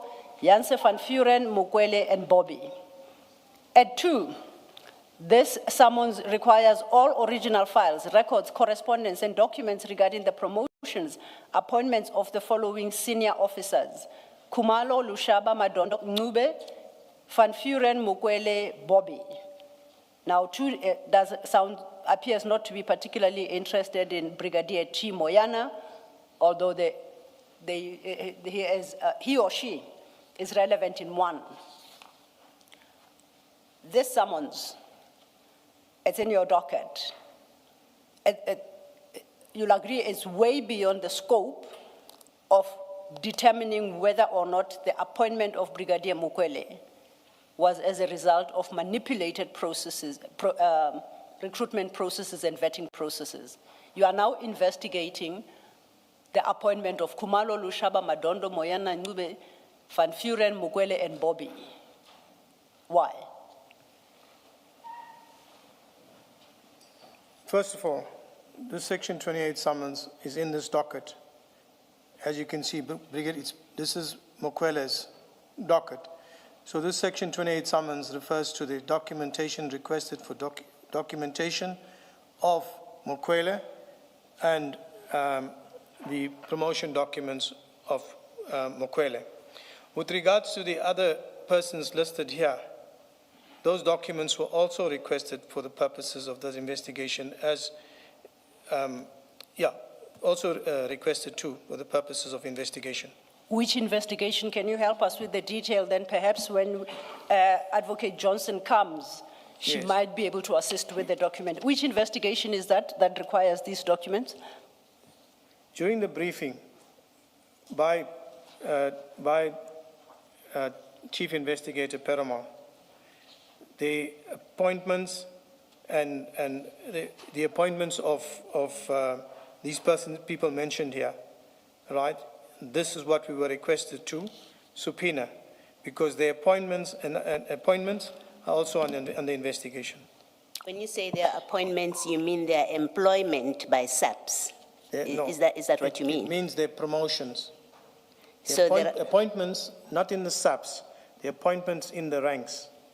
So you're saying there is there's a complaint and an investigation about the appointment of Lieutenant General Kumalo to the rank. You say there's such a complaint. Yes. The same with Lushaba, Madondo, Moyana, Ngube, Yes. Van Vuren, Mukwele, and Bobby. Yes. There is such a complaint. Yes, correct, Commissioner. Before you answer, may I add, that complaint, I take it, is a Section 27 affidavit. It's a Section 27 affidavit because that's the only way that a complaint can come to IDAC. So you confirm that somewhere in IDAC lies such an affidavit. This is from the briefing of Chief Investigator Perumal. When he comes here, No, Colonel, I apologize. I Okay. interject. It's getting late in the day.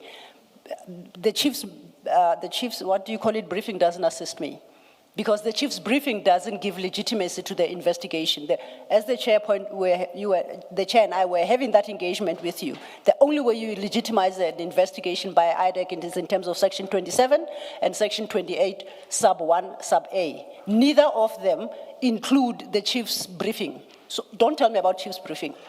So I need you only, and if you answer me yes, I will leave this inquiry and then I will take it up with the right person. But do you tell me confidently that insofar as the appointment and promotions of those other people, other than Mukwele, for now I'll say other than Mukwele, those are subject of a legitimate lawful investigation by IDAC as initiated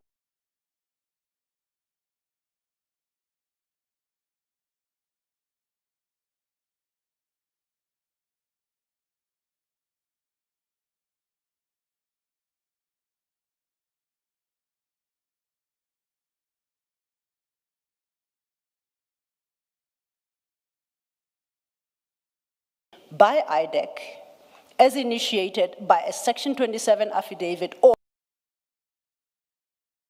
what you're telling me. And no chief's briefing, I beg. I want to come back again, and as the chair mentioned, and I'm at pains trying to get through it, Council, and I have thought already that we've addressed it. I cannot answer for somebody else. And I can scenario, what we have to do, who has to do what, who has to subpoena, what documents are required. Whatever is within my investigation, for example, Mukwele docket, which I have before you, I will do it. There is, I must say, I'm being called to answer quite a few times on something that is not beyond me. It's up at the upper management. And where now I'm also asked to expect an opinion on it, which puts me in a very awkward situation. So what I'm saying is the questions should be relevant to me and my investigation. The people that can answer to the Section 27, 28, they have to come and respond. I agree. Thank you. It's only fair. But at the same time, I must say that you invited this line of questioning because in justifying the broad first Section 28 that was looking into the vetting of everybody beyond Mukwele, including Lushaba and them, you informed the commission that there are other ongoing investigations by IDAC. So I assumed you have some level of knowledge about those investigations, although you are not involved in them. And that is why I'm having this discussion with you. But if you say your information is, or your knowledge is just very general and broad, and if I need any further detail, I should ask management, I'll accept that. I'll pick it up with management. Thank you, Chair. Thank you, Council. May I just respond from your... Yes, please. Thank you, Council. I appreciate that fact. And what I'm saying is that the Chief Investigator knows all the investigations. He can explain them in detail. My investigation is this matter. And therefore, you've seen throughout the couple of days that I've been here, I've been at pains trying to explain something from people that will come and account for. I can account for what is mine, but I know that we have lost a day on Monday, and where I was supposed to follow up and slot in, but it has made my testimony here challenging and difficult. And therefore, sometimes I'm at pains to explain something. And I must say, Chair, it's also affecting me. I'm trying to be open and honest with the Commission. But every day I go back and I try not to look at the TV or social media, but it is there. And I come in with that every morning. So what I'm saying, Council, that I want to assist the Commission. But on the one side, it's coming across that like I'm an accused. And on the other side, I'm coming out as a witness. So I'm either here as an accused or a witness. But what I want to say to you and to the Commission, I'm coming here as a witness to assist the Commission and be of assistance. There may be difficulty in explaining some of the stuff that is here, but it is not done deliberately. It is not done to deceive anybody. I conducted a bona fide investigation. I did what I did according to what I know and according to how I'm briefed, and I've done it. Thank you. Yeah, I think I owe you this explanation, Colonel. You may think that we are repetitive. We are not. Yesterday, when we engaged you extensively, we did so in the context of two affidavits. The first being the Section 27 referral affidavit. The second being the A1 statement/affidavit. Today, Ms. Sillo is taking you through the summonses. And the summonses raise issues that are different to what we dealt with yesterday. So we must naturally go back to the empowering provisions of the NPA Act in order to understand how these summonses and therefore their content, or rather how those provisions bear relevance to the summonses and whatever else may be coming out. Because that helps us understand whether what's being done, whether the issuance of the summonses was, or rather had a basis in terms of the empowering provisions. That's why it appears that we are repetitive. We are not. We have to engage with each step that Ms. Sillo wants to deal with to be satisfied that, yes, indeed, there was a legal basis for each one of these various steps to be done. So we'll keep going back to the sections, and to you it may appear, I've already dealt with Section 27, I've already dealt with Section 28, I've already dealt with that and that, but we must do this, we must engage in this exercise. Do you understand that? I understand, Chair. Thank you very much. May I please respond? Yes, please. Thank you, Chair. Commissioners, I must also apologize. It's been a long week, and I'm just human. Yes. I'm committed to the job that I do. Yes. Very much. And the 44 years speaks for itself. I come here in a bona fide way for bona fide work and investigation that I conduct. At the Commission itself, I want to answer and give the answers, but sometimes I will struggle with it. That's attached to Brown Makotsi or similar to Brown Makotsi in Ku. Now I'm saying, Commissioner, I'm coming here to assist the Commission. It's a long week, and so far, some of the questions that I'm trying to answer, trying to get across, there are emotions mixed with it. And that's why, Commissioner, I need you to give me the permission yesterday with regards to how I spoke about a gratification, and then when it was put to a future date. Understand, Commissioner Boloy, that I was trying to explain it, but when you want to get the words to get out, I find it challenging.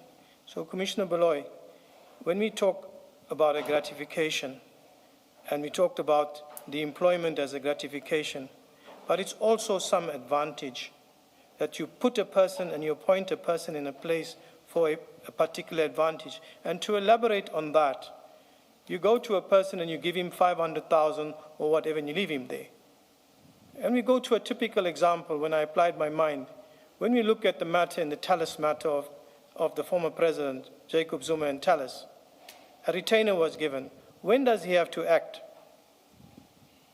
It's any given time. We don't know when it is. So I tried to bring that over to explain it in that. But when the message went out, it's like, oh, you're going to be there for, I'm not saying with respect, Commissioner Boloy, but it's trying to get that message over to say, within PRECA, the advantage is way to describe it, in the second part of the employment, promise of employment, and the advantage. Person is appointed there. We appointed you there. you are now obligated to us and to perform it at some or later stage, But there's an example. You give a person 500 and say, sit there. Yeah, but When I but come that back would- to you. Sorry, but that would be, and that's a discussion that I thought you settled yesterday. You were asked directly the question, and I think by Commissioner Kumalo, he asked, so does accepting employment constitutes a gratification? Because that's where he had stopped. And I'm not opening that debate afresh. I'm saying even with this explanation, there's still the problem that in PRECA itself, gratification is when you receive in exchange for something, and that something is what the problem was yesterday. And I don't think you're going to explain it any better than you did, and my suggestion would be, let's rather leave it. It is what it is. I don't see you giving us a better answer about it. Yes, thank you, Commissioner. That was the best I could answer.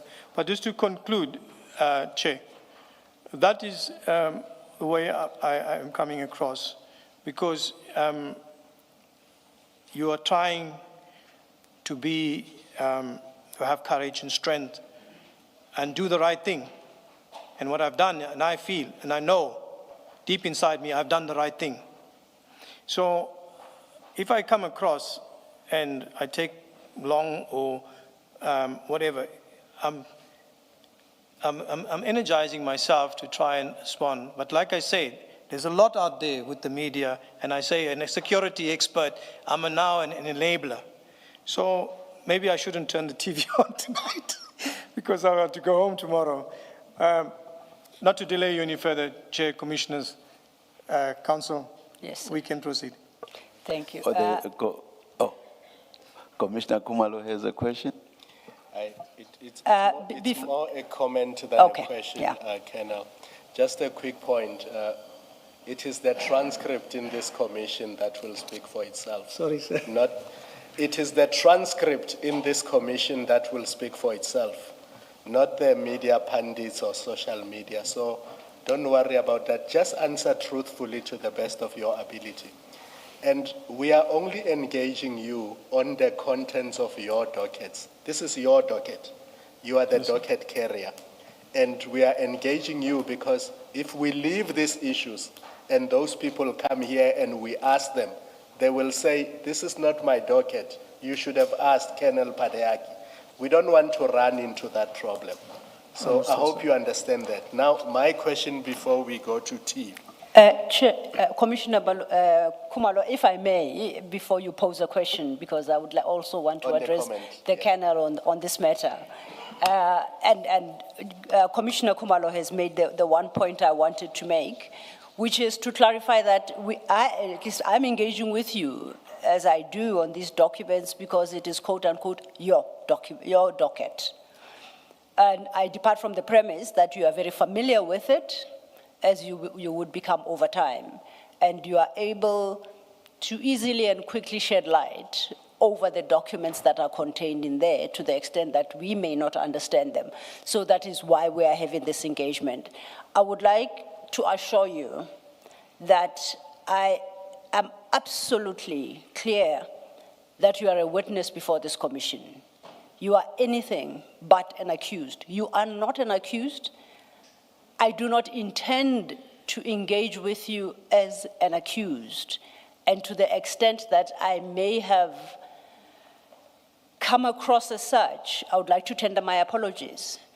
I considered it to be perhaps a robust engagement on some of these documents, but it was never intended to leave you with the sense that I'm dealing with you as if you are an accused or I'm accusing you of anything in particular. So to the extent that I may have come across as such, I apologize. It wasn't ever my intention. Thank you. Thank you and appreciate it, Council. Colonel, these documents we were looking at, the subpoenas with the annexures, who prepared these documents? I know they are signed by Advocate Johnson. Who prepared them for her signature? The Section 28, it would have been done by Chief Perma.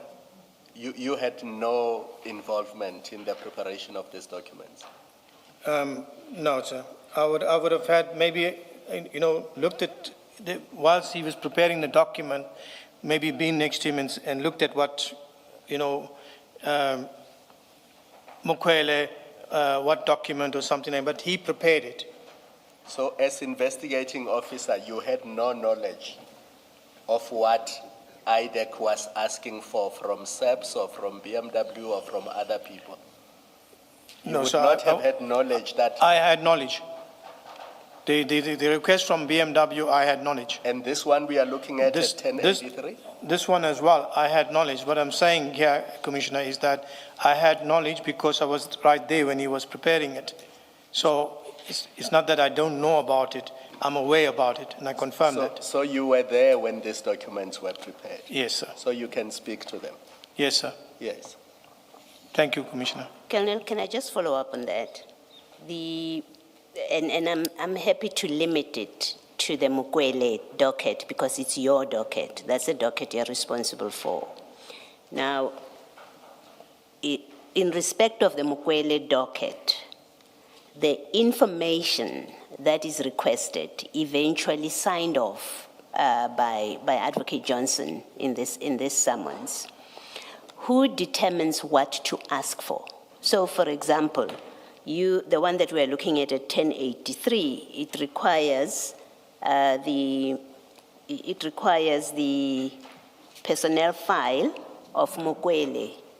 Who says, let's get the personnel file of Mokwele? It's your docket, remember, you're the lead investigator. Yes. The second part requires files, records, correspondence, documents relating to the promotion of Mokwele. And then 3 certified copies of SAP 96 service records for Mokwele, among others, but I'm limiting to Mokwele. Yes. And then 4 SAPS 101 personal equipment records for Mokwele. Who makes the determination or who identifies the documents or the information in respect of your docket that must be sought and to be included in this summons? Chair, Commissioner, thank you. Let me just correct one thing first. Paragraph 4, the 108, Yes. Mokwele wouldn't have a 108. Those are personal equipment, firearms and stuff like that, I presume at that time. So that 108 was not, I know because when you look at Mokwele's personal file and Mokwele's original records, that would have been a request from myself. That's why I mentioned it. So you identify Yes. the information and the That I documents require. that must be sought in respect of Mokwele. Yes. So because it's your docket, so you would have done the same with respect to information relating to General Khumalo, because it's in you're investigating the panel, remember? Yes. So you would have been the one that says, I require the personnel file of Khumalo. Am I correct? No.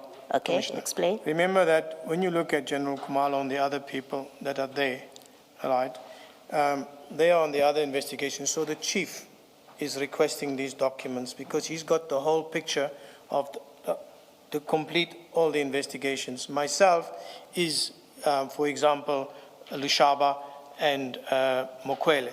So that will be my request there. Because Lushaba is your docket.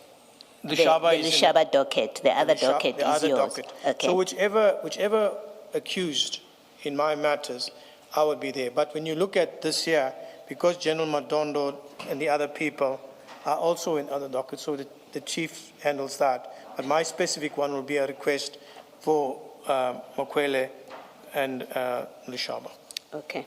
So where you say, so the correspondence to BMW, you would be the one that said, we need to get this from BMW. It's not simply you became aware of it. It is in fact you who identified what should be sought. Yes. Okay. Yes. And I would have asked, okay, I want the employment, the history, everything from BMW, and it will also, the chief would have been there with me while we discussed it, and then I would have said it like that. Okay. Yeah. And then another question before we take the break, and it's really just to clarify, because I thought from yesterday's evidence I had understood about this reference number, the inquiry reference number, and now this summons confuses me. Yes. My understanding of how you testified yesterday was, once you had received the complaint, when I say you, I mean IDAC, and the case was decided to be taken on, you don't allocate it a CAS number. It gets allocated an inquiry number. Yes. Until it graduates Yes. to a CAS number at some point along the Yes. way. Now, this summons, they bear a reference number. And I've understood you to say the reference number, which is the CIN number, is the same as it's an inquiry number. Yes. Now, here we have only one inquiry number. We have only if you look at 1081, we've given a single inquiry number, and yet you are telling us that the rest of the information, for example, on 1083 relates to other dockets. Can you just explain how it works? From the way And what it means that we now just have one inquiry number in respect of many cases, in fact. Yes. When you look at all the cases, the inquiry is on crime intelligence. It's how can I put it to you? It's one investigation that has many legs. So it's got one inquiry number. So we use that reference. Then, if you look, Commissioner, remember when you were talking about an inquiry file, you will notice that what's in the inquiry file is transferred into the docket. For example, the section 28, and it's together with what we requested is the documents. So that is how it is. Then if you look in the other dockets, you will find a CIN number 28, this very same 28, together with the relevant documents that's for that particular docket will be filed in that docket under that CIN number. So the inquiry number is CIN with different legs in it. Okay, so this number, look at 1081. You have CIN 0130 02 12 2024. What are those numbers? What do they represent? Just look at it. It's the serial number. With a date. Of with the a date. Yes. What is the date there? Which part is the date? When you look at it, it's December 2024. 02 December 2024. Yes. That is the date. No, the 12 is December 2024. So this inquiry opens in December 2024. Yes. And before December 2024, there was no crime intelligence investigation broad, because you say this represents a broad crime intelligence investigation, Yes. which has many legs. So we can accept from this date that the first time that an inquiry is open and registered on your system is in fact in December 2024, and it is this broad inquiry. When you look at the 2813, when it was authorized, 2813, in December 2024, so that's where we take our cue from in the inquiry in December 2024. Yes, I think my question is simpler. In December 2024, in fact, let me rephrase.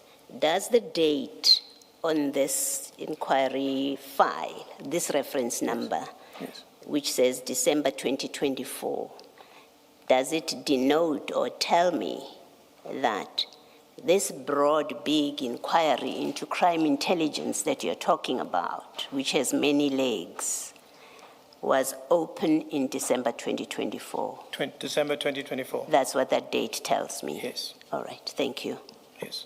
Thank you, Chair.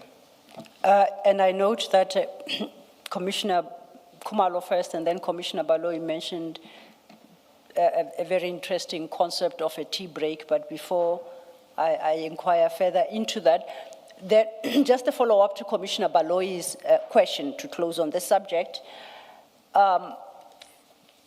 That CIN number, no, I'll restart. We now have come to understand that you are investigating specifically the Mokwele appointment. But that happens in the context of a broader investigation, as you say, with many legs. So we are trying to find documents pertaining to the investigations of the appointments and promotions of the General Kumalo, General Madondo, all those people listed there, correct? That's what we are now interested in, to understand that bigger investigation that you say is underway into crime intelligence, Yes. right? If I understand you correctly, as a guidance, that investigation will be part of that CIN number, 0130-02-12-2024. Yes, to So cemetery. it's all part of the same Yes. file.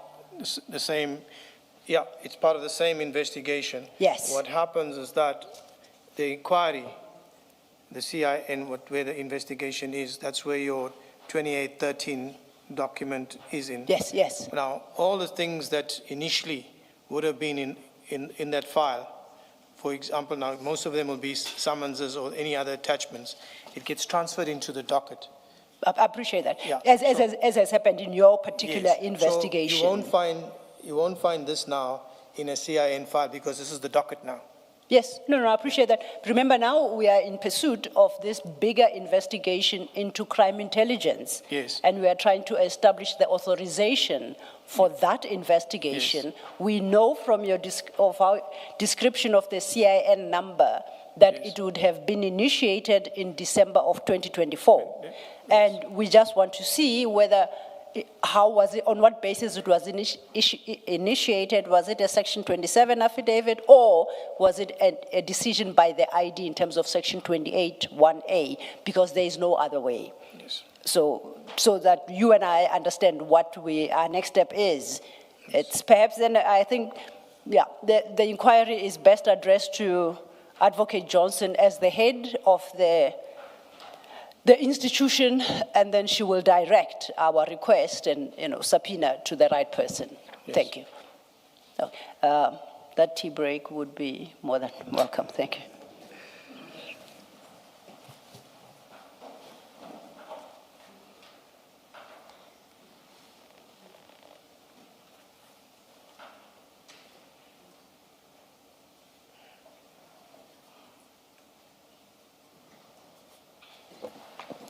Let's adjourn and resume at 10 to 5.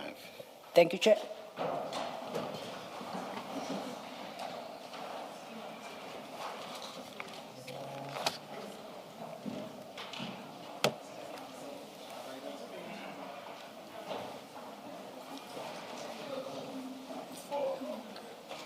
Torture.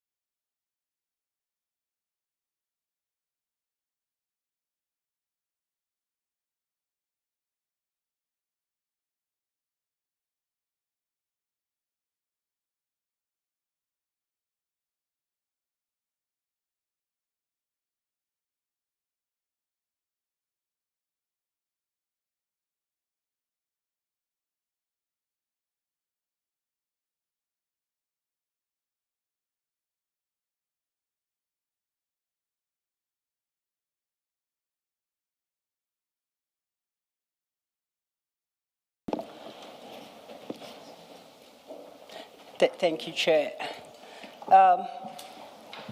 Colonel, the last mile. And I hope we can go through that one quickly.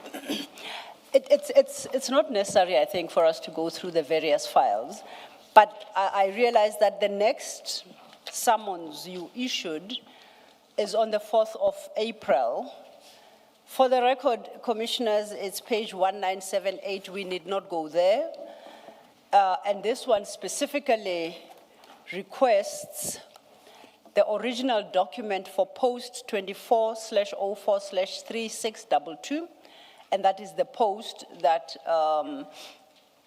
Mrs. Mukwele was recommended for. And this requests records of the questions and scenarios posed to the undermentioned candidates, their practical and or written assessments, written responses or replies, and it's in respect of the 3 candidates that were finally interviewed and from which selection, from which list Mrs. Mukwele was selected for recommendation. You recall that summons? Yes. Yeah, I don't think it is contentious. Beyond that, I have another one which is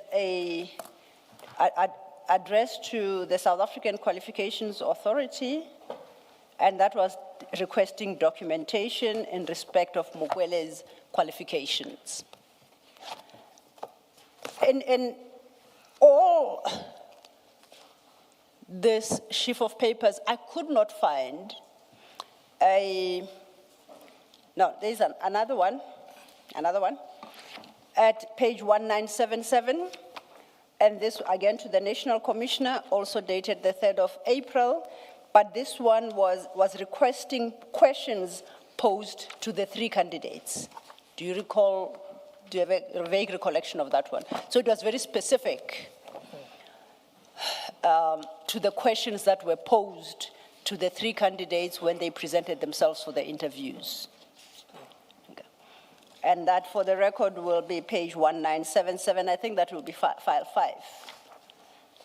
If I still, okay. Yes, it's confirmed, file 5, page 1977. And beyond that, then there's another of the requesting details on manipulation of vetting processes resulting in unlawful issuing of security clearances. So that is where it's security clearances specific. Yes. The point I seek to make is, in all these summonses, at no point do I see you requesting the entire, I'll call it, record of decision from advertisement through to appointment of Mrs. Mukwele. You don't call for that entire file. You call for some parts of the file, including, as I say, at page 1977, where you specifically request questions posed to the 3 candidates. You don't request the advertisement. You don't request any other background documents in respect of that advertisement. You don't call for the full compendium of the steps taken in the process of this recruitment. And my thinking was that your life could have been made much easier if in one of the summonses you requested the complete file of this entire recruitment process. Why didn't you request it like in that manner, which is a very general manner? Say, give me everything relating to this appointment, starting with the advertisement and everything in between, rather than pick and choose documents in that process, including questions posed to them. Why didn't you approach it that way? Chair, Commissioner, we did. We have that in the original subpoena that we served in February, where we have the whole appointment process from the advert right down to the final part where it is Mukwele is appointed? Firstly, I could not find it. And I say that mindful of the conversation we had in the morning, that I may very well not have the full docket, but I could not find it. But if it exists in the terms that I describe, then it creates another problem, because the charges that you draw up are inconsistent with the contents of that big file. And I would like us to turn our attention to it. We have obtained a version of that file. And if we could go to file 2.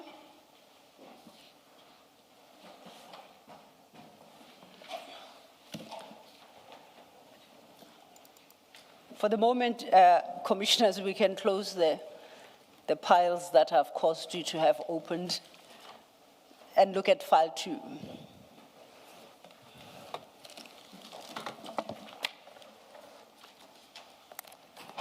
And in file 2,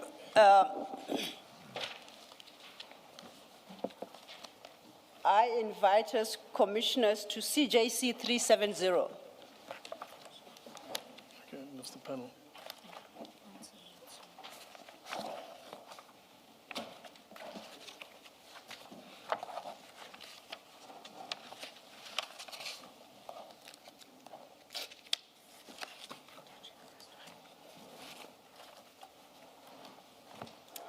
And that starts at page 172 with an index.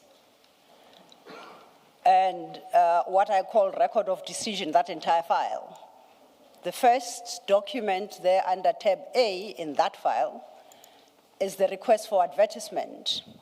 It's followed by internal advertisement. The internal advertisement referred to the advertisement for the position as circulated within SAPS.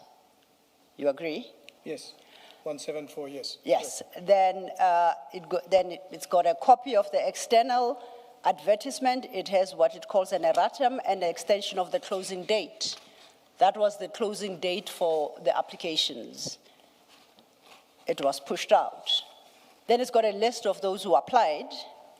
Then it's got a list of approved selection panel, declaration of interest and confidentiality, shortlisted candidates, approval of shortlisted candidates, applications for shortlisted candidates, invitation letters, security clearance assessments, center mark sheets, list of recommended candidates, minutes, and announcement. Now, you are aware that this particular post was filled on the third attempt, the first having been in 2022. The second in 2023, and finally now in 2024, culminating in the recommendation of Ms. Mukwele. You are aware of that? Correct, Okay. correct, Chair. And for the record, commissioners, the 20 excerpts or extracts from the 2023 process that was withdrawn after some time is your CJC 371, and extracts from the 2022 process, it's CJC 372. Now, yesterday let's start with the advertisement. Please go to page 174. Page 174 is the request for advertisement, and at item 3, the one highlighted in yellow, it states, this office requests that the post be advertised internally with the exception of the post of section head technical support services that should be advertised externally. And this is by General Kumalo, dated the 9th of February 2024, addressed to the Divisional Commissioner Human Resources. And if we turn over to 176, it is a list of all posts that there was a request to advertise with the exception of this particular one, and these were to be internal except for the particular post we're talking about. And that at 190 is signed by Lieutenant General, Acting Deputy National Commissioner Support Services, El Nhua, of dated the 10th of April 2024. So now we place, I'll call it our post in its proper context. Our post appears at page 178 at item 3.2. You see that? But this is in the middle of many other posts. There are quite a significant number of them. So understanding the covering letter, the request at 174, all these would first be advertised internally except for our post, because there had been 2 previous attempts to fill that post. If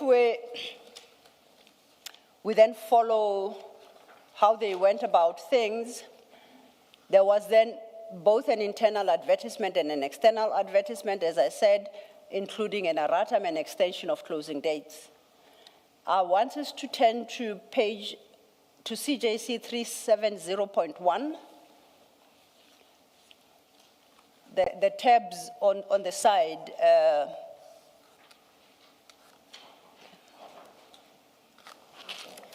370.1. No, it's not point 1, definitely. It's late in the day. document advocacy. Is the approved selection, 7, 370.7, not point 1. Point 7, right? Okay, thanks. And you recall yesterday the engagement you had with Commissioner Khumalo about the selection panel. You testified at length that this panel was constituted by Khumalo, and Commissioner Baloyi wanted to understand about, no, I asked you, no, she asked you a different question. I asked whether or not that panel had been approved by a higher authority, higher than Khumalo, and if it was so approved, whether then is it appropriate to say that it was constituted by Khumalo, because it's subject to approval or rejection by the higher authority. And I look at page 200. And on this particular page, at 201, it's signed again by El Nhua, Lieutenant General, Acting Deputy National Commissioner Support Services, dated the 6th of June 2024. At page 200, one sees that, and it reads, approval is hereby granted for the following selection panels to conduct the selection processes for the indicated posts. The first bullet point relates to some posts. The second bullet point highlighted in yellow is our post. So in both cases, the selection panels were approved. Do you agree? Yes, I agree. So I would suggest that there were legitimate panels put forward to who I take to be the final decision maker, General Nhua Support Services, who had the authority to reject the proposed panel or to accept it or to recommend amendments and changes. So at the end of the day, she had the final say as to who constitutes the panel. Yes. Yes. Commissioner, Chair, Commissioners, the request or election of the panel, when you look at A1 on page 200, Yes. Page 200, Yes. and you look at A1, this A is the Divisional Commissioner Crime Intelligence. So this letter is coming from the Divisional Commissioner, or addressed to the Divisional Commissioner Crime Intelligence. So it's saying to you your office information note 451, volume 49, signed by the Deputy National Commissioner of Crime Detection refers, all right? Yes. There is a letter, or rather, the panels are not, requested from crime intelligence, meaning these are the people that, they request to be on the panels. So it's a request from Crime Intelligence General Kumalo. These are the people that I select for the different posts and panels, and it is sent to Head Office Human Resources, and it gets approved there. So the approval of the panel takes place there, and the acting Deputy National Commissioner at that time was General Nkua. She approved it. Yes. Yes. So the only point I sought to make that it's not correct to say Kumalo constituted this panel, conducted interviews, and ended up recommending Mrs. Mukwele and suggesting that there was anything wrong with the constitution of the panel. And I say so because the proposed panel, which I accept would have been put together by General Kumalo, was approved by the right authority within SAPS, which would be Lieutenant General Nkua in this case. That's correct, Counsel. Yes. But must emphasize the point. Panel was selected at Crime Intelligence Office. Panel was selected by him. It was not approved by him. Yes. So let's get that clear. Yes. The panel was selected by General Kumalo, sent to approval for Head Office, because he cannot sit or have those panels without approval. Head Office must approve it. So that's basically the standard procedure. You nominate who you want on your panel and send it to Head Office. But the emphasis on the panel was selected by General Kumalo he recommended it for approval to Head Office. Can I just ask, Colonel, that it was recommended by General Kumalo, is that not in accordance with SAPS protocols that he, as the head of crime intelligence, would constitute or recommend a panel? Yes. You accept that to be, I don't know it to be the position. I'm asking you because you've done the investigation. Is the constitution or the recommendation of a list by General Kumalo, who is the head of crime intelligence, is that contrary to SAPS prescripts? No, it's not. It's as I explained, it's normal. You're the head of office, you select the panel. Yes. These are the people on the panel, and it goes to Head Office for election. It's normal. So we can't make anything of that fact alone. You can't just say, as you were doing yesterday, you can't just say, it seems to me, you can't just say, he constituted the panel, therefore, or he recommended the panel, therefore, that's a sign of capture. The people that he constituted it means it's an indicator, rather, of a plan to capture crime intelligence. It doesn't go that far. If the prescript allows him to recommend a panel, there's nothing wrong with that. If the prescripts allows him, yes, Commissioner. And that's my answer. And you accept that the prescript allowed him to do that? Yes, the prescripts gives him that authority to choose that panel and then send it for approval. And I think that is more or less what I meant yesterday. Not that he approved his own panel and carried on. That panel had to be approved by Head Office. Thank you. Can I just check this for clarification also? In that A1, it refers to an information note by the Deputy National Commissioner Crime Detection on 14 May 2024. So who would that be at the time? It wasn't General Kumalo.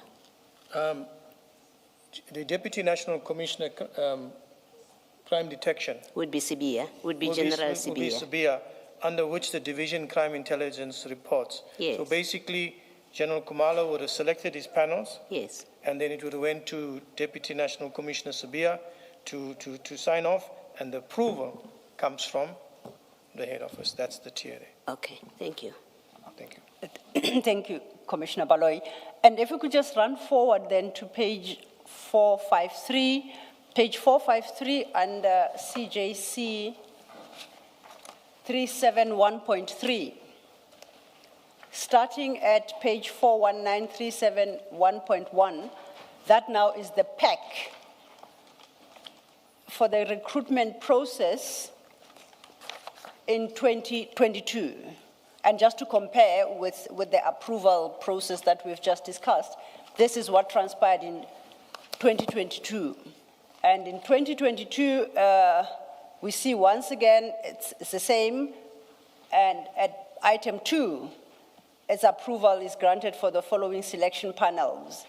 Now, if you flip through that document to the end,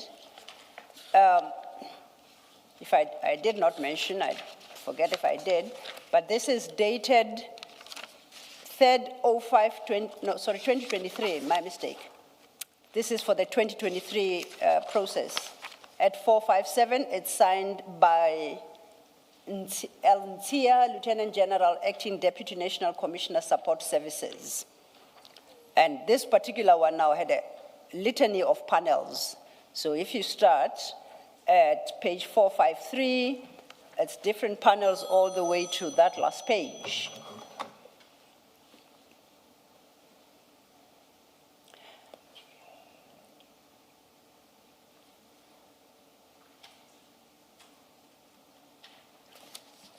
Pardon me, Chair. Yeah. I forgot to switch it off.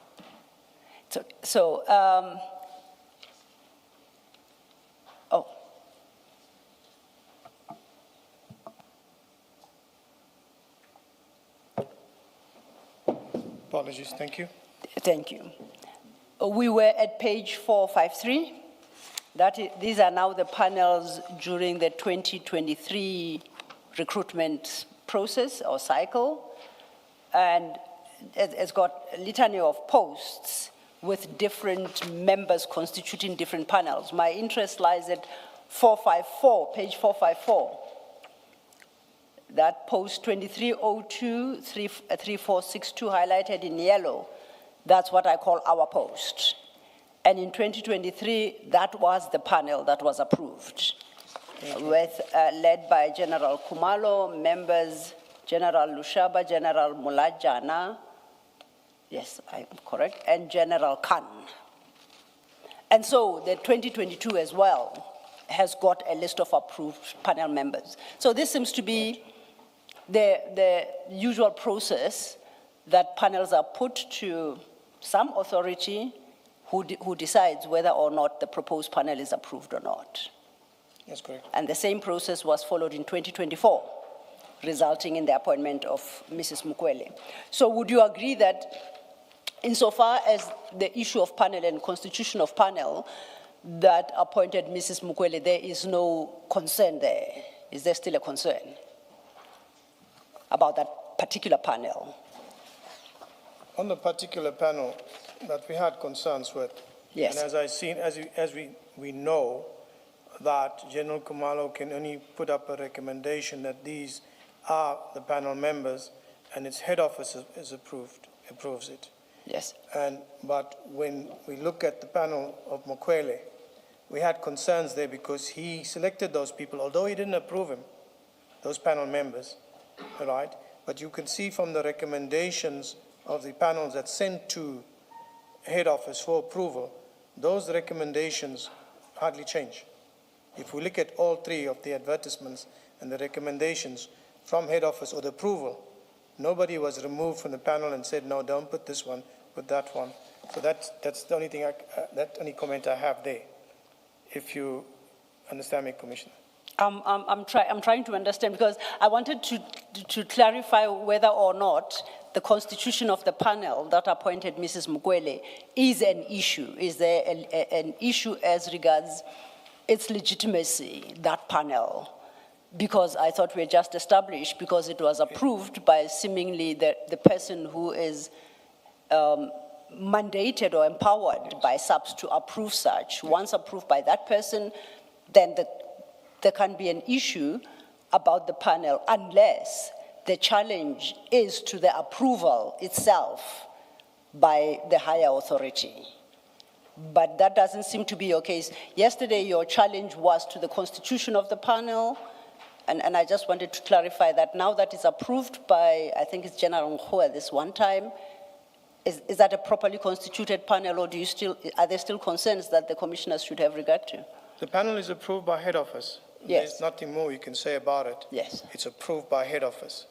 So when I say it's approved by head office, it means it's authorized. So the point that I wanted to make yesterday is that the panel was selected by, although it was not approved by him because he could not approve it, it was selected by him, it went to head office, it was approved. So that is an approved panel. That's it. You said something about the panel not changing. I think you started that. You said, well, yeah, it was approved, but if you look at the three different panels constituted, they never change, and then you stopped at but. I think there's a point you wanted to make about the changes to the panel over time. Maybe you should make that point. Yes. When we look at the selection, or let's look at the three sets of advertisements where the panels that are recommended to head office to approve. The recommendations that's sent, they all were approved without any changes. So it flows through. So your recommendation that you sent, that's the panel, head office approves it. So not one of those three was it not approved. That's the point I want to take. So normally to reach out, meaning that the recommendation that you make, it is very rare that head office is going to change it. Put it that way. Taking it from the three, you can see the pattern that is not changed. So that is just what I want to say. But you're not saying that's a problem of General Kumalo? It's not a problem because it's approved by head office. Okay. Unless, there's something else there. So let's take it as the panel is approved by head office. It's an approved panel. Yes. Okay. But, Colonel, in your affidavit where you applied for warrants of arrest, you took issue with the constitution of the panel. IDAC inserted itself in the panel process, and IDAC said, why was Khan not put in the panel? Why was so-and-so put in the panel and not General Khan? Why does IDAC have that difficulty? Why is it IDAC's business who should or should not be in the panel that interviews at crime intelligence? Why is it IDAC's business? Can I respond to Yes. Thank you, Chair. Thank you, Commissioner. Sorry, Commissioner, I thought you were raising your hand. We are charged with an investigation. And we draw that inference from the investigation that we're charged with. So when you look at the panel is recommended by Kumalo, it's chosen by him there.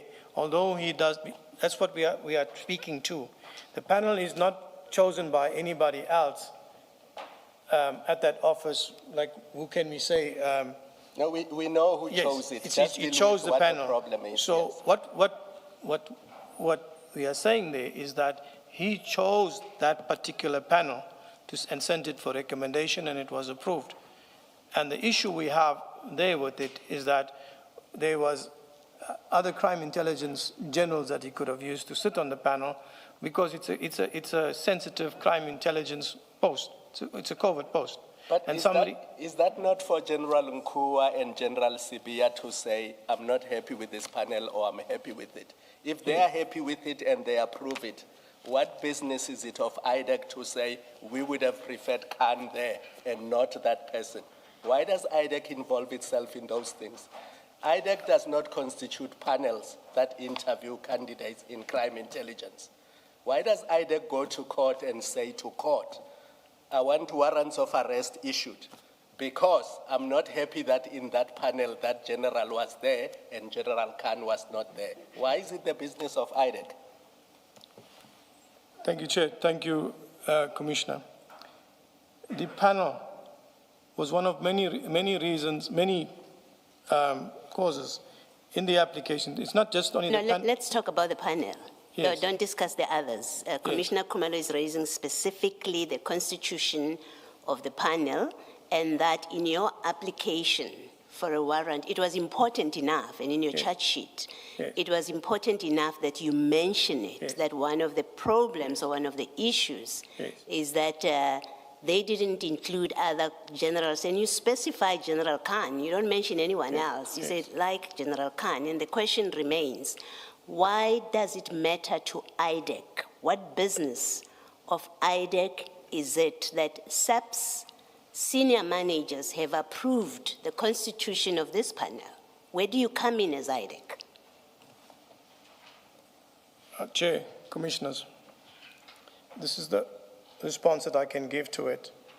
It follows through from my investigation. Although I am saying the panel has been approved by head office, but the recommendation of that particular panel started with General Kumalo. So it's one of the inferences drawn from the How can you draw an inference when the prescripts give him the power to constitute a panel? What inference can you ever draw from the constitution of a panel? If the prescript says the power lies with Kumalo to constitute his panel, what inference is there to draw when he does exactly that which the prescript does? And in this case, you're not drawing an inference of anything. There are no facts on which you draw an inference that it's problematic. Yes. You actually say, well, he should not have included, I think it's Gabela, he should have put in other crime intelligence officers. Yes. For example, General Khan, quite interestingly, you say, for example, General Khan. The question is, what does IDAC care that General Kumalo has proposed, recommended a panel, which his superior, General Sibia, has approved, and you don't arrest General Sibia for approving. General Nkua approves. You do not arrest them. You don't include them in your list of the people who did wrong about constituting the panel. The bottom line is, why is it IDAC's business when General Kumalo constitutes a panel that he is allowed to do by the prescript, which doesn't say it must be constituted by people from crime intelligence? It doesn't. So you make up your law or your rules or your policy and say there should have been only people from crime intelligence because that's a sensitive area. Where do you, what's your standing to prescribe that? And I would like you to answer that question. Commissioner Kumalo asked the question, what is your business in how SAP's prescripts, because this is provided by prescript, in what SAP's prescripts allow, and in this case was complied with, superiors approved. What is IDAC's business and interest in constituting SAP's panels? You can answer if you have an answer. Thank you, Chair. Thank you, Commissioners. Colonel, if I may, Commissioner, perhaps let's go to the charge sheet and see how you had expressed yourself in that charge sheet in the context of this question. If we could go to file 6, if we're not already, file 6. We dealt from page 2373. That is your affidavit in support of an application for a warrant of arrest. Page again, I'm sorry. 2373.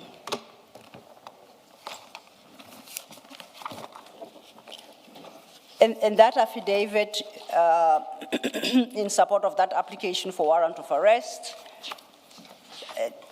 you do make a number of points, including this issue, but perhaps it would be easier if we go to 2424. 2424 is the charge sheet which starts at 2418, same file. That's the start of the charge sheet. And at 2424, page 2424, you have a chapter there headed, the appointment of accused 7, we know accused 7 is Mrs. Mukwele, as section head of the Technical Support Services, TSS, Crime Intelligence, CI, head office at the level of brigadier post number, you provide the number. At sub 1, you start by mentioning that TSS is a National Covert Operations Unit located in CI and is highly specialized. At sub 2, you say it was advertised on that particular date.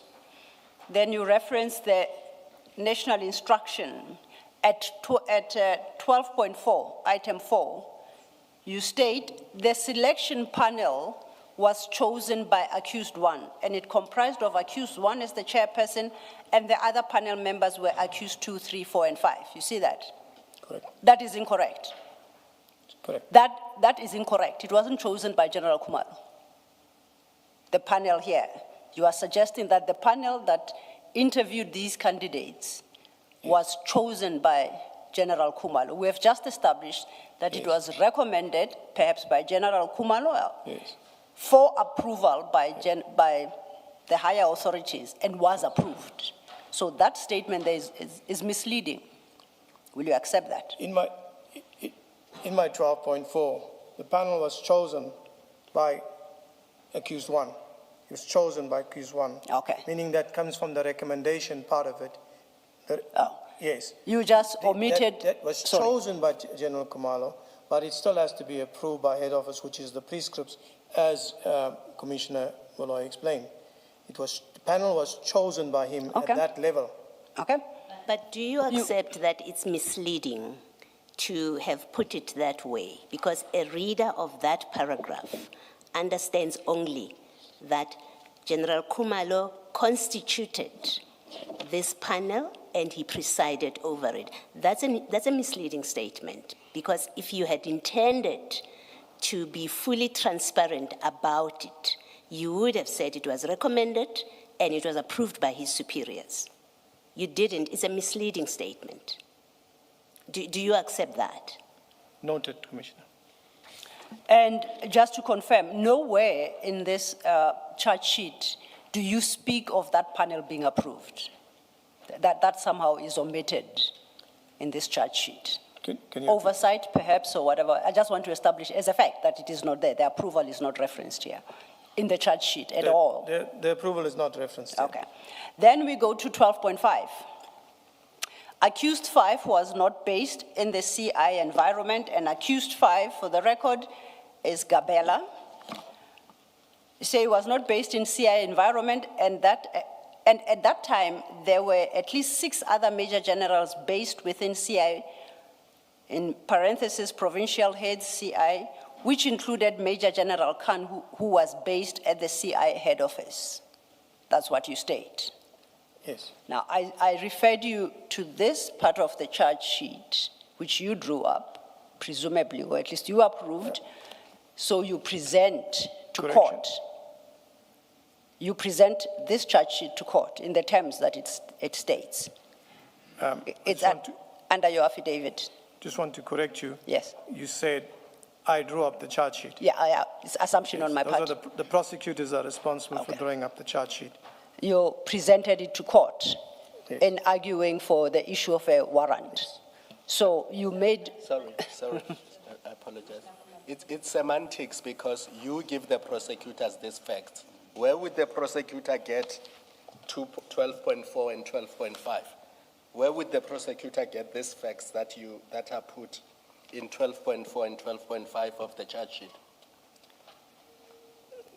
That's correct, Commissioner. They would come from you. I hear you. Yes. But the word is, I drew up the charge sheet. So we're correcting that. Colonel, it's semantics. You give him the facts, he draws it up. It's like me when I say to my PA, type this for me, and they type. They don't know the facts, they type. So here he draws it up because you gave him these facts. He did not make them up. They don't come from him. They come from you as the IO. Noted, Commissioner. Thank you, Commissioner Khumalo. And I drew you to this document because you were a part of its creation. Alternatively, you approved it, and I say that in a very, not in the strictest sense, but you made common cause with it, enough to present it to a court of law in support of your application, or an application based on an affidavit you deposed to for the issue of the warrants. So you have to accept responsibility for this, whether in its creation or presenting to court to argue for the issue of the warrants. There can't be a challenge. It's your affidavit. It's your annexure. Can you accept that? Noted, Counsel. Okay. No, noted is not very helpful, because I don't know if you agree, you disagree, or Swiss air, I don't know. Do you take some level of responsibility for the facts placed before the court. Say noted, Commissioner. And the reason why I say noted is that I still got to appear with the same affidavit before a criminal court, so I'm saying noted. So if you are still to appear, it's already on record. So You can't change. We want to know where you stand on the facts, Colonel. yes, I'm saying noted on it, Chair, and that's the That furthest I'm going to sounds, take that it. sounds evasive. Chair? That sounds evasive. Chair, I'm not going to take it further than to just say noted. I'm going to ask the question differently, and hopefully we get an answer. In the IDAC, when you have told us that this is drafted by the prosecutor, it's prepared by the prosecutor, you said, and then you say you've accepted that it's based on information that you give. In your internal processes, what happens? How does this get approved? Does it go through, does the chief investigating officer get a look at the charge sheet before it goes out? Does the head of institution, Advocate Johnson, do they look at this before it goes out? Yes, the prosecutors draft the charge sheet. Mm-hmm. The charge sheet is presented to the deputy, and from there it goes to the head of office and the management from that process. Okay. As I explained to you. Thank you. All right, thank you. You remember we took this circuitous route to try and assist you in answering a question Commissioner Baloyi had put to you. And the question was, what business does IDAC have in approaching a court on the basis that, as in this instant, crime intelligence constituted a panel one way or the other and did not include a specific person? That was the question. And to show to you that that is actually the issue that was put before court. So perhaps you may answer Commissioner Baloyi. On the charge sheet with regards to Kumalo appointed the panel. Why was it IDAC's business, the fact that General Khan was not part, for instance, of that panel? It's not part of the business, or IDAC. Why was it IDAC's business? It's an investigation where we are saying business, the business part of it is something else. The Kumalo chose the panel, and we bring it to attention as we're showing a part that he played in the initial process, if I can explain it better that way, with regards to the remaining steps of the eventual appointment of Mokwele. I'm not saying there's no way here that I say he approved the panel. He chose the panel. So that's one of the starting steps of it. Although the panels, when they get approved, not by him, it gets approved by national. But the starting point is that he chose the panel. So that's just one part of the remaining, irregularities, or whatever you want to call it, to the bigger picture which flows from there. So you insist that it's an irregularity? I'm using that. You insist that the constitution of the panel was irregular?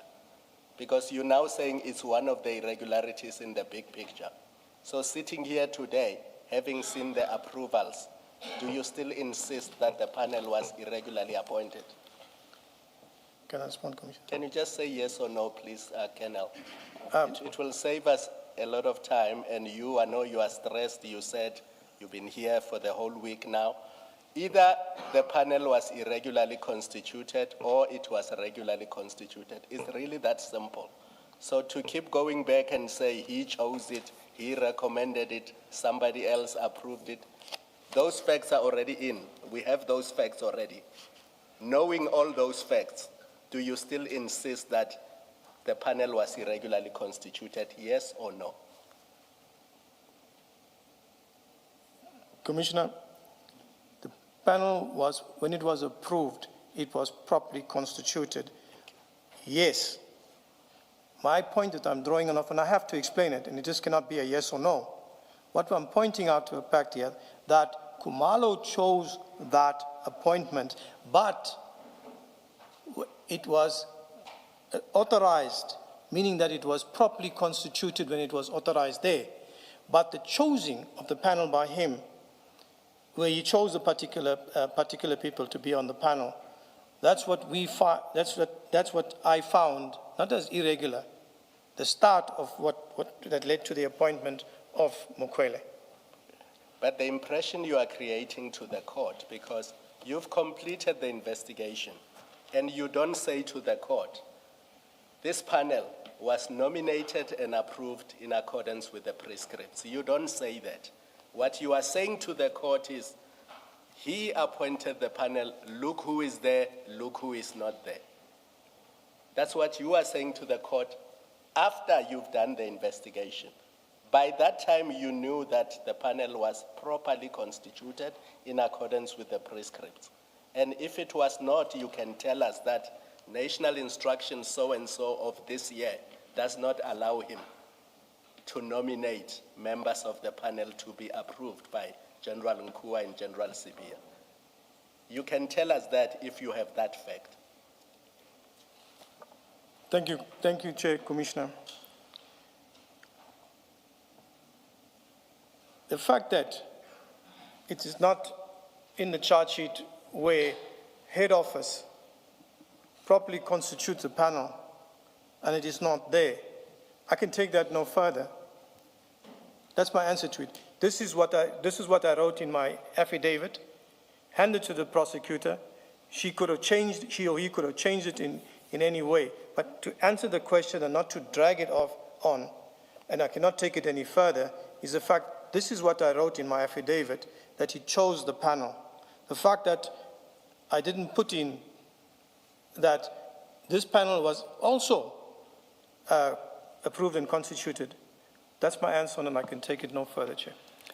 And then if I just to close off on that point, as you say in 12.5, of what relevance is the fact that General Khan was not part of that panel? Of what relevance is that to the question of criminality? Because this is in the charge sheet. What is the relevance of the fact that General Khan was not part of that panel? You're talking about criminality, about General Khan or whatever. That wasn't on the panel, so that's criminal. No, that's not the inference. That he wasn't on the panel, so now it's criminal. Oh, okay. No. Hence I'm asking, yes, the relevance. Thank you, sorry. We have 9 provincial heads in the country, crime intelligence. We have maybe 3 generals at crime intelligence. Any one of those 9 plus the 3 at head office could have been chosen to sit on the panel, not specifically Khan. No, but you It could have been specified him here. Any one of them. The fact that Khan's name is mentioned here, but it's also mentioned here that provincial head CI, which included Khan, were available. The question is, why did you not pick any other name of the provincial heads? Khan was not or is not the only general in crime intelligence who is a provincial head, if he is a provincial head, but it's not just him. So why did you not mention any other name? And I'll say to you before you answer that the impression you have created with specifying him is that this may well have been about his exclusion. You were punting for him. Taking issue in 12.5 is in fact about the exclusion of General Khan in particular from the panel, from the interviewing panel. That's the impression this paragraph creates, because you cover it by mentioning that there were other 6 major generals that could have been chosen within crime intelligence, but curiously, it's General Khan that you mentioned. And what we know about him is he was in the previous panel, of the previous panel that did not succeed in filling this post. We know he was there. Yes. Now he's not in, and you take issue and you give him as an example, and it gives the impression that in fact the complaint in 12.5 is about him and not any other crime intelligence officer that could have been part of the panel. What do you say to that? Thank you, Chair, Commissioners. Let me first start by General Khan as of today, and everything that is surrounded General Khan and his activities, his names will stand out now, no matter where it gets mentioned. It poses a question mark there. When I put this in, the other provincial heads, including General Khan, who sits at head office right next door to the panel, that's what I wanted to say. He is there. So it was including him there is not to say, but him particularly in that instance. And at that moment in time, mentioning this name meant nothing, but mentioning it now and anywhere in our investigations raises that, stands out. So I take it from there, Commissioner Beloy. No, Thank you. Colonel, I don't ask, it's your answer, but I have to leave you with this. I don't accept that mentioning him here meant nothing. I don't. It's curious that it's him specifically that you mention. So I hear your answer. You've given your answer. It's your best answer, but I don't accept that it was as innocent as you want us to believe. Noted, Commissioner, and noted that inferences can be drawn for that. I acknowledge that. Maybe related to this, sorry, Mr. Let me just finish off here. Yes, Commissioner. You're not suggesting, where you say accused number 5 was not based in the CIA environment at the time, you're not suggesting that the prescripts that apply to constitution of panels precluded the inclusion of someone who doesn't belong to the CIA environment. You're not suggesting that there's such a prescript. Yeah, you may answer. Thank you, Chair, Commissioner Beloy. There's no prescript on that. Anybody can sit in the panel. The reason why it's drawn out, I mentioned it and drawn it out, the particular post is a covert post, meaning that it's a sensitive post in a place that not really much people know about it, and the activities are also covert.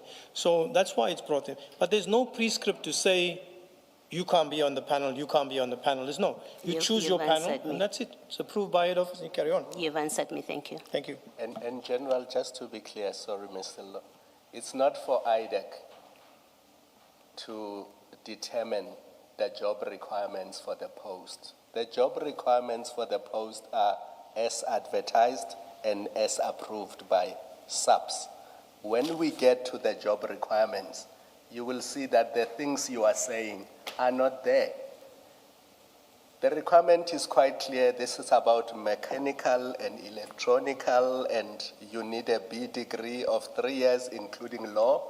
My point to you yesterday that even I could apply, because the requirements of the job say you need a 3-year degree, which could be law or a B.Tech or whatever. So IDAC cannot make up the requirements of the job and say, the post is secretive, it is this, it is that. The requirements are as advertised, because members of the public, when they apply for the position, what they look at is not what IDAC says. What they look at is what the job requirements are and what the advert says. And they apply on the basis of those things alone. IDAC cannot add requirements after the event and say it is covered, it is this, it is this, it is that. That's not how it works. When you advertise a position to the public, you are bound by that advert and the job requirements. And you cannot use unknown things when you determine who should be appointed and who should not be appointed. That's not how it works. Noted, Commissioner. I couldn't be disqualified as a person with a law degree because this is covered, because that's not what's in the requirement. When I apply based on what the requirements say. Noted, Commissioner. Anybody can apply for the post. It says it's external. Anybody can apply for the post. That is noted, Colonel. And in fact, on that point, then, it undermines the point you make at 12.6, precisely what you've just said. You say TSS is a very secretive operations unit. TSS working on operations methodology, practices, and capability are unknown to the majority of members of SAPS. It would have been reasonable to expect accused one to have chosen major generals from CI to reduce compromising TSS and its operations. In so doing, TSS would maintain its secrecy and strategic operations advantage. that would then go to the very advert. It cannot be advertised outside the crime intelligence environment because it would undermine functionality if you introduce people from outside who know nothing about crime intelligence and they are exposed to the covert operations of this unit. So, to take issue or to reason as you do at 12.6 for an external advertisement which you accept is legitimate and that SAPS and this unit can draw from members of the general public. I can't, why? Why is that an issue as to how secretive the operations are if you are trying to recruit from members of the public? Can I just add to that, why is it your business as IDAC? SAPS is happy to have people who don't belong there, for you to raise it there. You may well eventually find there was a crime in it, maybe the court will find that, but I'm just asking IDAC as an institution, why is it your concern that SAPS has allowed accused 5 to be part of a panel and it is advertising externally in this, what you describe as a secret environment? It seems to me that you're overreaching as IDAC. It's not your issue. SAPS is a separate institution from you. Where is the, maybe, why is that a problem to IDAC? Where do you come in? Your mandate, remember you have a mandate, you're a creature of statute. You don't go about looking at facts and saying, oh, I think they did wrong there, let's charge them, or let's create a complaint. You don't do that, you're a creature of statute. When you raise a complaint, as you're doing, because you didn't write this stuff for the sake of it. You were influencing the decision maker who's going to give you the warrants that you're applying for, right? And you're influencing whoever's going, because they're going to look at this, they're going to listen to your evidence. Why is it IDAC's problem that SAPS has decided to include someone in the panel who's outside of the environment of crime intelligence? Not only that, too, that it is going to be interviewing and possibly appointing someone from outside if it is not precluded by the law or by prescripts. This is not, it doesn't require you to give an answer that speaks to the case about testimony that you're going to give. It has nothing to do with it. You formulated your charges. I'm trying to understand IDAC's understanding of its mandate, and you as an investigator in this docket, your understanding of the mandate. What about what you say in these paragraphs has anything to do with your mandate prescribed by law? Not what you feel like in the office, that, oh, that feels wrong. You can comment if you want. I hope you have an answer for my question, because I think it's an important question. It's about your understanding of the mandate of IDAC. That's what these questions are about. Why is it your business? You can say to us, in terms of section 7(1)(a), look at that section. Issues like this fall in there, or whatever other provision of law that you say covers something like this. Chair. Commissioner, thank you. I know that sometimes I give a long story, but let me just give a quick comment. We say that SAPS chose a panel, approved a panel, advertise it externally. When we look at SAPS today, and the number of senior managers, allow me to comment on this. When you look at the state of the national head office and the serious corruption with national commissioners and deputy national commissioners and senior officers being arrested for corruption, then we have to ask ourselves the question is, what is it IDAC's business to go into a space like that? Has the National Commissioner been arrested for corruption? Has the National Commissioner been arrested for corruption? The National I Commission, think you included him when you stated who has been arrested for what. when I, sorry, sir. Has he been arrested for corruption? The National Commissioner has been arrested for contraventions of the PMFA. Is that That is corrupt? linked. Is that of necessity corruption? That does not amount to corruption at this stage, sir. But you lumped his name with corruption charges. Can I correct myself, sir? Please. What I meant, and let's go with the arrest. The arrest of senior and national commissioner, deputy national commissioners, and the current situation at SAPS as it stands. And the same with crime intelligence, currently and previously. Then when you ask, is it what business of its IDAC in terms of their mandate? So the only way I can put it this way, if it's not IDAC's business and I'm investigating and it comes to my attention and I have the evidence, I will go into that space if it flows through from my investigations. Yes, there is a Section 7, there is a Section 28 that regulates us in terms of where we can go and whatever. But during the course of my investigations, if these things come, during the course where I picked it up, I will continue to investigate it. As a law enforcement officer, I cannot ignore it. But what I'm pointing out, and I'll cut it off now, is that SAPS at the current moment, when you look at approving of a panel, approving of many other documents that I've seen and had insight into, when you look at that, I don't trust the documents that they signed. In this particular case that we have that we have now, there is a document during this process that was forged. So, Signed and Yes, approved by head yes. office, but the document was sent to forensics and it came back that it was forged. Colonel, IDAC has arrogated to itself the power to be an overseer over SAPS. Is that what you are saying? No, sir. You are. That's what you are saying. You say there's everything wrong with the management, top management of SAPS. If I come across something, I will investigate it.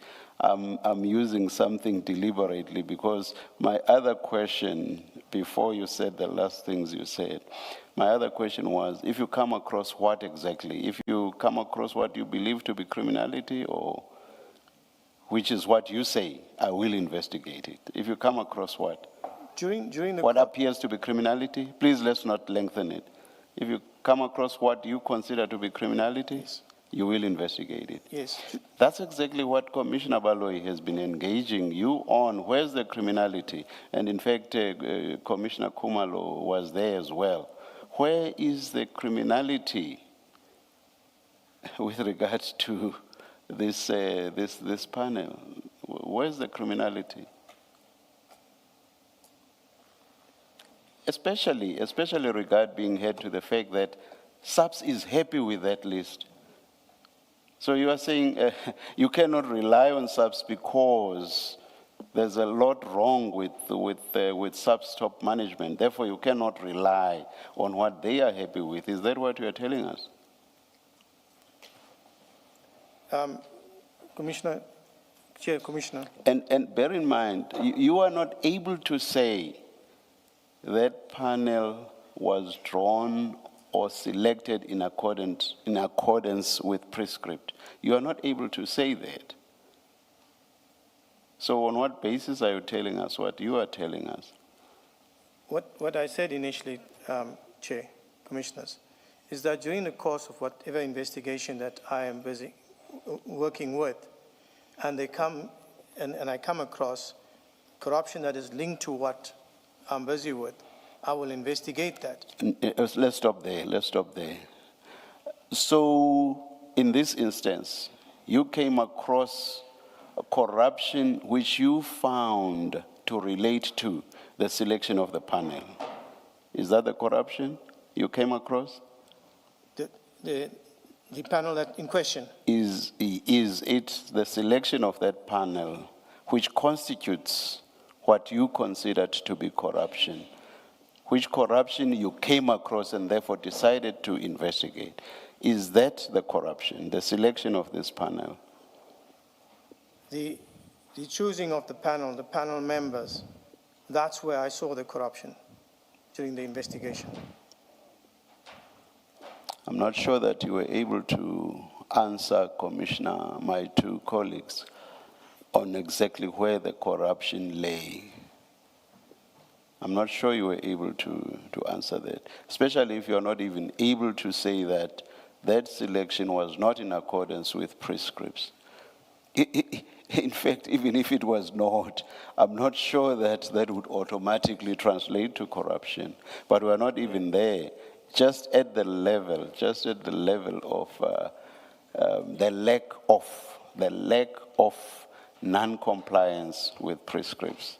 So on what basis would you make the jump and say therein lay corruption? Just on what basis would you say that? Chair, Commissioners, Yes. the basis that I lay on it is that during the investigations, we found corruption with regards to the panel during the investigations. Don't get to the conclusion. That's the conclusion. What I want to find out are the antecedent facts that lead you to that conclusion. You are not able to say that there was non-compliance with prescripts, and then you jump to a conclusion that says corruption. Just on what basis do you come by that conclusion? It's, Commissioner, it's as I answered, Commissioner, and it's as I answered now, that during the course of the investigation, Commissioner, that we found that there was corruption with the panel. I'm not talking about... No. That's very illogical. That's very illogical reasoning, Colonel.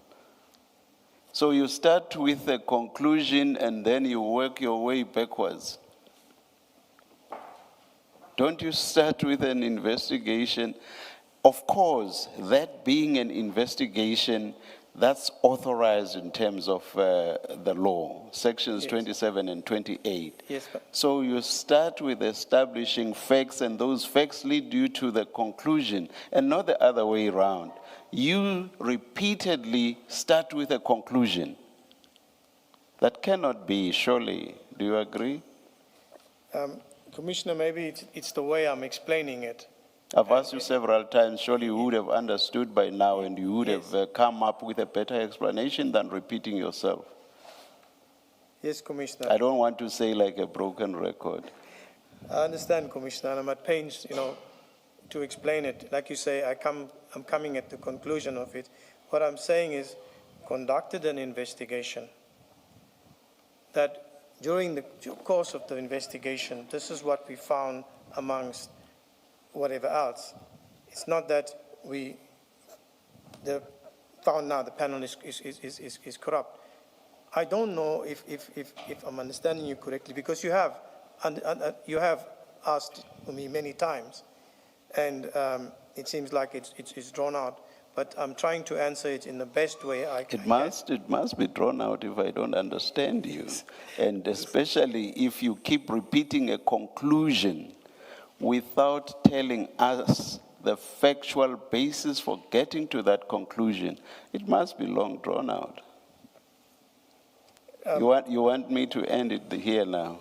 No, Commissioner, if you want me to go into the specifics on each panel member and how I came to that conclusion, if that is what Commissioner is looking for, then I would not want you to go there, because you have not specified, at least as I understand this, you have not specified anything that relates to each one of the individuals on the panel with regard their membership of the panel.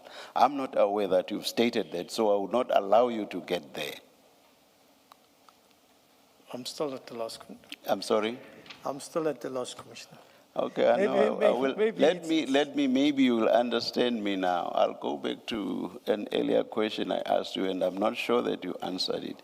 And it was this. You say there's a lot wrong with the senior management of SAPS, starting from the National Commissioner, a substantial number of whom have been arrested for whatever offenses.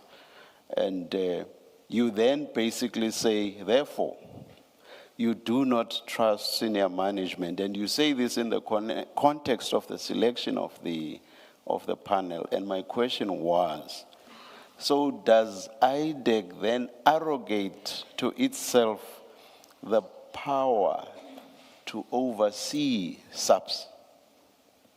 No. That's exactly what you are doing. Why can you say no? Why can you possibly say no?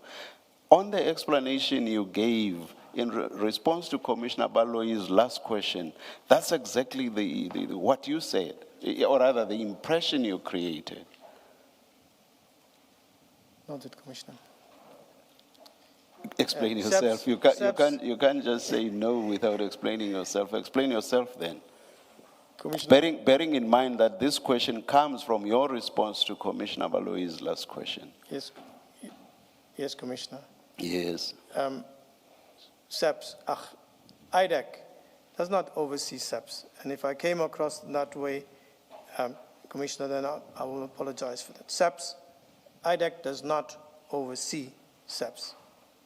What point then did you seek to make when you said there's a lot wrong with the senior management of SAPS, and basically saying, and because of that, we then decided to investigate? What point did you seek to make? Why did you peg the decision to investigate on the fact that there's a lot wrong with the senior management of SAPS? Can I respond? Yes, please. When I mentioned that, a lot wrong, I wasn't talking to the panel itself. I used that as a general statement that this is the situation. And now when we come to the panel, that the panel has been properly constituted, what I'm saying to you is this, is that when the panel that was chosen, and I'm sticking on there, not on the approval, there were issues with that I picked up during the course of the investigation that pointed to corruption. I have serious difficulties with this about something pointing to corruption, but I will leave it there. Thank you, Chair. Thank you, Chair. You had completed your answer. I'm not interrupting you, Mayor. Excuse me. I'm saying you had completed your answer to the Chair. I'm not interrupting you. No. You can Okay. proceed. I just want us to go back to 12.5, just to clarify something. We're page 2424, still staying with that chart sheet, where you reference General Khan. You do so in the context of, you say, at least 6 other major generals based within CI, provincial heads CI, in parentheses. What were you suggesting there, that General Kumalo had a choice of 6 other major general Khans within... I didn't get that one, Council. I wish I hope that neither did the transcription, but I would never be that lucky. I'll try again. You say 6 other major generals based within CI. You are talking general of the major generals. General. But then in parentheses, you say provincial heads, CI. You are not suggesting that those 6 are provincial heads, are you? Are you suggesting from what you have written that the 6 major generals based within CI are provincial heads within the CI environment? Yes. They are. There are major generals in CI in the different provinces. Oh, because you say provincial heads here. Do you see what you've written? At your 12.5, page 2424? You say 6 other major generals based within CI, open bracket, provincial heads, CI, close bracket. You see that? So are those major generals you refer to, Those the are major provincial generals. heads, Yes, existing major generals within CI, who are provincial heads? who are provincial heads, and some of them are, one of them from there, General Khan, is based at the head office itself. Oh, so you're not suggesting that Major General Khan is a provincial head? I shouldn't read it No, that way. he's Okay. not he's at national head office. He's one of the generals at national head office. Okay. So then if your issue was that a better choice would have been provincial heads, of which General Khan is not, then why mention him specifically? Why mention him specifically if he's not a provincial head? And your argument is a better choice would have been from among the 6 provincial heads. If you look at what is said there, it's Yes. provincial heads, Yes. including General Khan, who's at head office. So we're talking about provincial heads, including General Khan, who's at head office. Okay. So that's the context in what, not particularly putting the name there. Okay. He's at head office. There was no intent with that. So your better selection would have been from amongst the provincial heads, and if you really, as Kumalo, can't choose from those, at least choose General Khan from head office. That's Okay. correct. Crime intelligence. Yes, crime intelligence head office. Yes. Yes. Okay. You are aware that this advertisement attracted significant responses. There were 72 applications in total. You don't have an issue with that? No, I don't have an issue with the Okay. application. Perhaps just to satisfy you, I won't be flighting this one because it's got a whole lot of personal details of applicants. CJC 370.15, these are at 403, the minutes of the panel meeting or the panel interview exercise. And we'll just run quickly through it. CJC 370, I said, huh? 370.16. Yep. At page 404. Those are the minutes. And I look at those minutes at 405. To the bottom, it notes 72 applications were received. Then it immediately starts with a batch that says the following applications were disqualified, rejected for the reasons stated below. Others are incorrect application formats for a myriad of reasons. At 406, there's another cohort now, second table at 406.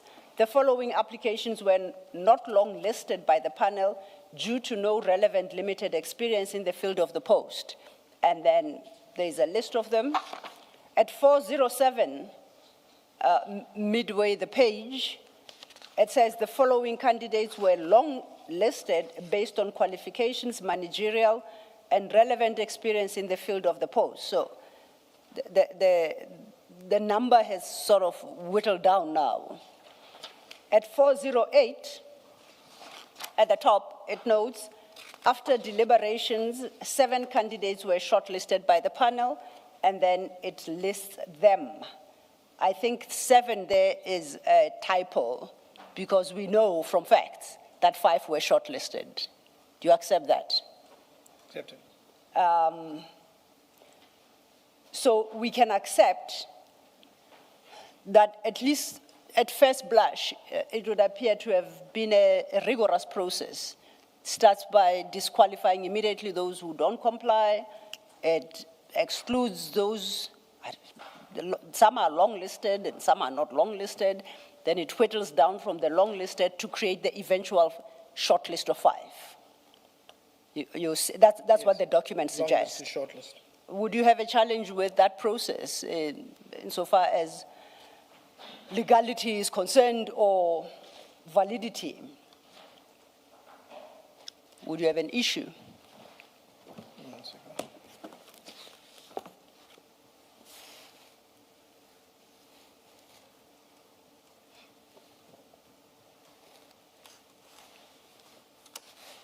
Are you searching for something? Yes, Commissioner. I might just help. Please say what it I is. have it now. Okay.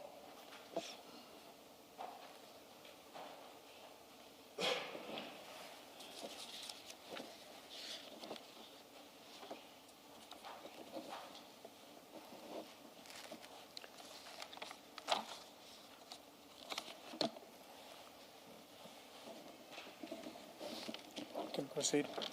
It's fine. Okay. I posed a question. With the shortlisting of the candidates, it's fine. Oh, can so proceed. then we've Just got to the save 5 time, yes. shortlisted. Bearing that in mind, let's go to your page, let's go to your affidavit, the warrant of arrest affidavit. Page 2378, we had just looked, the one to which the charge sheet is attached. 2378.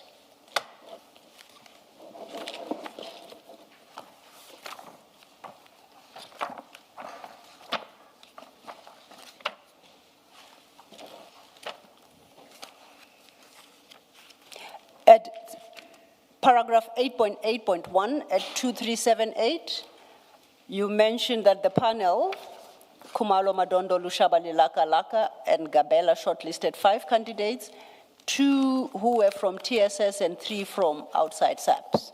That's what we've just confirmed from the minutes, correct? 2378. I have it, it's fine.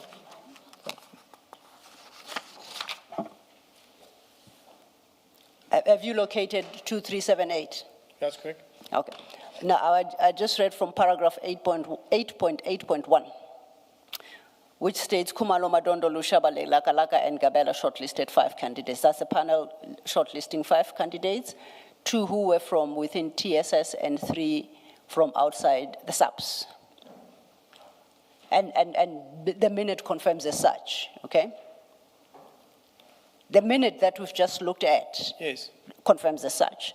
At 8.8.2, you say, acting in concert, they certified and made representations about some of candidates and misrepresented that all candidates meet the requirements of the advertisement of the post. My simple question is, what in the docket points to this misrepresentation? If you could just tell us, look to that document, you will see the misrepresentation that all 5 candidates met the requirements of the post. Because the misrepresentation would suggest that when objectively viewed, they did not. Not all 5 met the requirements.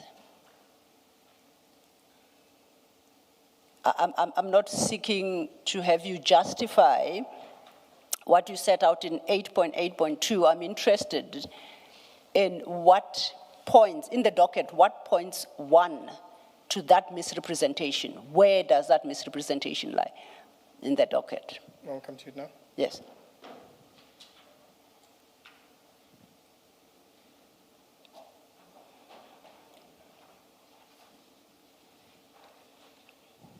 If you can recall off the top of your head the nature of document, it's okay. If you say it's a statement, it's a prescript, it's just off the top, not specific.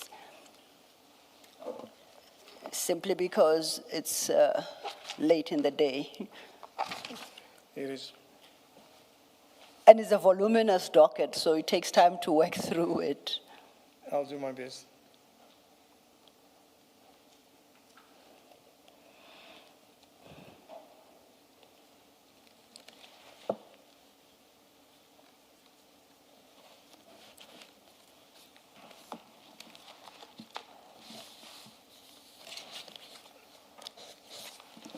It's okay, Colonel. If you can't immediately locate it, I'll leave the point.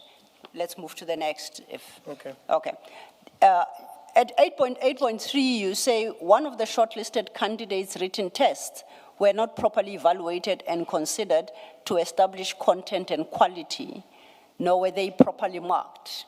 Now, to the point that Commissioner Kumalo previously made, that the advertisement is published with requirements, and I think if I recall, this lady qualified because, amongst others, she had a degree or qualification in mechatronics.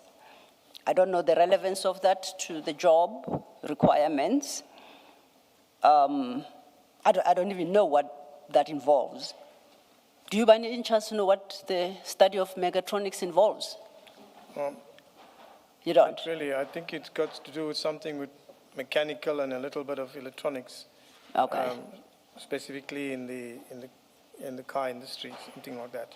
Okay, because then if you don't, it interests me that you can make a call on how the written tests were evaluated and you determine they were not properly marked. My view would be to reach that conclusion, you have to have an appreciation of the content of the test and the marking allocated for the response to the questions posed in this highly technical field, I would assume. And yet you seem to come across as suggesting on this score you are more like me. We don't know what mechatronics is. How do you reach that conclusion about whether the tests were properly evaluated and considered to establish content and quality and that they were not properly marked? What led you to that conclusion in the docket? Again, with reference to the docket. It's the assessment tests. Yes. I think it is included in the docket. Okay, now. You've got it too as well. The tests written by the shortlisted applicants. Yes. That's where it's drawn from. So what about those tests exactly? No, we don't have to go to them, but what are you taking issue with those tests? The issue is that they were not properly marked. How would you know? Right? How would you know? Because we had it, we looked at it. Okay, perhaps Some of a them are different question perhaps from me. Are you saying they were not properly marked in a sense that maybe one question was not marked? Is it an arithmetic exercise? They're adding up, they ended up with 15 where it ought to have been 12. Is that the issue? Or they were not properly marked in a sense that considering the response given, the mark allocated was not proper? The marks allocated, and when you look at the written test, when you look at Mokwele's one in comparison with Bapela and Van Vuren, who are in the post, who have been there for a very long time, writing those written assessments and what they've written there. And when you look at Mokwele, who does not have any police background or anything of that sort, but the question is given to her where she draws a police document with how you would address it as normal, structure it out. She's a civilian, does not know about how the police letterhead goes. And that was the one thing that we looked at. But the marks allocated there, and the final marks that were allocated in the end of the day, and in comparison with the candidates, the knowledge, the experience, and from the specific environment, we start with Bapela.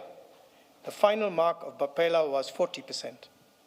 Bapela has been there for a considerable amount of time, acted in the post, and up until recently, this post that Mokwele is, he was acting in the post. So immediately after Mokwele was moved laterally, Bapela was appointed to act in that post until further notice. Here's a person that has failed the interview, 40%. Then you have Van Vuren, who's been in that environment for many years, traveled overseas, given lectures. He knows the whole setup, a technical support unit, inside out. He got 49%. So just by looking at the allocation of the marks, it brought about questions. This thing has been manipulated. Okay. Advocate Silo, maybe you'll come back to it Yes. later and I will leave it because I don't want to break the flow of your questions. Yes, Commissioner. The earlier question where you asked the Colonel Does he know what mechatronics is? Does he know the core functions of the job? And I understood his answer to be no. Does it not help to just look at the job description and the requirements? Yes, Commissioner, please go So, ahead. Can we go to file 2 on page 178, please? File 2. File 2 on page 178.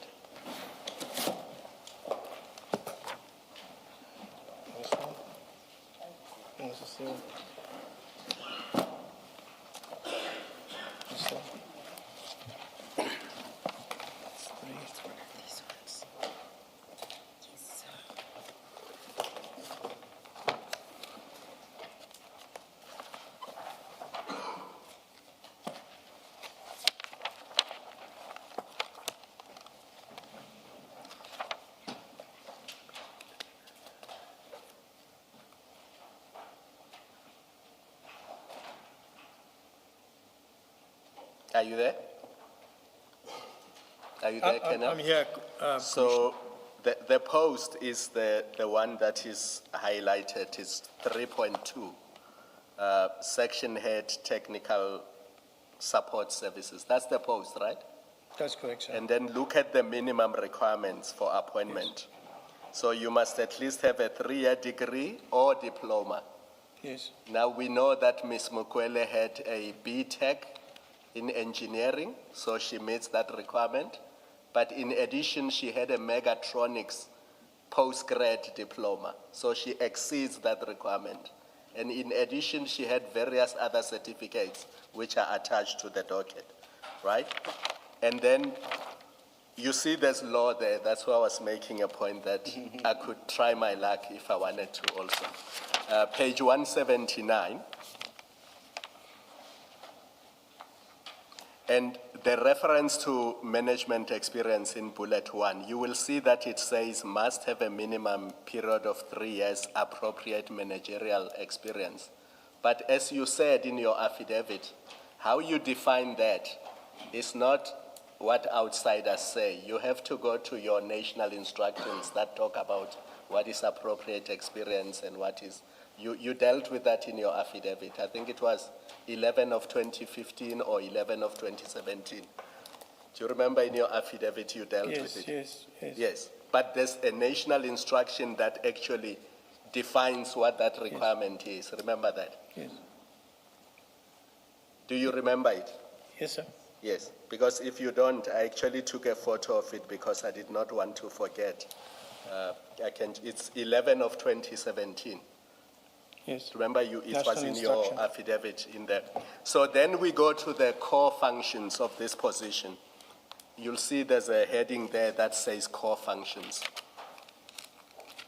And it's all about workshops, it's all about electronics, it's all about mechanical stuff.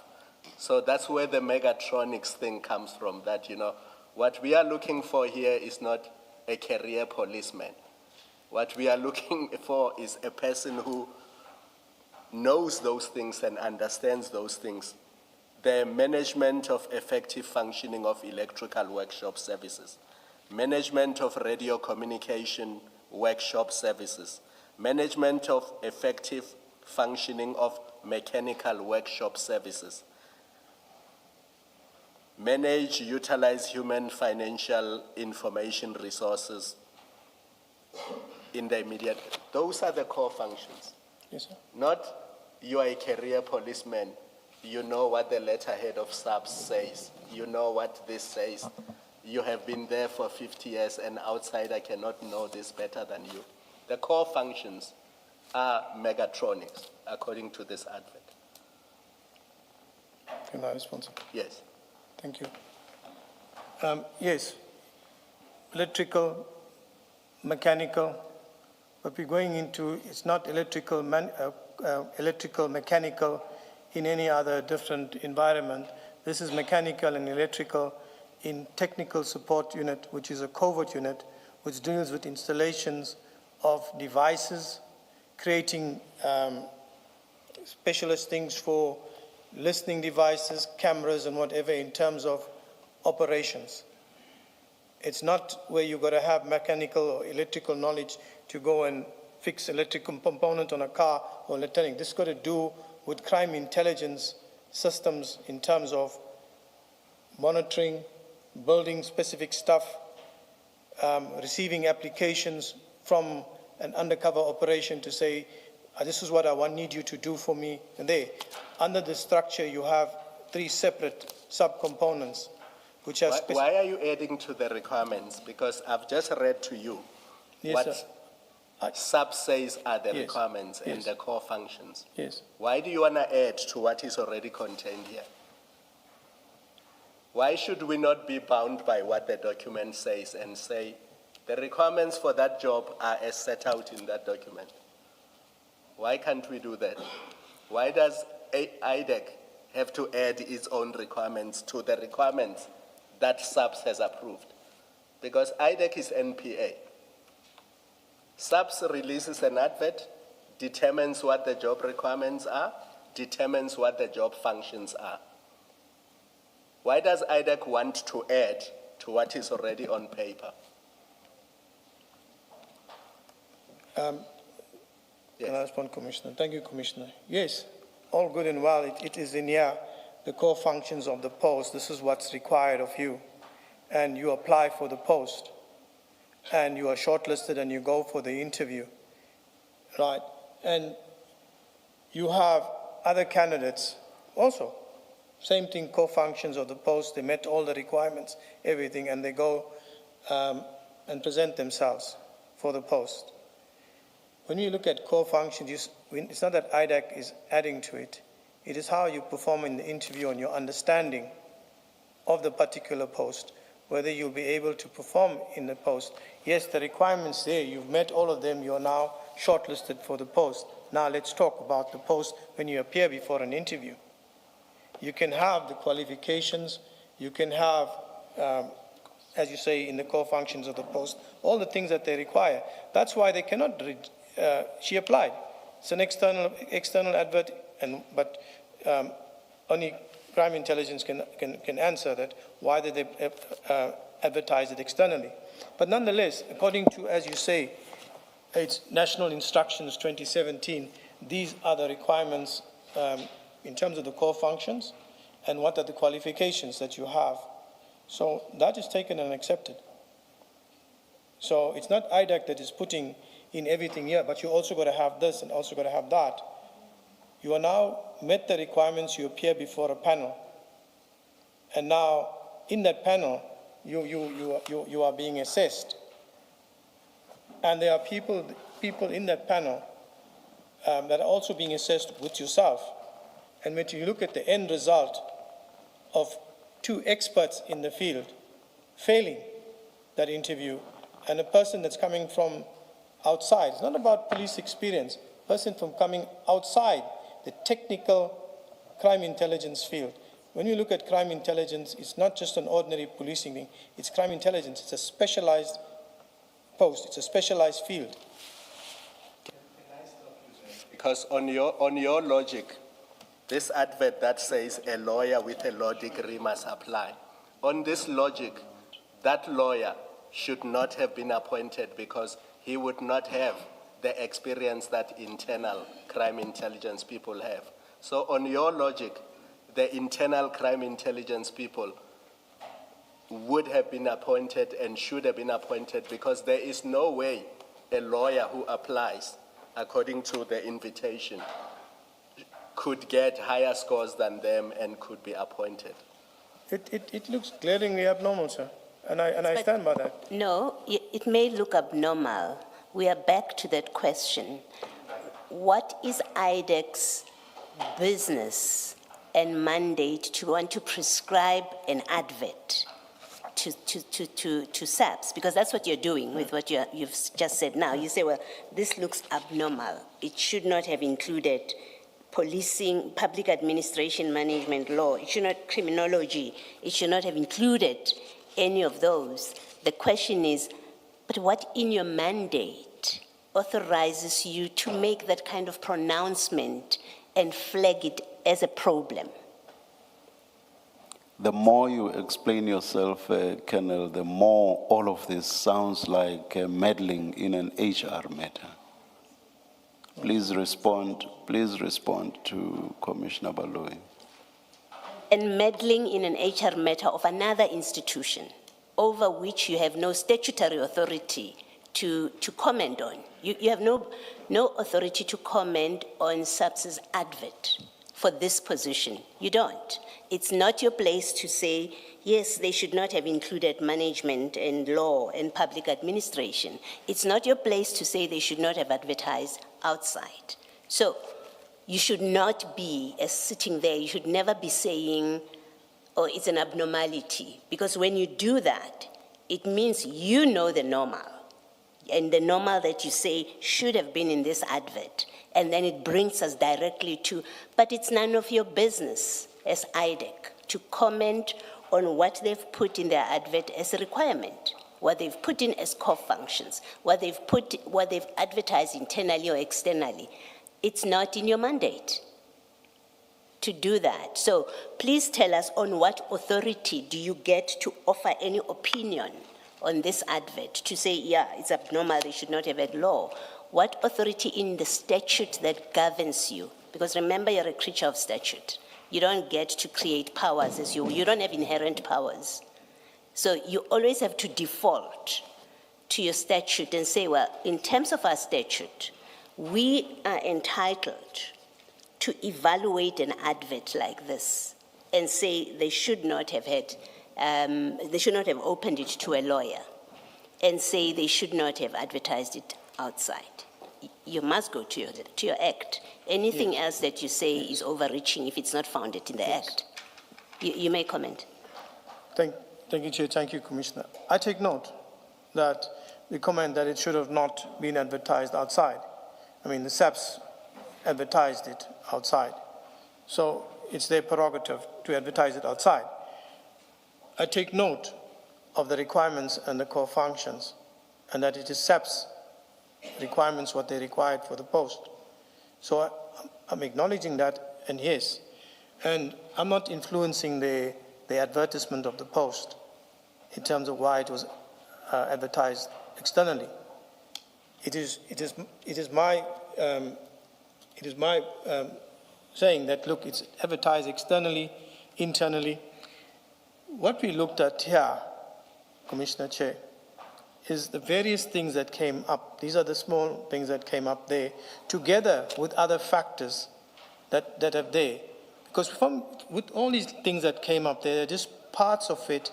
Then we went into the CV, we interviewed witnesses, obtained witness statements, and etc. That added to the evidence of this whole matter. I guess the point, Colonel, is these things like this, the point that I would like to make is these kind of things of who they required or who they opened the advert to is irrelevant for your purposes of the investigation. So it should not be one of your building blocks, because it's irrelevant to you that they have opened it up to those many people with qualifications. It's irrelevant to for your purposes that they have advertised externally. So you should not even be relying on it to say, well, this is one of the factors that that caused us to go a particular direction, right? You just looking at it, you should have said, well, we have no say over who they invite to apply. And so that's a fact, it's an irrelevant fact. Yes. Let's look at something else that's relevant. Still to do with the complaint. Let's look at what is relevant for our purposes, not these irrelevancies, and you couldn't build on them to get to a point where you say, oh, and then we found something. Your starting point was bad from the get-go. You acted on the basis of an authority that you don't have, and everything crumbles from that, because you first have to answer the question, what's the mandate of IDAC? Does it include them commenting, looking at adverts, this advert, and commenting? If the answer is no, then anything that's built on it should fall. Yes. Yes. To me, it seems logical that that's how it should proceed. Thank you, Chair. Yes. And Colonel, then just to conclude, at 8.8.3, it goes further. I don't understand on what basis you are able to determine that the responses provided by candidates on these technical issues merited a higher mark. So basically what you are saying, if I were to remark those tests, I would give this particular one more than Mukwele. And having said, for instance, nothing about megatronics and these technical issues, on what basis do you think you can judge how responses to such technical questions were answered? Unless you have certain expertise I'm not aware of. Just repeat your line. 8.8.3, you say one of the short-listed candidates' written tests were not properly evaluated and considered to establish content and quality, nor were they properly marked. You must be speaking to the answer relative to the question. You are saying the mark is incorrect, you would have given a different mark. That presupposes, even including those technical issues, that you have the ability to assess the value of the response provided. Yes. And for somebody who says they know nothing like me about megatronics and those technical things, I don't understand on what basis do you think you can go into that arena and start tampering with marks given when you and I know nothing about how to assess answers to these technical questions? That's my problem. When you look at the questions that are asked there, they're not metronic questions. Oh, there were Yes, pedestrian questions. Yes, it's straightforward questions with a scenario. It's not metronic and technical questions that a layman would not understand on that. The qualification, metronics is understood, but it's the assessment, questions, responses to the questions, the answers that were given there. So you are suggesting in the test, they were tested on layman issues that you and I can assess? No. So it had nothing to do with the core functions and the advert and the requirements and the technical knowledge. They were not tested on that. They were tested on issues that you and I can express an opinion on. What I'm saying is there were no metronic questions regarding anything electronics. No, I'm saying they were pedestrian enough, so they were pedestrian enough for me and you who know nothing about that area to express a view on that this candidate ought to have gotten a 5-year, not 3.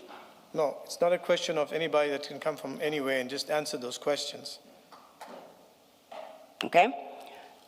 At 8.8.7 is an interesting conclusion, point you highlight, and you say one of the competing candidates has been in TSS environment for more than 2 decades and has been a colonel for more than 20 when he applied for his post. Based on his skill, knowledge, and experience, it is unimaginable that a civilian with 0 TSS knowledge, skill, and experience could outshine such a candidate. Earlier, you had called the other 2 competing candidates against Mrs. Mukwele experts. I don't know in what, but the 2 were in that environment when the previous 2 attempts to recruit failed. The 2 were in that environment, including the 2023 intake, where your most trusted member of the panel, General Khan, sat. Where were these 2 that you think ought to have earned more than 49% at the time? During the 2 previous rounds? Yes. Shouldn't they have succeeded then already? During the 2 previous rounds, if I can recall, I think it was Van Vuren. Yes. He was not even shortlisted. So, but in 2024, now it's an anomaly pointing to some level of corruption when he scores below 50. I point this out to try and understand the logic behind how you end up with this allegation when you seek to persuade a court to issue you with a warrant to go arrest people for suspected corruption. It comes together with all the other information that follows through after the 8.8. We'll get there because now we are into vetting. Just as a last, you've collected, as you do, I guess, in the course of investigation, quite a number of statements from various persons. Yes, I appreciate that the prosecution will, in the fullness of time, determine whether they are going to be witnesses. My question is, what's the basis on which you call for statements? Why do you approach people to give you statements? Which statements are those on the vettings? No, statements generally in your docket. There are a number of statements by different people, witness statements for lack of a better term. No, just general, it's a general question. You are an investigator, you end up with witness statements, so you decide who to engage to provide you with a statement, correct? Yes. And I accept that whether or not they're eventually used in the subsequent trial is neither here nor there. That's a decision by the prosecutor. My question to you as an investigator, when you decide who to approach to provide a witness statement, what yardstick do you use? Why do you approach her and not me to give you a witness statement during your course of investigation? Why would you approach a particular person? Yes, yes. Because you would approach a particular person or a witness to take a witness statement who has knowledge of a particular matter or something within the investigation that you're conducting to confirm or otherwise with regards. That's why we'll obtain a witness Yes. statement. Would it be correct to say you do so perhaps as well to establish either a certain fact or a certain factual matrix relevant to what you are investigating? Yes. Would that be fair? Please refer to file 3, page 789. I want to understand this statement. At 789, is it file 3? Yes, file 3.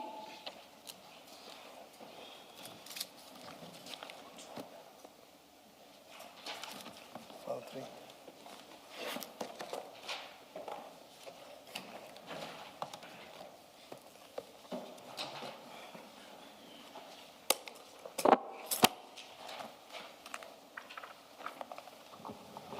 As part of your many witness statements, I located this particular one, and in the context of the conversation we've just had about your criticism of Major General Khan not being a part of the panel, you confirm that this is the statement of Major General Khan, don't you?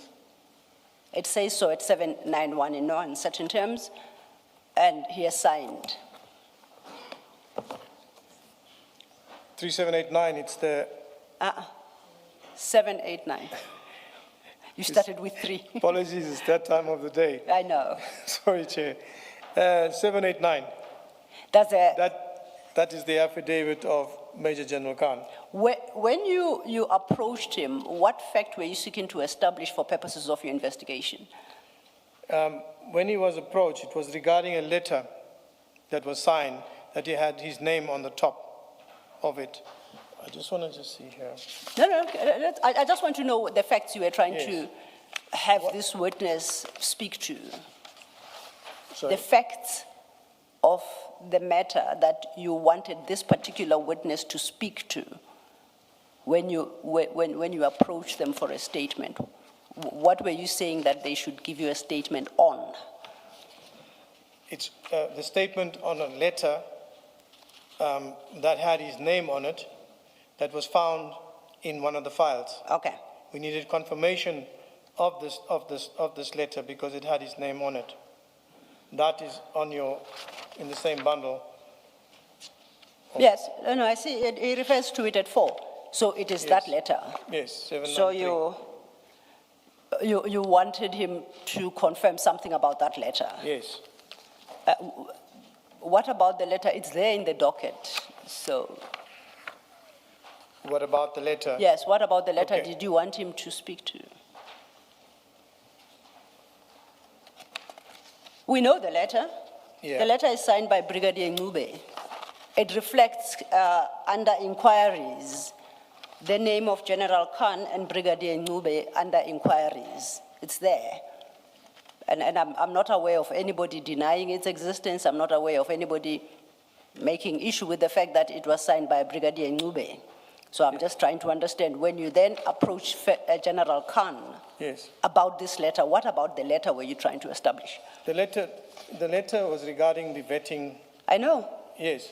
So, when you apply for an SMS post, you have to, it's in the application, you have to undergo a vetting process. No, Colonel, I apologize. There is a letter signed by Brigadier Ncube. That's correct. That letter speaks for itself. Yes, Yes. I agree, it's regarding vetting issues. Yes. You then approach General Khan, whose name is reflected under inquiries on that letter, Yes. regarding the content of that letter. Yes. What about that content of that letter did you want him to comment on?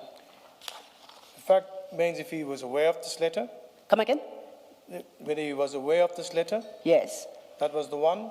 And during confirming on this letter, we also interviewed him with regards to the post. Okay, so it starts with confirming whether he's aware of the letter, and he speaks to that. Yes. He takes issue at paragraph 5. He says he has no knowledge of the letter which purports that I was involved in preparing it. And this, of course, he says, because his name is reflected under inquiries, we don't have to go there. It is what it is. So we accept that would then put paid to the inquiry regarding the letter. We are done now. He's given you a statement. Yes. All right? Now, Sorry, Chair. yes. Yeah, it was with regards to the letter that has his name on the top, that purportedly comes from his office, that was drafted by Brigadier Ncube and signed on his behalf. Yeah. Because at the bottom it's got he's the head of Counter and Security Intelligence. In the inquiries, it's always put in the inquiries the head of that section, right? And at the bottom of it, it's actually supposed to have his details on it, and Ncube is supposed to sign on behalf of him. But that's immaterial. The fact of the matter is... No, it is material. It is material because what you say the bottom of the letter reflects is not what is on the letter. I mean, the letter clearly says section head, unless you say this is a description of General Khan. The letter says section head, personnel security, brigadier section head, personnel security, counter and security intelligence, crime intelligence head office, PC Ncube. What Yes. in this is about General Khan? A reader of this letter knows and understands that it was written and signed by Ncube. Yes, if I can explain it, Commissioner. Yes, I please. mean, I worked with these letters here. When you have somebody's name who's in the inquiries as the head of the office, if General Khan's name is not there, and you have just Brigadier Ncube is there, Yes. then she signs off as a section head. But now you've put your head of office in the inquiries there. So it should, at the bottom, it should start with the name of the component head, security and counterintelligence. But this letter here has got Brigadier Ncube's details on the bottom as the section head. So basically, if a letter goes out of your office, it carries the component head's details and you sign on behalf of him. So that's why I'm saying Major General Khan is the senior on that inquiries. So he owns this letter. No, he doesn't. It's not written by him. This Yes, letter no, does not. No, hold on. You've made the point that his name should have been at the bottom and it's not there. So Yes. why do you say he owns this letter?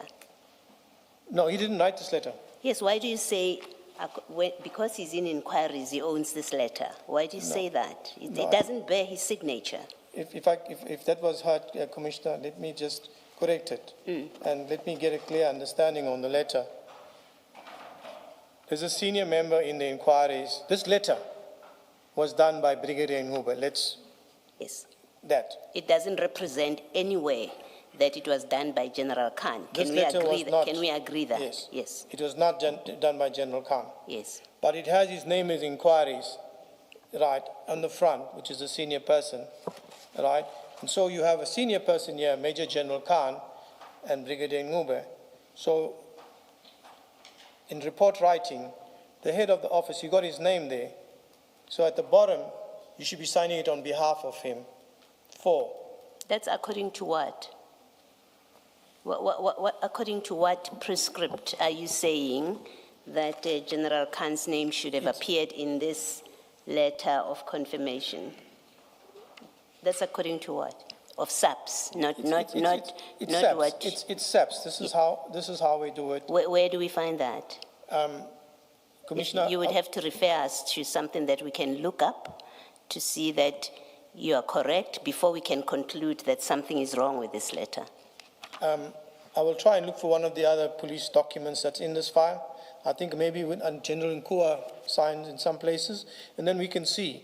You may find Major General. No, we've seen those kind of letters. We've been through enough SEPS documents in this Commission of Inquiry that we've seen letters which have different people signing. You are making a different point. You say something is wrong with this letter because it does not contain where General Khan should have signed. Yes. And my question is simply, in terms of what is that required, where do I go to check and confirm that you are correct indeed when you say this letter should have indicated? I know Ms. Silo is having a different discussion with you, but in answering her, you've raised something.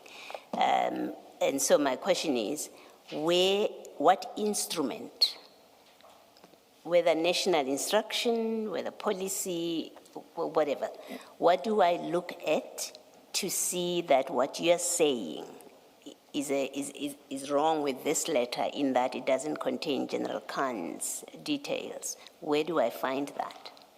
Commissioner, I'm not too sure whereabouts you'll find it in the prescripts and in the but what I can say to you is because I've been there and how we write it in an official way. When you put my name as in the front, if my name is not there, if you put my name on a document, I must be aware of it.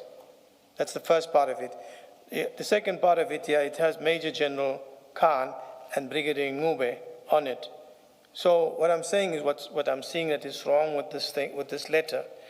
And I'm saying, this is Brigadier Ngube, she did this letter, but you put General Khan's name here on the top, who's the senior officer that should have signed off at the bottom. That's what I'm saying.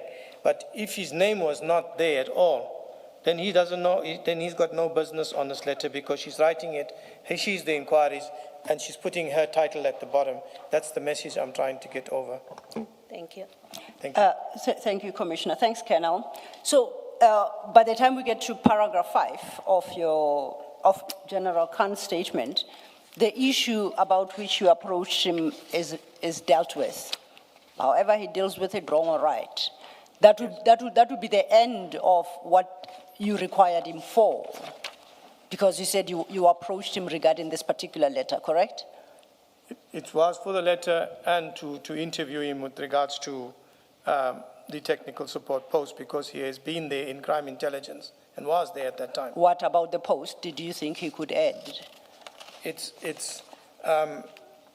his knowledge and experience in the post as laid out in the affidavit obtained from him. But before we move over onto this and move away from the relevance of the letter, the relevance of this letter is this, that it says that this is the confirmation letter is to officially state that on the 25th of July, the applicant, Ms. D. Mokwele, submitted an online application in the South African Police e-vetting system for top security clearance with reference that and that.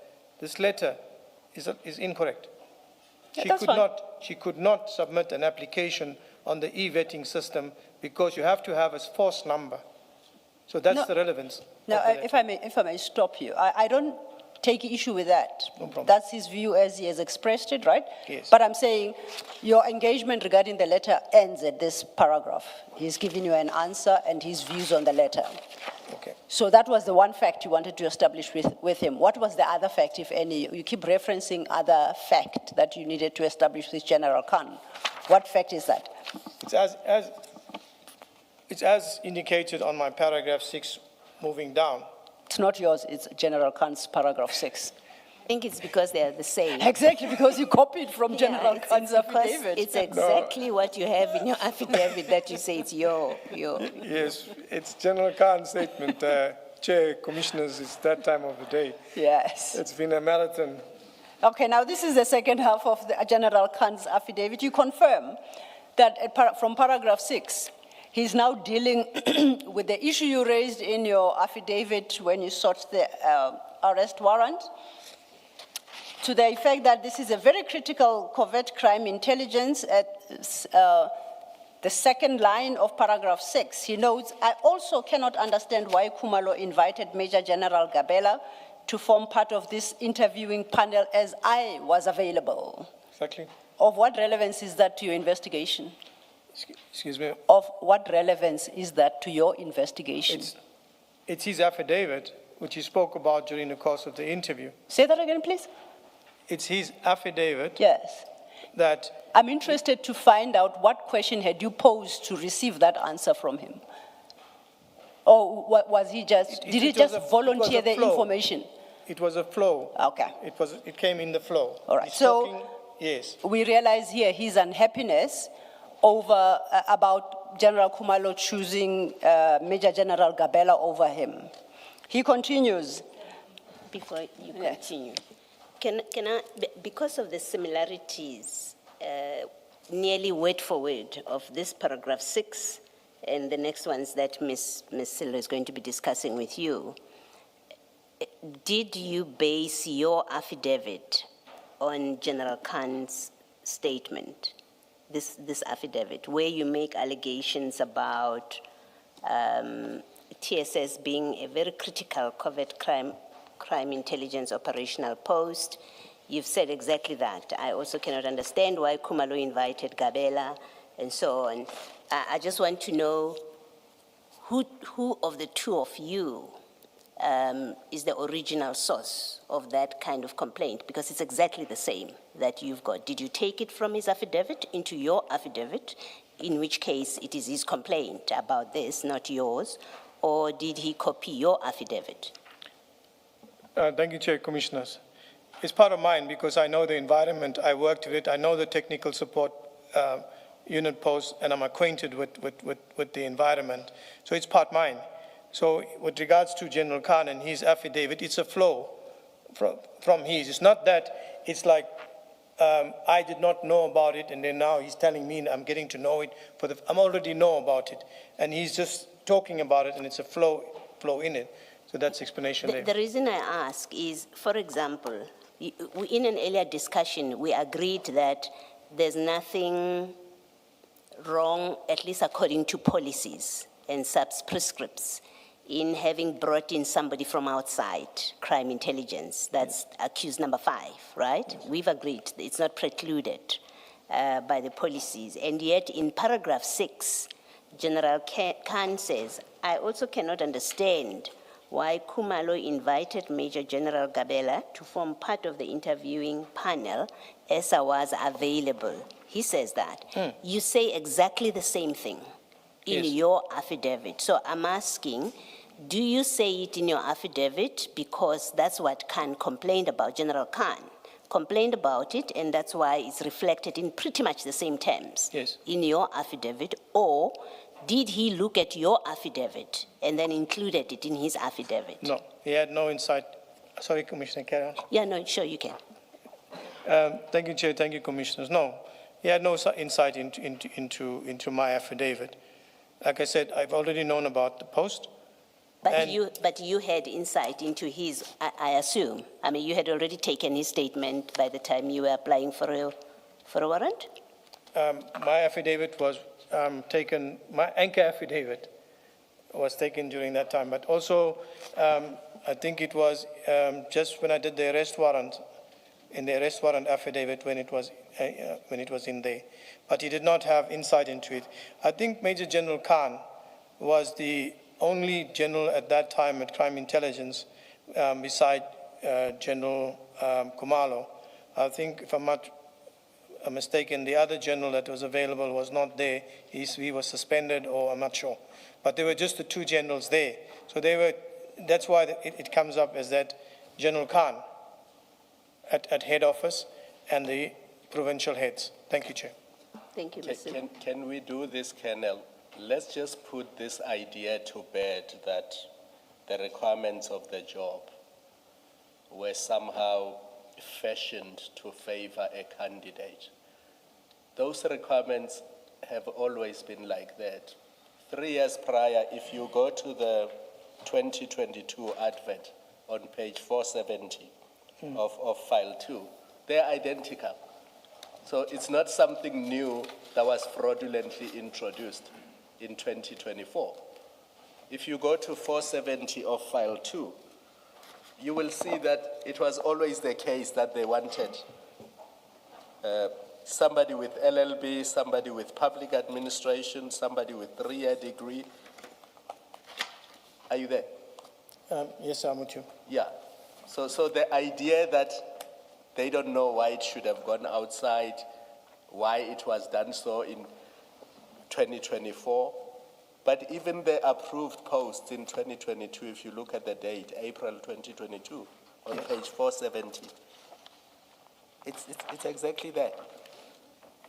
Chair, yes, 2022, 2023, when you look, Chair, what I want to point out, when we requested for the documents on the advertisements, these earlier ones, we did not get it.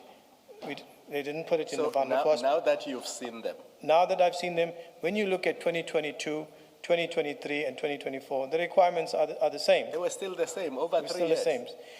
Just that the first two were internal and the last one was external. And maybe something else to put to bed arising from this discussion with Commissioner Kumalo is that Van Vieren that you say has 40 years experience and could not have not qualified for this position was in fact overlooked, was not shortlisted in a previous round which included General Khan.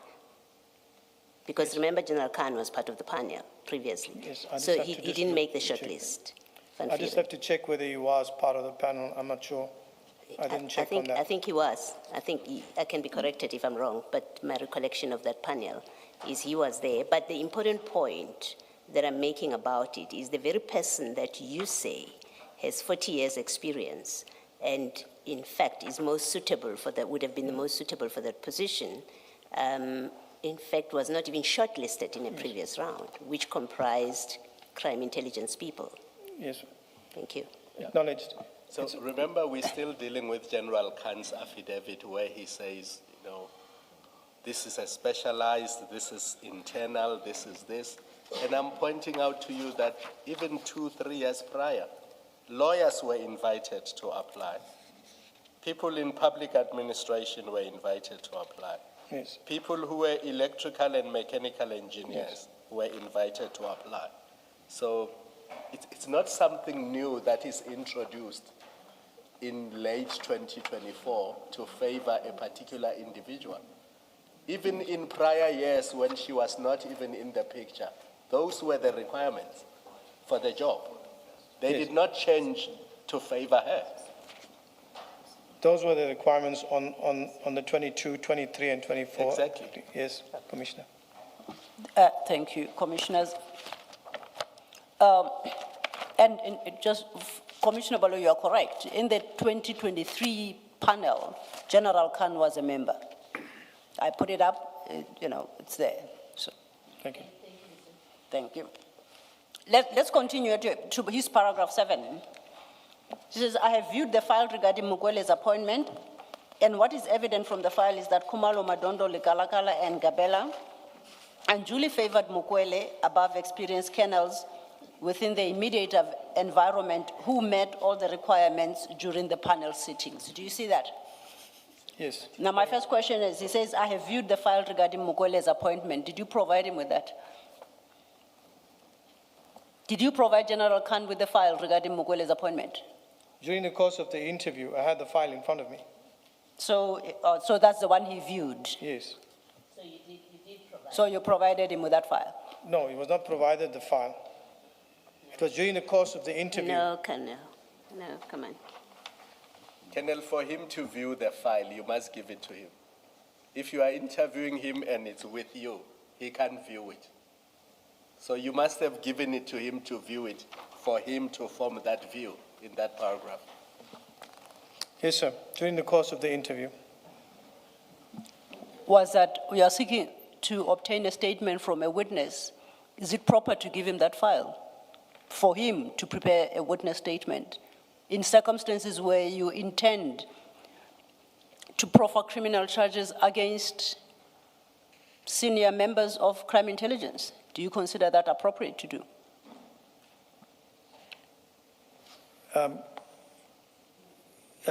Counsel, Commissioner, Chair, during the course of the interview, whilst I was busy with it, I had the file open and I was going through the file during the course of the interview. Yes, I acknowledge what you are saying, that is it proper Yes. for him to view the file? No. You just conceded to the commissioners that, yes, actually you gave him the file. So you gave him access and permission to view that file. So we are past that now. I'm Yes. asking as to the propriety of that decision and conduct on your part. Do you consider that proper? In circumstances where you are seeking him to provide you with a witness statement for potential criminal charges to be brought against senior members within the institution you're investigating. It's either you consider it proper or it's not proper. There's nothing to debate. If you're happy with it, I'll move on. Chair, Commissioner, at that moment in time, I did not consider that. You did not? I did not consider that. In during that okay, time. now that we are here, in retrospect, do you think it was proper for you to have done that? No, I don't think it was. I mean, I'm sitting there and I'm interviewing him and I'm listening to him and taking an affidavit and then referring to the file. So I cannot see the reason why you say that I would have done something wrong by showing him the file. Because you are influencing the content of his witness statement. So he's no longer deposing to an affidavit on facts he knows something about. You are feeding him the information and thereby influencing what goes into his witness statement. That is the problem. Did you ever give any other witness this file to say, these are the contents of the file, now go give me a witness statement? Have you done that in this investigation?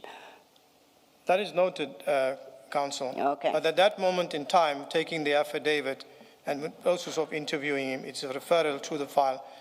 But as you put it, I did not see it like that at that time. Is my witness there, not putting words in his mouth, and saying, listen, look at this, look at this, look at this.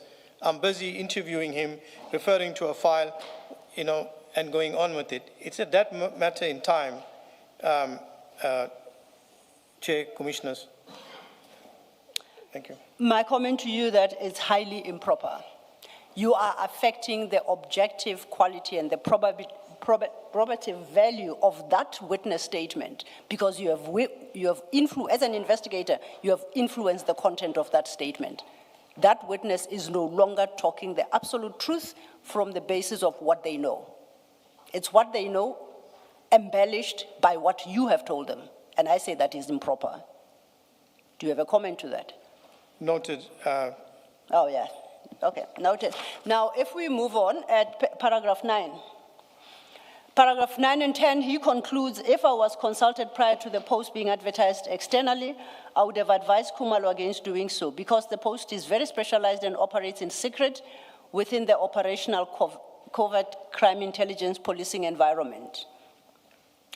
At 10, I believe that Khumalo did not nominate me to form part of this interview panel, as I would have opted to appoint a more competent and experienced senior officer from within the crime intelligence environment. We know that he was a member of the panel in 2023. He failed to achieve precisely what he sets out in paragraph 10 from officers within the crime intelligence environment. He failed. He was a part of that panel. And in 2024, miraculously, he would have found one. Yes. So what is the value of this statement to the criminal case that you are trying to investigate, if not a gripe session by General Khan that he happened not to be a part of an interview panel that appointed Mrs. Mukwele in circumstances where neither the policy, prescripts, constitution, or any religious belief entitle him to be appointed to this panel? What value is that to your investigation? This is his affidavit that, in the interview, this is his affidavit, and that's what I can say for you. Yes. Chair. Now, You remember we discussed the letter that he commented on, and in fact, you go further in your affidavit in the arrest warrant, you deal with the issue of vetting. 2379, we're at the tail end. Page 2379, it's file what? File 6. We are at the tail end of the file or the tail end of today's session. Of today's session, Commissioner. 2379, got it. That's still your affidavit that we had looked at. At 8.9, 2379, you say Ngube compiled a letter wherein she represented that Mukwele had applied to be vetted. This was not true, as it would have been impossible for Mukwele to apply, so she did not have a parcel number. You see that? Okay. Correct. Now, you recall if we go to our file 2, that file 2 is where we have the file on this entire recruitment process.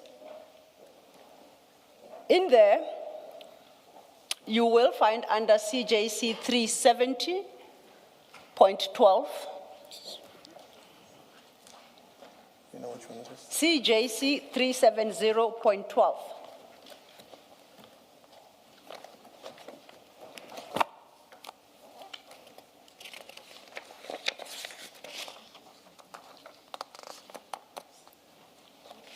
Three seven three, no, 370.12.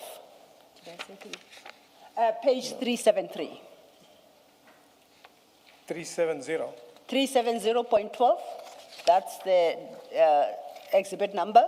The page is 373, file 2. Are you winning? Getting there. No, we need to get there. They'll help you now. 370. Okay. Now, under CJC 370.12, it's a series of letters. The first at 373 is to Commander G. Janse van Rensburg. If you go to 370... Van Vuren. Jesus.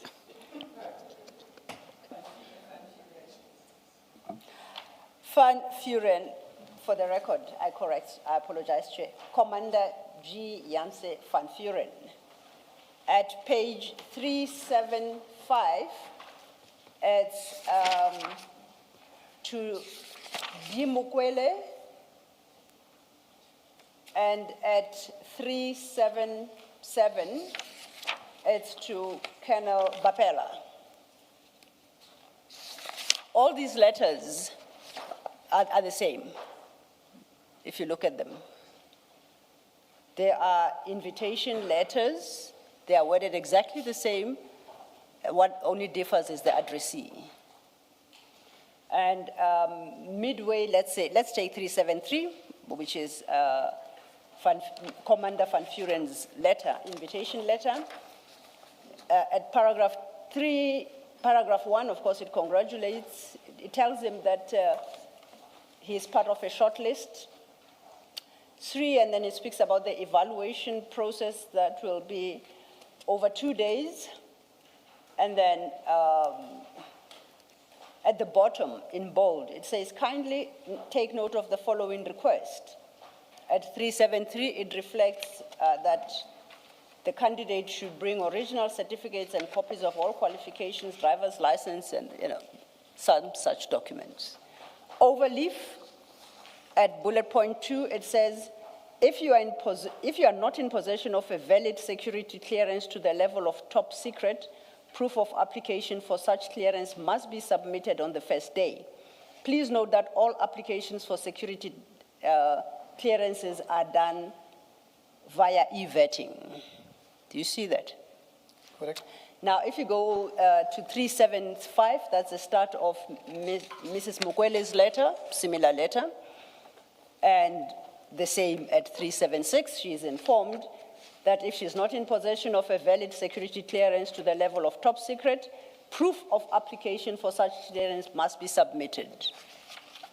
So, my interpretation of this document, and it might be wholly wrong, I accept, is that all the shortlisted people, when they presented themselves for the interview, were required to at least produce a top clearance certificate or an application for one.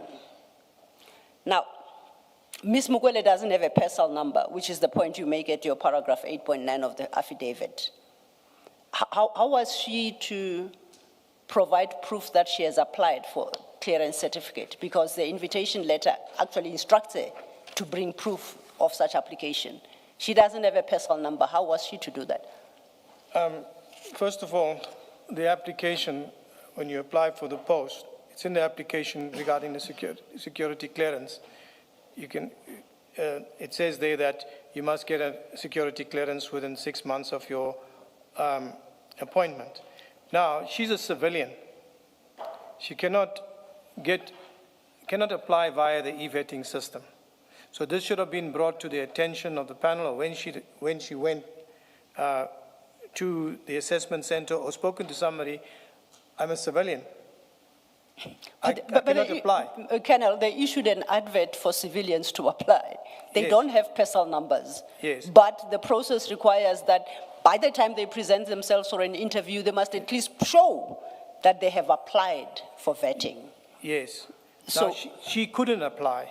So that's valid. You couldn't apply because she doesn't have a force number, right? So what Brigadier Ngube did is that she went and did it via how you appoint a service provider.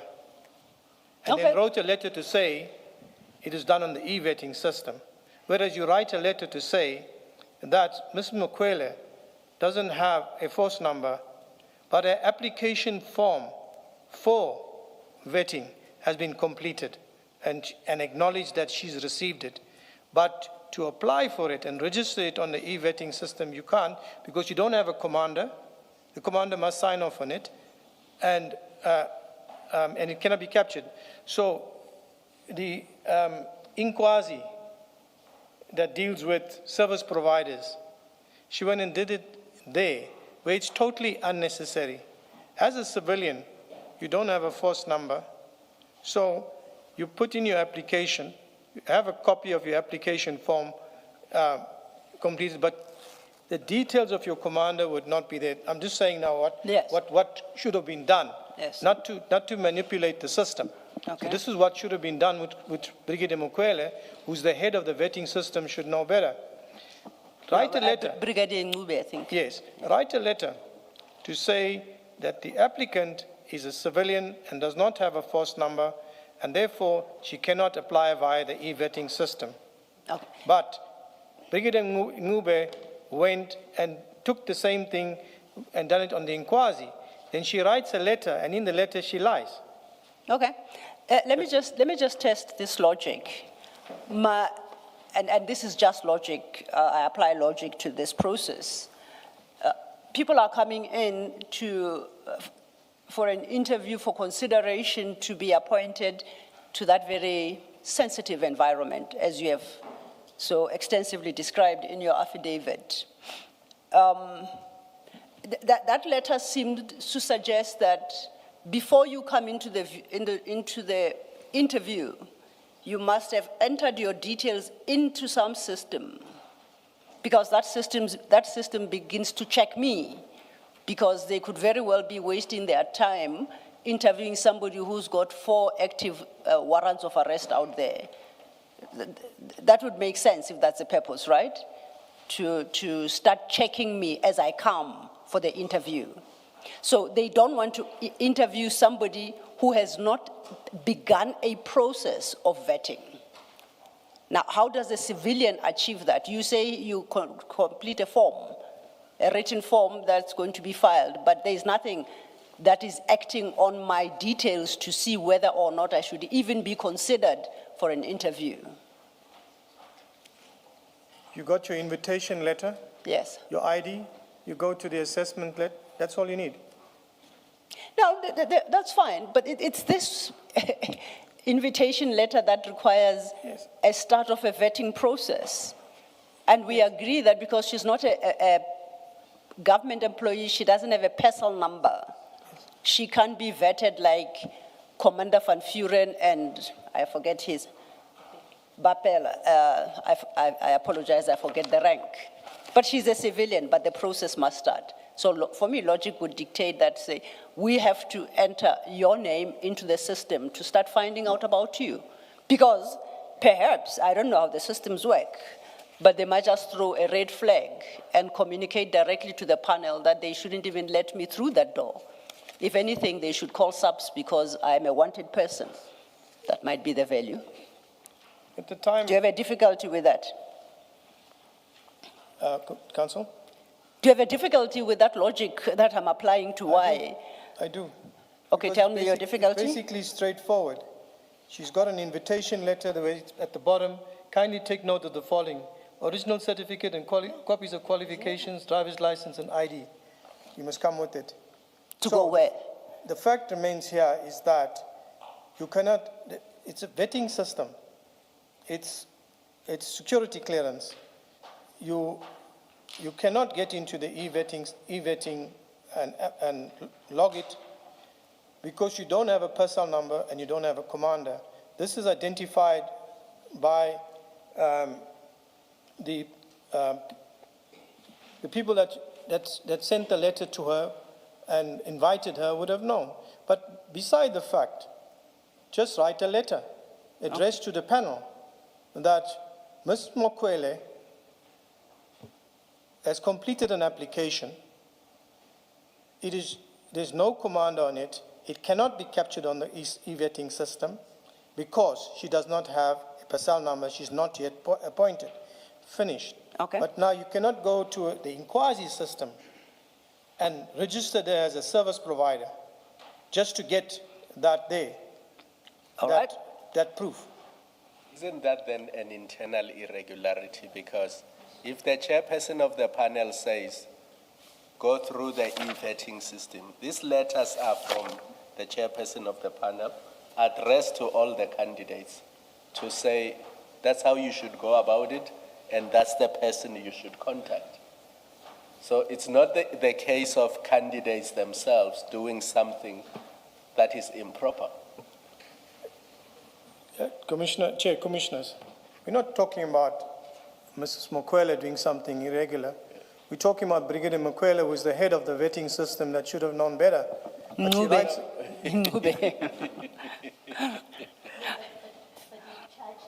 With this.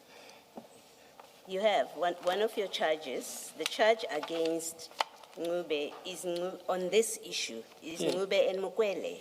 So Yes. according to you, Mokwele has done something wrong Yes. by being put on the, what do you call it? Inkwazi. On the service provider. Yeah, you say Yes, on she's the- done something wrong. yes. And yet I understand you now to be saying, yeah, it's a Ngube problem. Why would you charge her with this? All that we have, the commissioners, we don't know what was the communication between Mokwele and Ngube. But what we know, we have a letter from Ngube where she's saying that Mrs. Mokwele has been registered on the e-vetting system. And Mrs. Mokwele herself knows that's not the fact. She's registered on another inquiry system. But be that as it may, both of them are charged according to the charge sheet. Is that what you say, Commissioner Beloy? I think that charge sheet that you have that must be the initial draft charge sheet that is there. Bear in mind that as you go into the court processes and just before pre-trial, those charge sheets are finalized as to way forward. So, Even so, even allowing for that, you remember why we are having this long discussion with you since yesterday.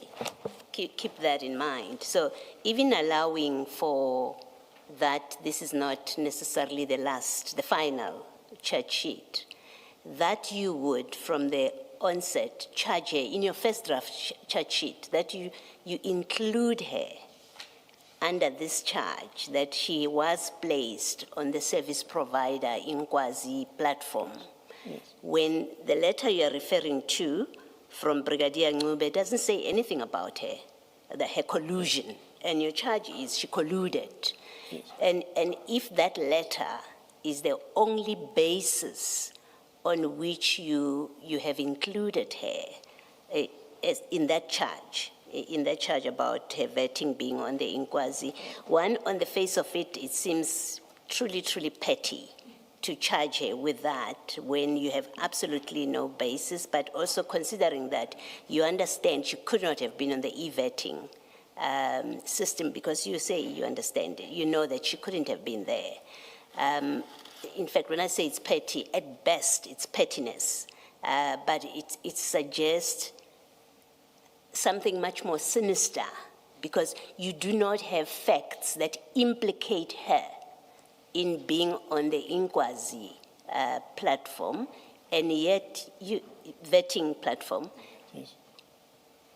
Yeah, you don't implicate her in the Ngube letter, because that letter says nothing about her. And if you want to say, oh, it is that letter that makes me include her with this charge, then I'm going to say, well, you seem to be prepared to suck up facts out of thin air which are not supported by anything. If you say this letter implicates her, the letter doesn't on its terms. It makes absolutely no reference to her.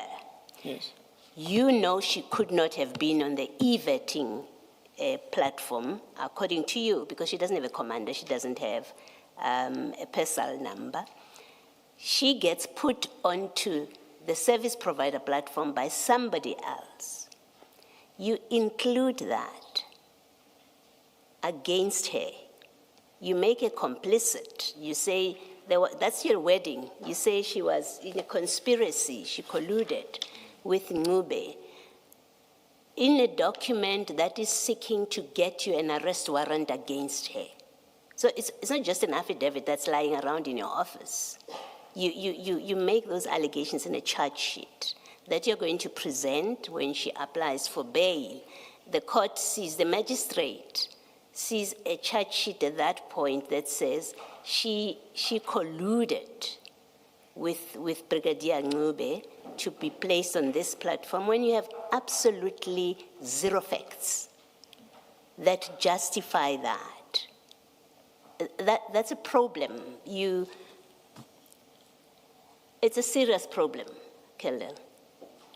It is. You had no facts whatsoever. You made it up. You made it up to include her in this charge.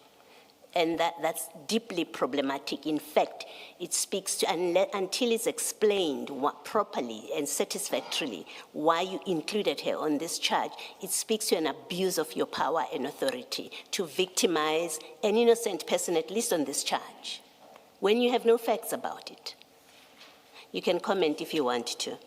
Thank you, Commissioner. I note you say I included her on the charge sheet. I'm at pains at that. It's my affidavit, my investigation, my affidavit scheme. I don't draft the charge sheets and say who must be charged for, who must be charged, what charge is there. I don't. That is at the prosecutor's door. They make that determination. So I'm prepared to accept that, and what you're doing with that answer, in fact, what that answer does is it causes us to call the prosecutor to come and explain how these charges were formulated. I do accept your answer, and I won't persist in this. Thank you. If we then move on this vetting issue, and I invite you to CJC 37013, 13, same file, page 381.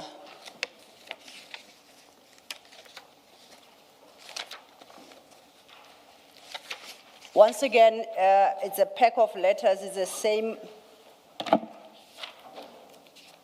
I think it starts at 380. It's the same letter addressed to the three candidates. And it's said it's a letter of confirmation. We can look at the one at 380. And it is signed by Brigadier Ngube. That is that letter we considered that you put before General Khan because it has got his name at the top there. Under inquiries. You remember this letter? You remember this letter that we are looking at 380? That's the letter that General Khan speaks to, which Brigadier Ncube signed. 380 is Van Vuren. Chair, Advocate Silo, to be fair to Colonel, the one we were looking at was the Mokwele letter, Okay. 381. Let's go Although to they are the 381. same. They are the same. Let's go to 381. They're all, okay, the point, let's start at 380. We're looking at 381, right? And that's the Mokwele letter. That is, it's worded in the exact same terms as the one at 380 for Van Vuren. Yes. You confirm? And similarly, for the one at 382 for Bapela. That's correct. So it's the same letter. Yes. Okay, if it's more comfortable to look at the Mokwele one, let's go to the Mokwele one at 381. It is signed by Brigadier Ncube. It's the one that has got the name of General Khan at the top under inquiries. The one that General Khan speaks to in his affidavit. You remember we discussed it? Yes. You nod. And at paragraph 1 says, this confirmation letter is to officially state that on 25th July 24, the applicant, Mrs. Mukwele, it's got an ID number there, will skip, submitted an online application on the South African Police Services SAPS e-vetting system for top clearance security with a particular reference. It then says the top secret security clearance application of Mrs. Mukwele was received by the vetting authority for review and approval in potentially granting the required security clearance for her specific position in SAPS. It concludes, however, the top secret security clearance application of Mrs. Mukwele's, I think, eligibility is pending and not yet finalized. Do you see that? I see that. This is dated 25th of July 2024. Correct. You remember we had those invitation letters that say go via the vetting department there and submit your details, and then they come back with this letter of confirmation that they have subjected themselves to that process as prescribed by the letter of invitation. Yes, the letter of invitation.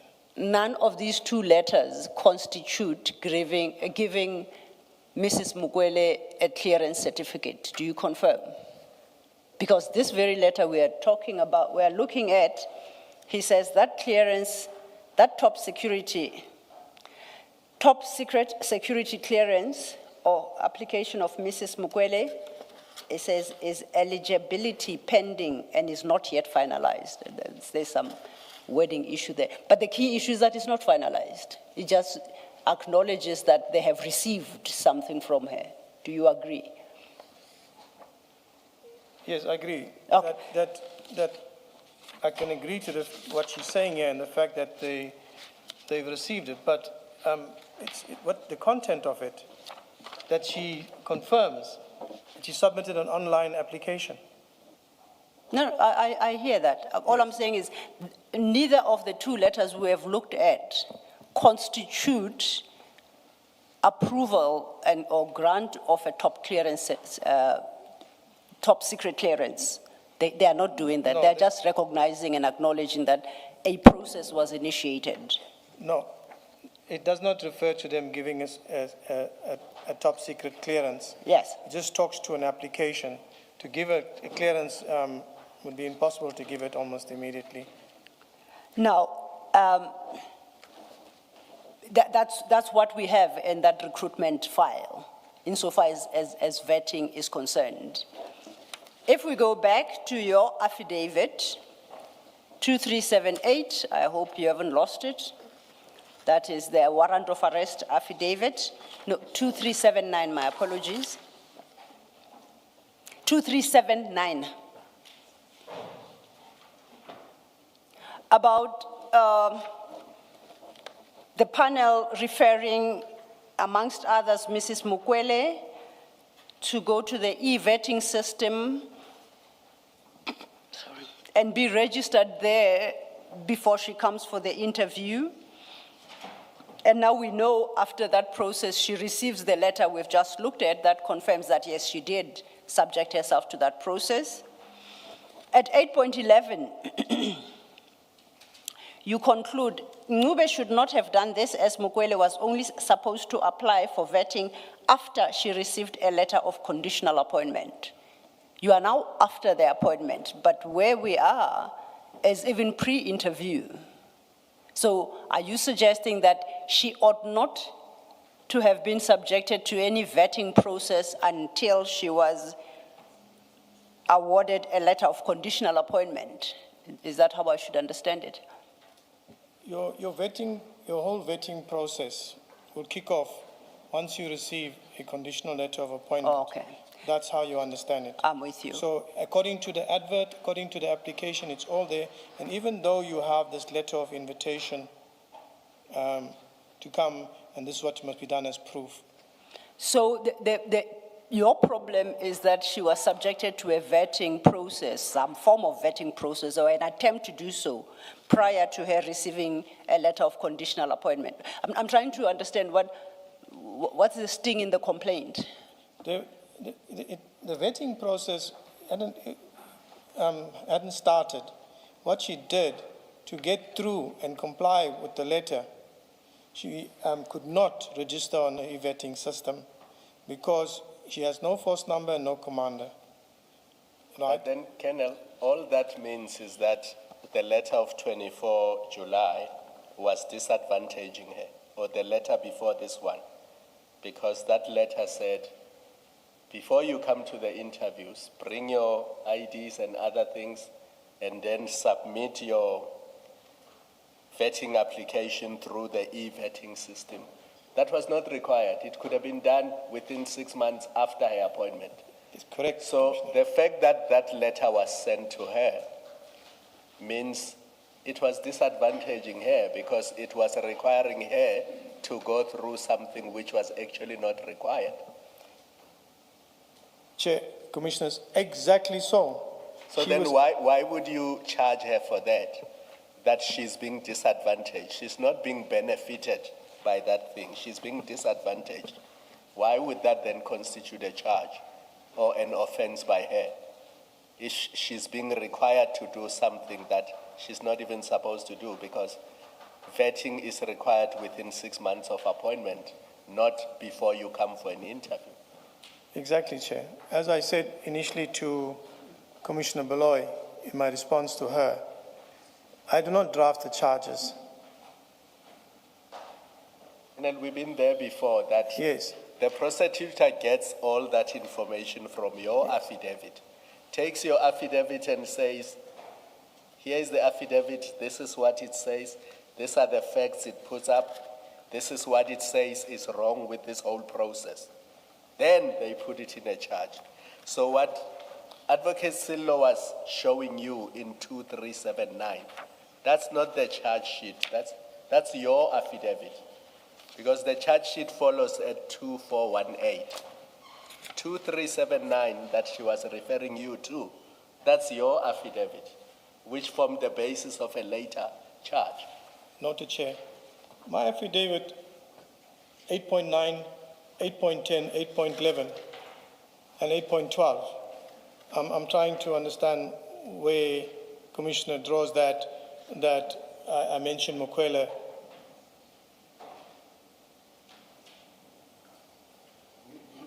In 8.9, Ncube compiled the letter. She misrepresented that Mukwele had applied on the e-vetting system. This was not true, as it would have been impossible for Mukwele to apply, so as she did not have a PESAL number. Through Ncube's unlawful and intentional action, Mukwele's application was registered to trigger the vetting process. And that formed the basis of the charge sheet, which was later formulated. Because absent this information, there is no way a prosecutor should have said, oh, there's a charge there too, there's a charge there too. Therefore, Chair, Commissioners, what I'm saying to you, my affidavit does not say that Mukwele must be charged for corruption because she colluded with Ncube. This affidavit is done. The prosecutors prepared the charges for Mukwele. But my affidavit here, as you can see clear, Chair, It does not show that Mokwele colluded with Ngube. It talks to Ngube only. But you see, it also doesn't say Mokwele had nothing to do with what I've set out in 8.9, 8.10, and 8.11. Sorry, Chair, I can't hear you. I'm saying your affidavit also does not say Mokwele had nothing to do with what is set out in 8.9, 8.10, and 8.11.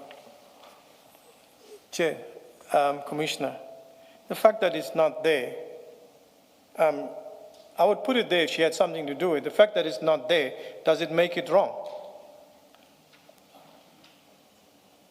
I don't know. I don't know. But you see, Colonel, your problem is this.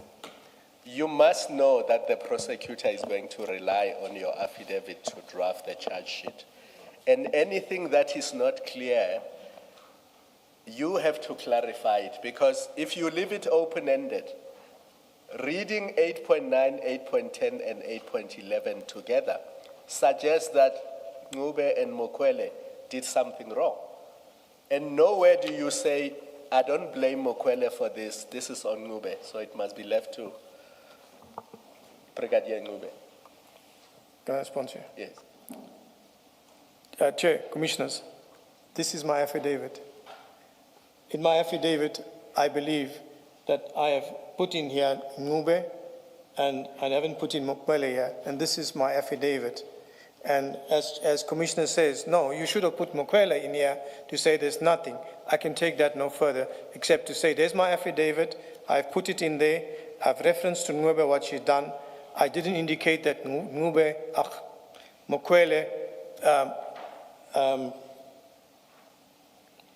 sort of, she and Ngube got together and they did something wrong.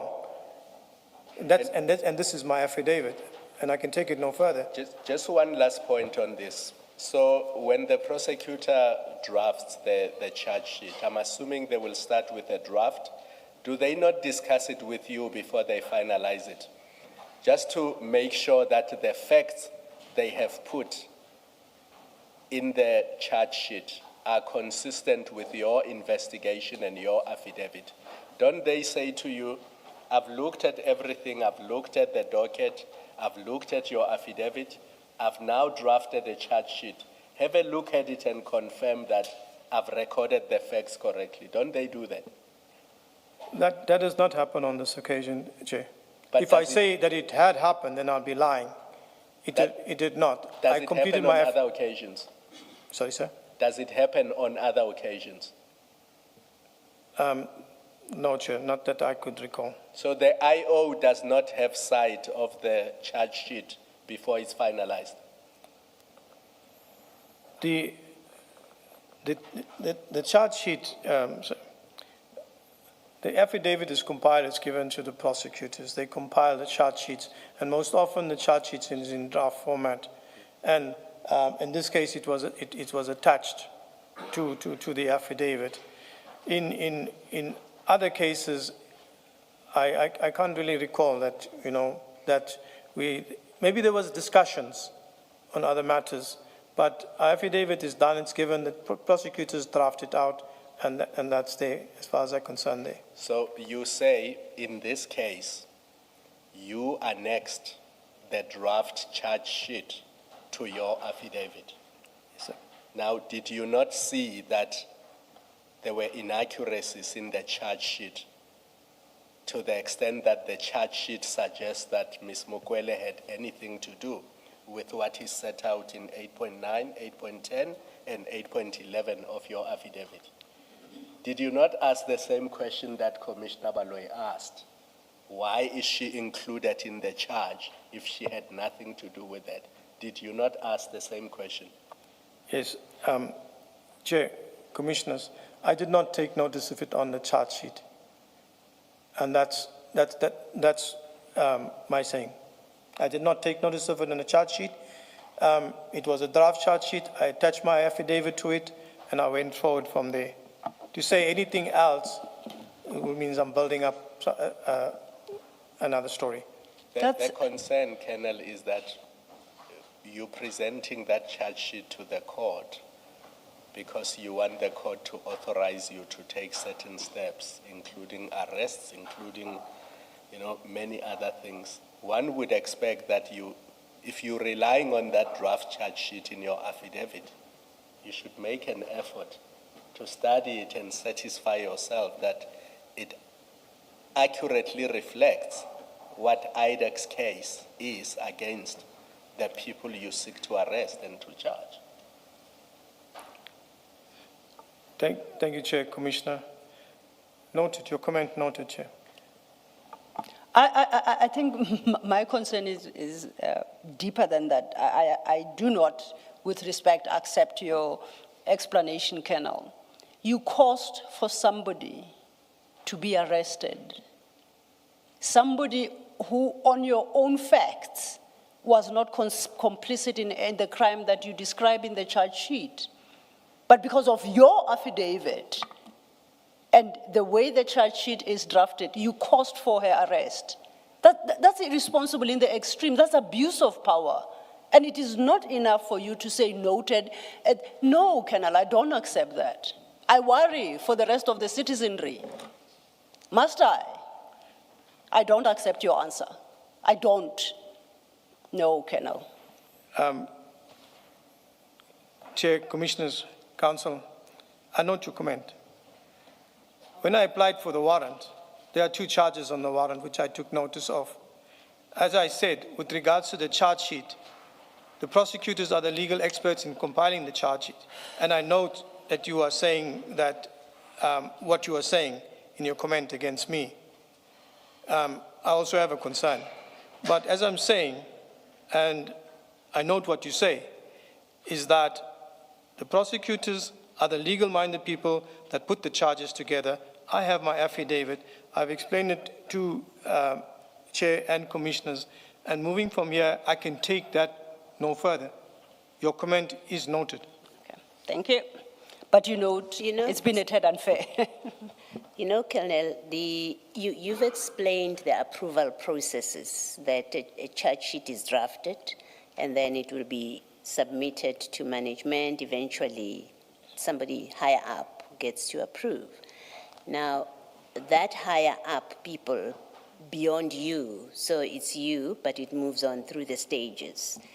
They relied on your affidavit. They can say that they relied on your affidavit to approve this charge sheet. And it's simply not good enough that you have it attached to your affidavit, and the charge sheet is attached to your affidavit, and then you say, well, I didn't see it. It's simply not good enough, because you represent, when you sign this affidavit, as you would know, I'm not lecturing you or speaking to you about something that you don't know. As you would know, that when you sign and stand before a commissioner of oaths, you represent that and these are facts that are within your personal knowledge. You take ownership. So that it is drafted by a prosecutor doesn't excuse you whatsoever. It's your affidavit. You represent, I have read the pages. That's why you are asked, when you take the oath, do you know and stand by what is in this affidavit? So from where I'm sitting, I hold that you must be held to have known the contents of your affidavit and of the charge sheet, and you were happy to depose under oath that is your affidavit and you stand by it, including the charge sheet. And you cannot be excused on the basis that it's drafted by a prosecutor but also I didn't notice. It simply doesn't. It's an excuse that is not available to you. You are responsible for this affidavit. You represent it to a court that this is your affidavit, it contains your truth, and you must be held to that. You can comment if you want to. Not the Chair. You've mentioned it. Thank you. Staying with that paragraph 8.11, we are still at your page 2379 of your affidavit. We've just dealt with the point you make that Mrs. Mukwele was only supposed to apply for vetting after she had received a letter of conditional appointment. I'm interested in the concluding sentence in that paragraph. Civilian vetting where required must be done through the state security agency. You see that? Your affidavit, the application for warrant of arrest, I'm at 2379. We dealt with the first part of paragraph 8.11. I'm now at the tail end of that paragraph 8.11. Do you see where I'm reading from? At the bottom of 8.11, Yes. civilian vetting Yes. where required must be done through state security Yes, agents. that's correct. That's more or less where civilian people will have the vetting done. I see what my question is Yes. coming. What is the source of that claim? On what basis do you say that she ought to have gone through the state security agencies? Is there an act, a policy, some form of prescript that so prescribes? That for a civilian, the vetting must happen through the SSA? What's in there is that, what I stated there is that civilian vettings are normally done through state security agents. No, you say must be done through SSA. That there has to be a source of that somewhere. What is the source? Is it an act? Is it regulation? Is it anything that you can point us towards? Act regulation with regards to security vetting at state. Yeah, what prescribes that civilians in these circumstances must be vetted by SSA? There's no particular act or regulation that I Okay. refer to. It's just a statement that I made.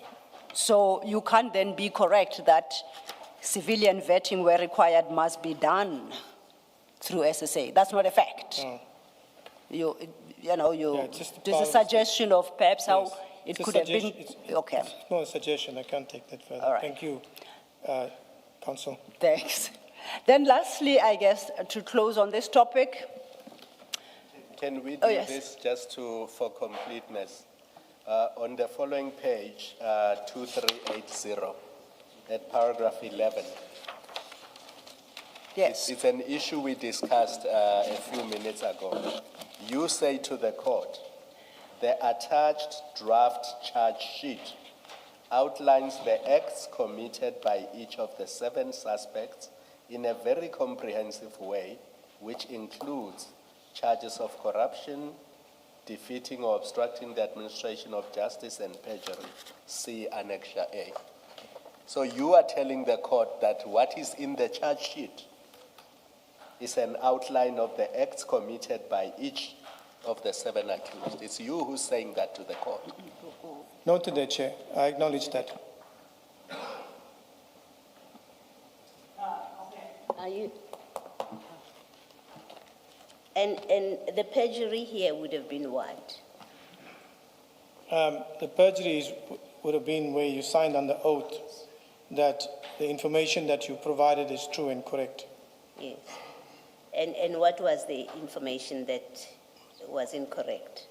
It was, I think it was on the application form, if I just got to look back on my memory into it.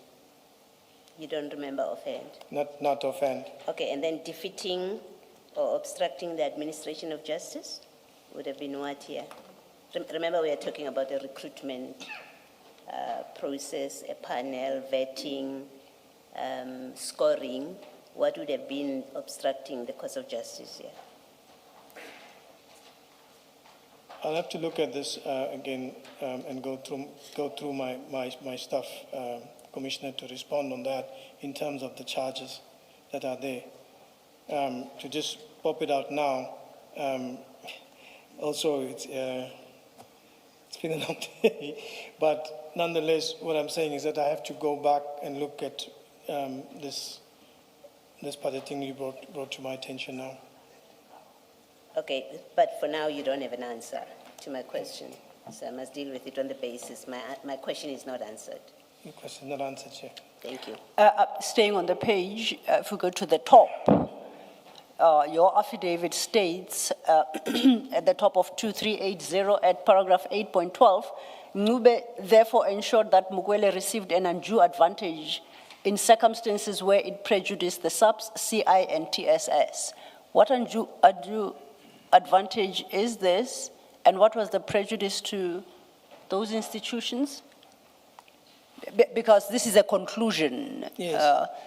I don't understand what undue advantage did Mrs. Mukwele receive by being subjected to a vetting process before the interview and then bringing back the letter signed by Brigadier Ncube to say that she has submitted.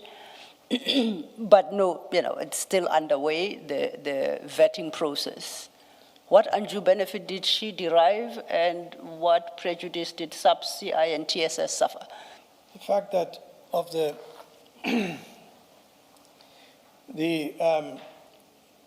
manipulating of the vetting process or the application and the letter that is there, that it prejudiced, I put there that it prejudiced the SAPS, CI, and TSB. SAPS, TSS, it's all one component.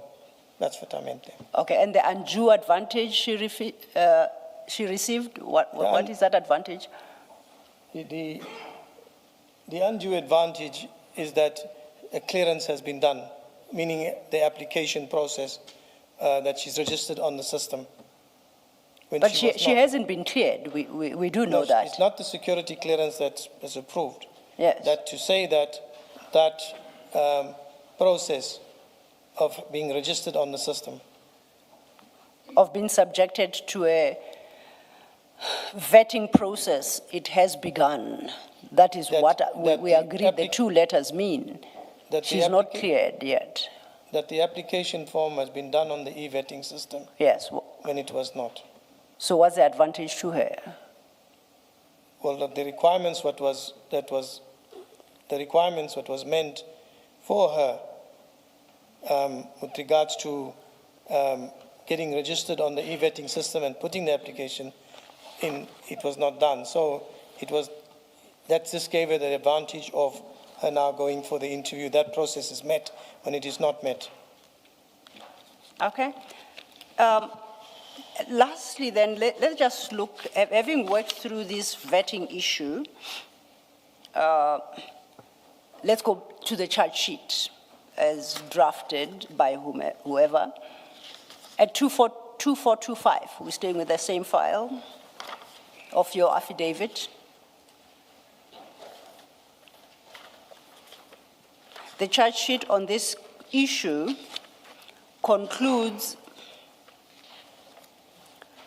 at 12.13, that's where I'm at, page 2425. At 12.13, it states misrepresentations were also made by the accused with regards to the vetting application by accused number 7, that's Mrs. Mukwele, resulting in her getting a security clearance she was not qualified to get. Where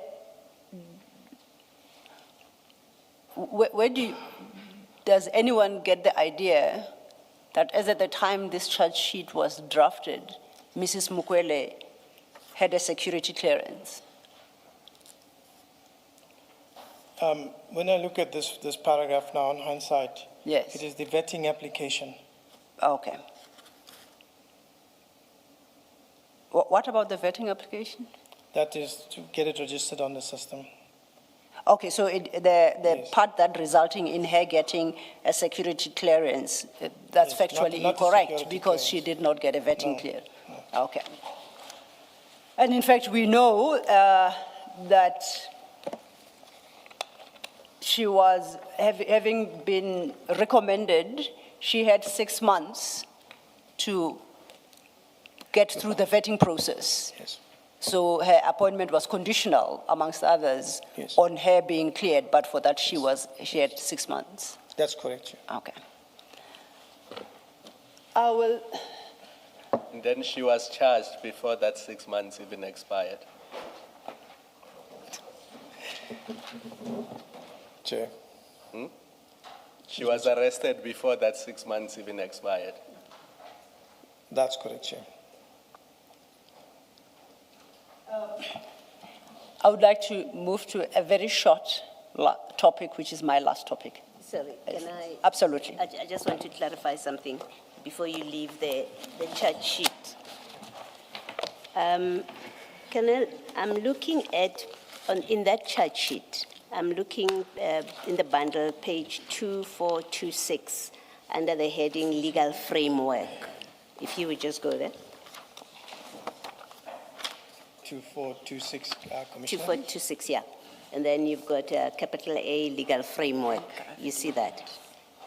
Legal Framework, the heading. At Legal framework. 2426? Yes, sir. Are you there? Are you there? Are you on that page? Okay. So under that heading of legal framework, you set out provisions of PRECA, right? Up to page 2432. That is the framework, the legal framework you set out. Yes. And then that's the only legal framework that you discuss in this document. So we can take it that you place reliance solely on PRECA for these charges, because that's the only legal framework you're discussing. I just want to make sure if that is correct. That's what I'm reading correctly. No, it's not the only one. Okay. What else? And where do I see that? In the chart sheet? In my affidavit, yes, I put in this legal framework of PRECA, but PRECA was not the only thing that was there. Okay. What else? I'm looking at the chart sheet, remember? I'm not looking at the affidavit at this stage. I'm looking at the chart sheet, and I want to propose something, but I need first to know that I'm correct in the way I'm reading your chart sheet. It has one heading, which is legal framework. Yes, and the then chart sheet. it discusses PRECA, which sort of suggests that that's the and then you've got a heading at 2433, which is corruption charges. Yes. So, and then I ask, this must mean that you based these charges on PRECA. According to the chart sheet. Yes, according to the chart sheet. According to the chart sheet. Yes. Okay, all right. And the charges accordingly, in fact, the way that the charges are formulated, the counts, count one up to the last one, you make reference to PRECA. On On all the counts. All your counts are PRECA-based counts, except for one. There's the fraud, which you base on the Criminal Procedure Act. You're right. So you don't rely only on PRECA. No, don't only rely on PRECA because... Okay. Yes. You rely also on the CPA, the Criminal Procedure Act. Sorry. You rely also on the Criminal Procedure Act. Criminal Procedure Act, yes. This charge sheet, Commissioner, as I said, this is drafted by the prosecutor. Mm. Yeah, but it's your charge sheet. Acknowledged, Judge. Okay, all right. Now, I was just confirming that is it solely PRECA or you rely on other provisions as well of the law? Yes, you're relying on other precepts of the law, the Criminal Procedure Act, etc.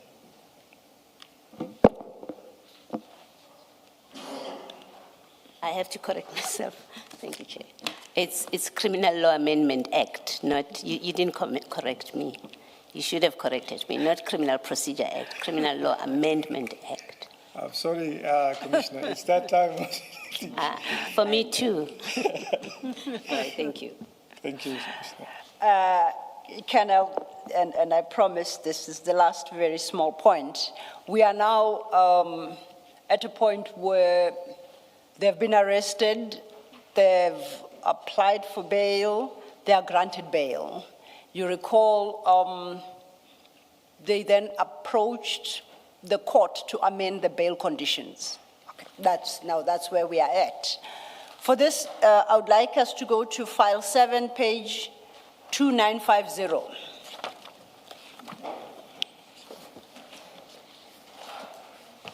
Advocate Sillo, I want to ask very quickly, 2438.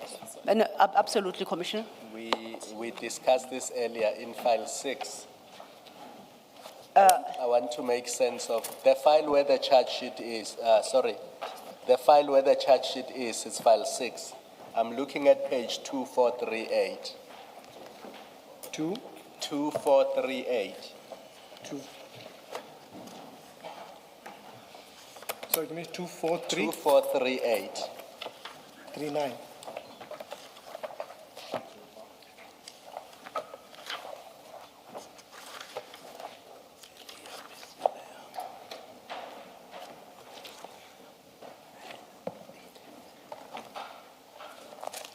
Now, in our earlier engagement, you gave us the process and you created the impression that it's the prosecutors who decide to charge and IDAC, sits in the back. But reading this letter is from the Acting Director of Public Prosecutions, Gauteng Division, Pretoria, and it's addressed to Advocate Johnson, Director at IDAC.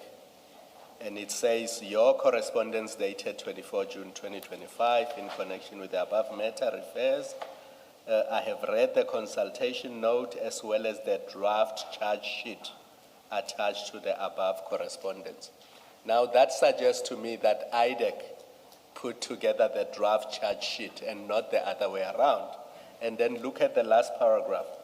Having considered the contents of all this documentation, that would include the draft charge sheet, I'm satisfied that a prima facie case has been made out against the accused and the suspects, and I concur with your decision to charge.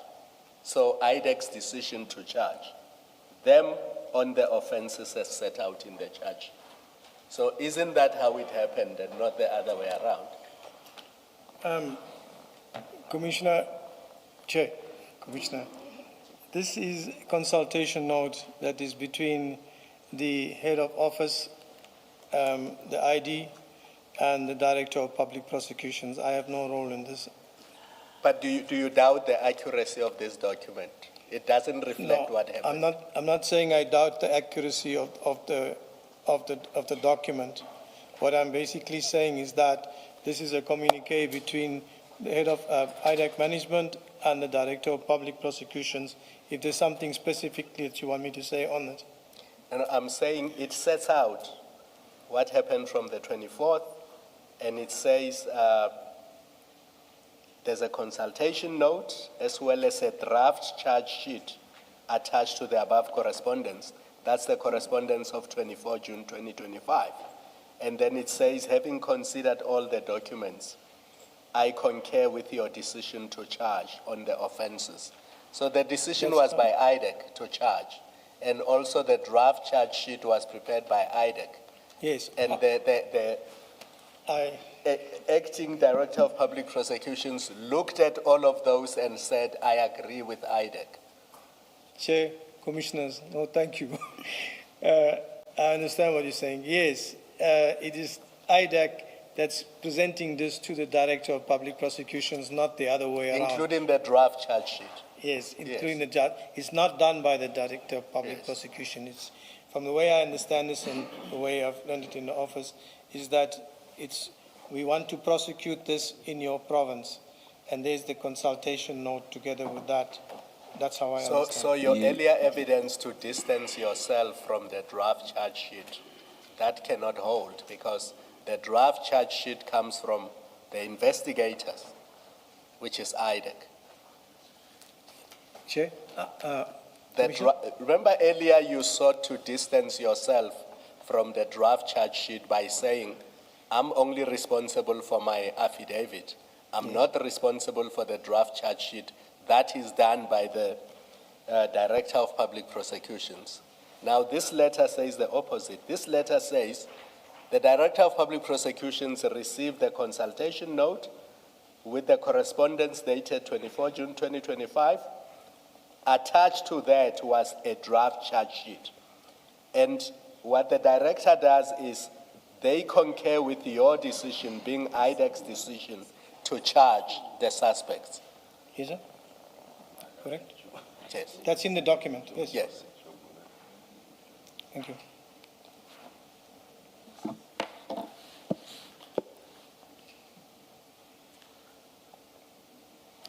But can you really hide behind the fact that the signature on that communication to the DPP is Advocate Johnson's signature.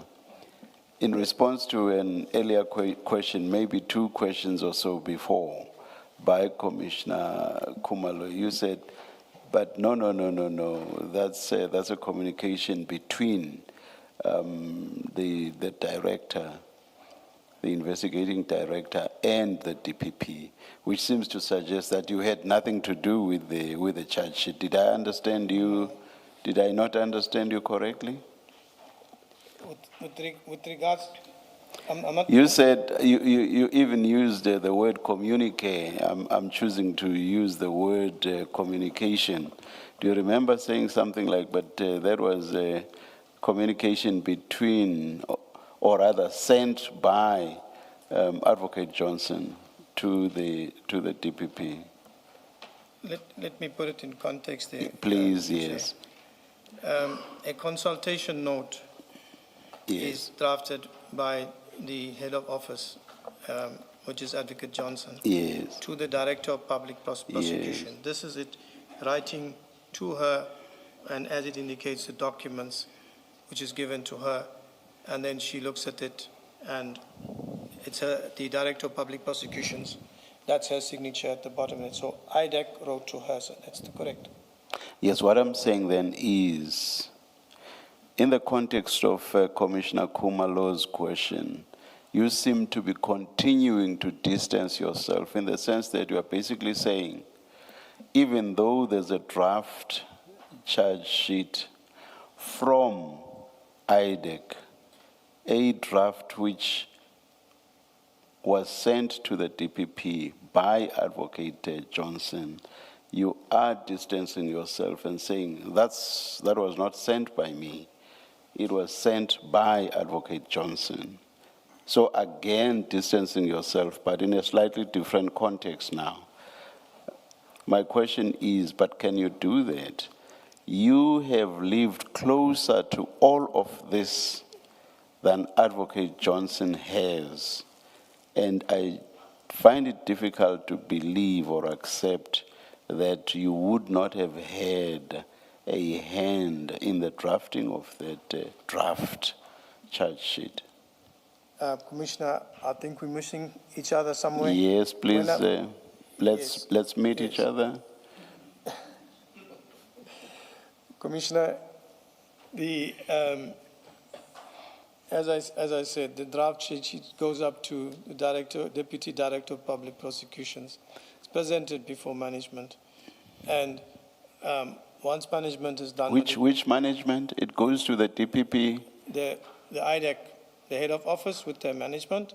Okay. Yes, they have it there, and then it goes to the Director of Public Prosecution. So when you say I'm distancing myself, now I'm trying to understand how you mean that I'm distancing myself when it is there with the head of office and their management, and now it's gone to the Director of Public Prosecutions.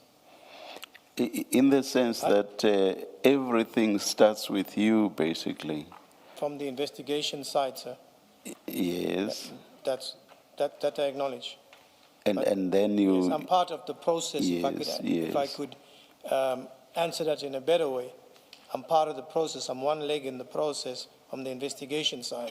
So when you look the most important leg, Yes, sir. you may be part of it, but the most important leg of the process. Yes, the investigated leg, sir. All right, thank you. Thank you, Chair. I said we are going to our last very small topic, and for that purpose, I would invite us to go to file 7, page 2950. You recall I made the comment to you that we are now at post-arrest, post-bail application, and we know that some of the accused, the 3, Khumalo, Madondo, Lekalakala, appealed one bail condition. You recall that? And what we have at 2950 is the judgment of the High Court in that appeal. You recall this judgment? I think the state opposed it. Yes, that's what I Yes. can recall. So if we turn to 2951, Generals Kumalo, Madondo, and Lekalakala are now have been granted bail with certain conditions. At 2951, it specifies at paragraph 1 sub B that they appeal only one condition, and that is the bail condition that they were prohibited from being at any premises of crime intelligence within the Republic while their criminal trial is pending. You remember that condition? Yes.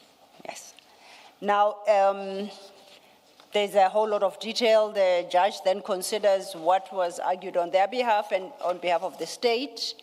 If we go to page 2959, at paragraph 19.3, under the heading Analysis of the Appeal, the court notes the legal issue to determine in these proceedings, namely whether the magistrate erred in imposing the bail condition, must be assessed based on the material that was before him and the way he dealt with that information or evidence. So as I understood the argument, it was that that particular condition they were appealing was a condition not requested by the state. Do you agree with me? Not requested by this? By the state at the time that they were applying for bail. The state never requested that they be denied access to all crime intelligence officers. Yes, presentation by the prosecutor. Yes. The prosecutor never made such a request. And it concludes at page 2960, paragraph 19.7. Having considered then these facts, and then the judge notes that at 19.7, judges and magistrates are expected to give reasons to ensure accountability, transparency, fair appeals, guidance in future cases, and the public's access to justice, even though the Constitution does not explicitly require it. Where a condition is imposed without any party requesting it, the reasons should be recorded so parties understand the decision. Stating reason deters unnecessary appeals and helps the appellate court assess the correctness of the decision. Now, if we go forward again, page 2961.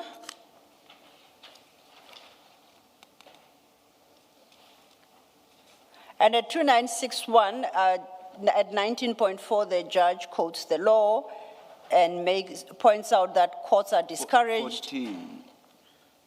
19.14. You said 4-1.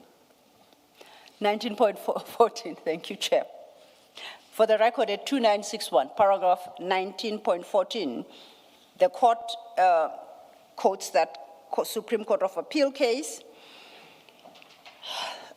and highlights that courts are generally discouraged from mero motu dealing with disputes not raised by the parties. At the conclusion of that paragraph, it notes a key aspect of this system is that the parties define the issues for determination, present their arguments, and leave the court to act as a neutral arbiter of matters raised. And then I'll invite us to go to 2962, where at 19.17, the court concludes, or the judge concludes, I'm unable to find any judicial basis on the evidence and submissions before the court for the bail condition that was imposed. In exercising his judicial discretion, the magistrate did not confine his assessment to the facts presented before the court. And in upholding the appeal, the judge concludes at paragraph 20.1, the court's decision to impose the bail condition appealed against was made without identifying any supporting facts. It is arbitrary and incorrect and does not reflect a proper exercise of judicial discretion. In summary, the High Court concluded that that bail condition, which is the only condition that the three were appealing against, that they should not enter any office of crime intelligence until the trial is disposed of, was not requested by the prosecutor. It had no basis, and the magistrate did not have a power to impose such a condition. You understand that? That's understood Okay. from that. Now, we have from the record, the notes made by the judge of the conditions, and for that same file, please go to page 2949. The judge, made by the judge or the magistrate? The magistrate.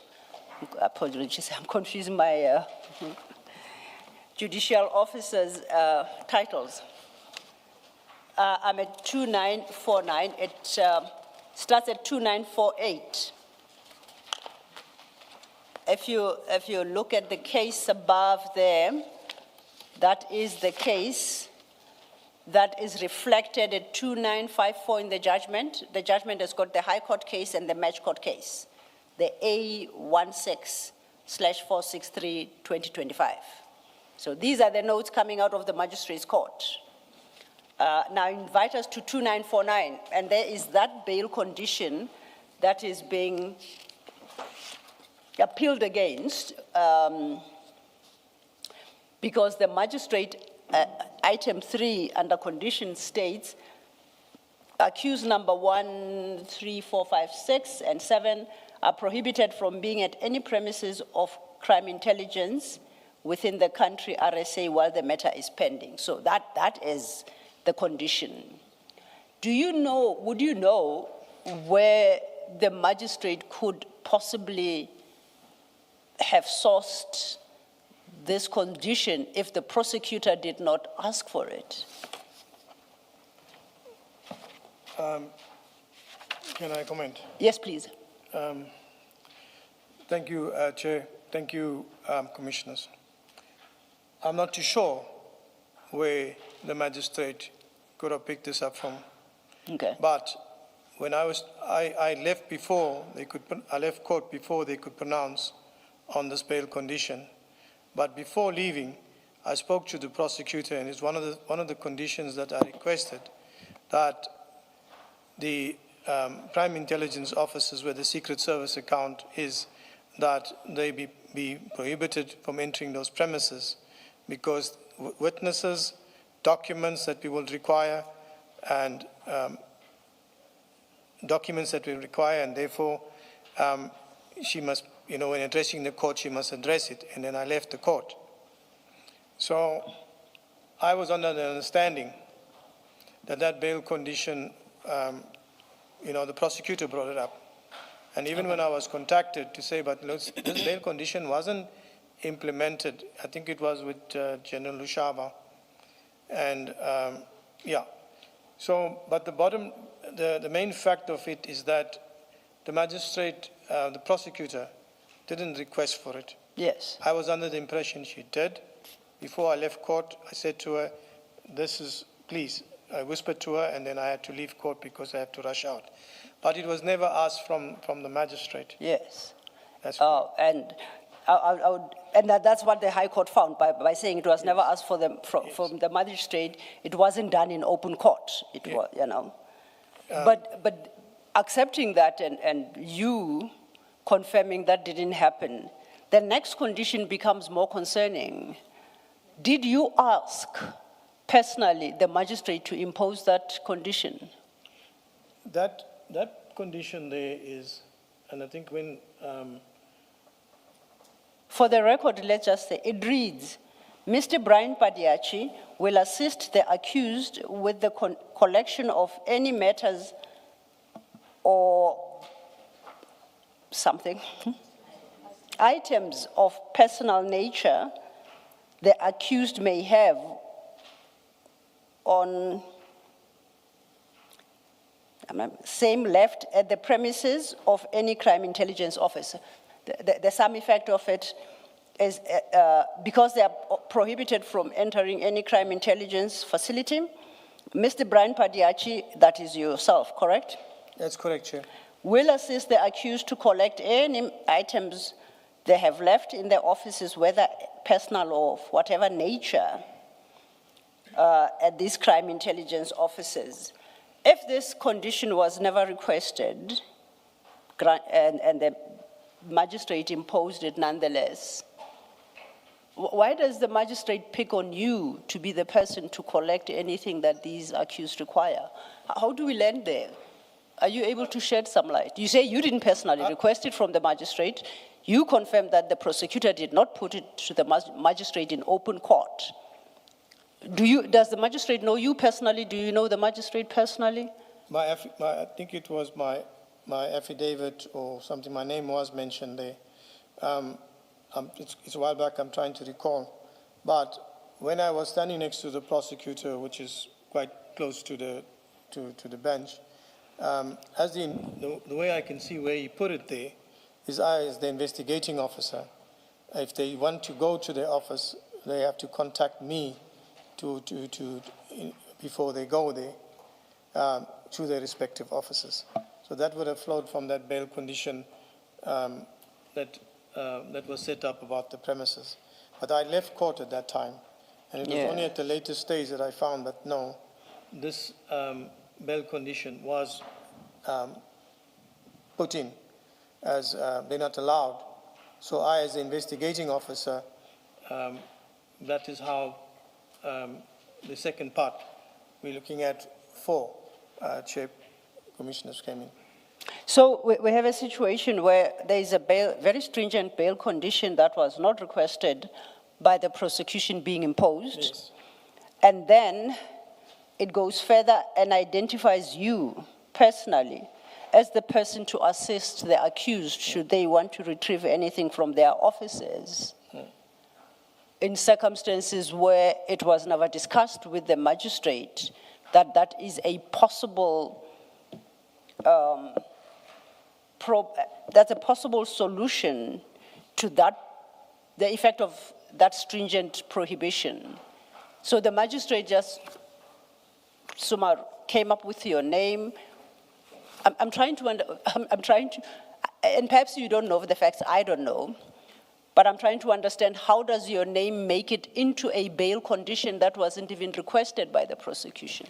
Can you shed some light? A condition that's so stringent that its effect is to suspend the accused. Because what it meant is that they could not go to work. So effectively, it suspended them when SAPS itself had not suspended them. No, but answer the question. I'm just adding to the nature of how stringent it was.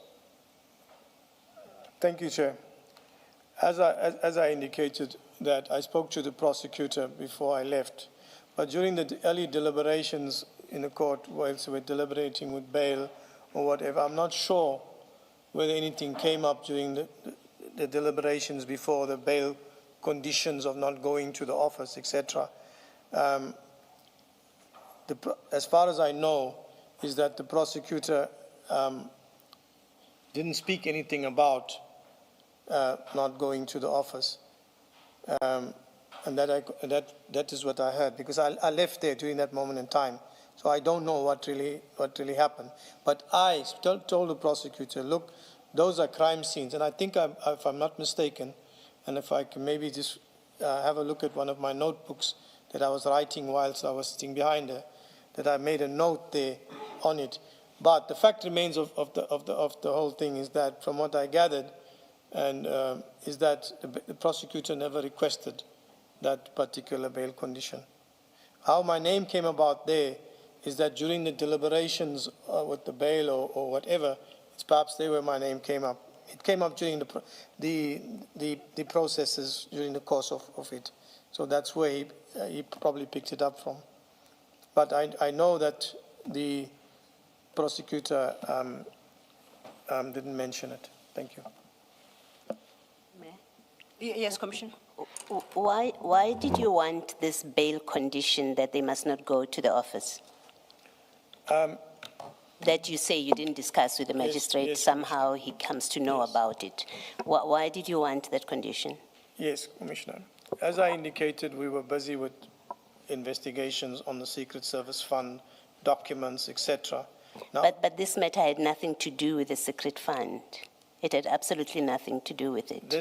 This case, this Mokwele matter, it was about the recruitment and appointment of Brigadier Mokwele. Yes. Why are you introducing other cases that under this bail condition? Yes, Yes, you may. thank you, Commissioner. I think it was mentioned during the course of the proceedings there that the accused before court are also implicated in other matters that we are investigating. Yes.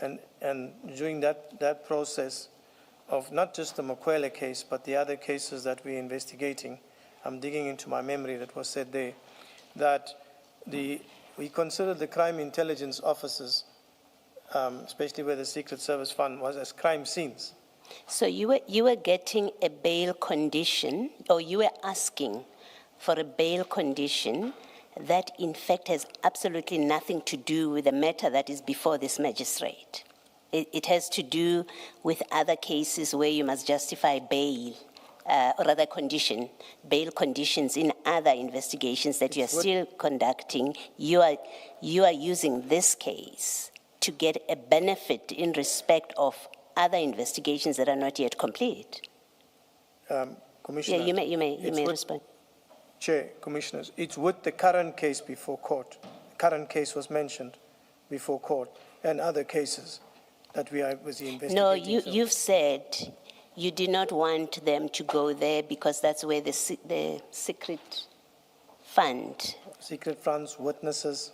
The witnesses, you had completed your investigation and you've seen this judgment. There is an exchange between the prosecutor and the magistrate. And the prosecutor says, our investigation is complete. We don't have a problem about witnesses being intimidated. In fact, we haven't even produced a list of witnesses. So these people, these accused, are no risk or pose no risk to our witnesses in this case. That's the position of this prosecutor, right? The magistrate keeps pushing, but they must be protected. What about members of the public? You know this judgment. I'm not going to read, interesting as it is to read. The magistrate keeps saying, but what about this? What about that? And your prosecutor says, the witnesses, we are not going, if I'm to preclude, if I'm to get an order, that's a condition rather, that says they shouldn't go to the office, then I have to mention the witnesses in this case. And we are not going to mention the witnesses because it would be to endanger them. So there is no risk to witnesses. Investigation is complete. So I don't need this condition, which the magistrate is very keen to give Meromutu without it being asked for, at least not in open court, is keen to give. So your other cases have absolutely nothing to do, even on the magistrate's own enthusiasm. Your other cases are no reason that he has imposed this condition. On this transcript that is quoted in the appeal judgment, those other cases have nothing to do with it. He gave this condition because he's protecting the witnesses in the Mokwele matter. My question to you is, why would you want this condition, as you say, you did for cases that have nothing to do with this Mokwele matter, that are still incomplete? They are not before court. You don't know whether eventually they will result in prosecution. Is that not another instance of an abuse of your position where you are sitting with this particular case, which is done and complete, investigated, it is before court, you've effected the arrest, but you use this case to gain a benefit in respect of other cases that have nothing to do with this case? You must accept it is on the face of it an abuse of your position that you're holding at the time when it comes to this case. You can comment? Thank you, Commissioner. I did not see it in that light. And as I said, in chief, and the way I looked at what we were doing, and this is what it is what it is. is that I spoke to the prosecutor and said to her that, listen, I'm leaving now. And I wrote in a notebook or I wrote something. I have to check on that. When they're addressing the bail conditions, just take this to say that they're not permitted to go to the crime intelligence officers because of the witnesses, and that the crime intelligence officers is where it's a crime scene, where all the documents and everything that's going to assist us. On an investigation that has been completed according to the your prosecutor. The investigation has been completed. There is no risk of interference. That's what he tells the court. Yes. Yes. And what happened? I did not know what took place after that, but she didn't ask for it. So that's what happened at the end of the day. I made that suggestion, and then she didn't put it up to the magistrate. So that's where it stands there, Commissioner. All right. A related question. This appeal was opposed. Yes. That's correct. Yes. What role did you play in the decision to oppose an appeal on a bail condition that you and everyone in IDAC didn't ask for? What role in that decision did you play, if any? We oppose the bail conditions on what I put forward before you now, Commissioner. The fact that the crime intelligence office, we're busy with investigations. No, I'm not asking for reasons. I'm asking for your role in it. So you were part of the collective that, if it's a collective or it's your decision alone, you were part of a collective that made the decision to oppose this appeal on a bail condition that you did not ask for and that you got because you wanted to protect other investigations, even though that's not why the magistrate gave it. You were part of that collective that made that decision. I was part of the collective. I cannot disown the persons that were involved in the appeal process. And who was involved in it? It's you and? That would have been myself and the prosecutors that were in the matter that put together documents for the appeal. Okay. It didn't require approval by your superiors to oppose this bail, this appeal?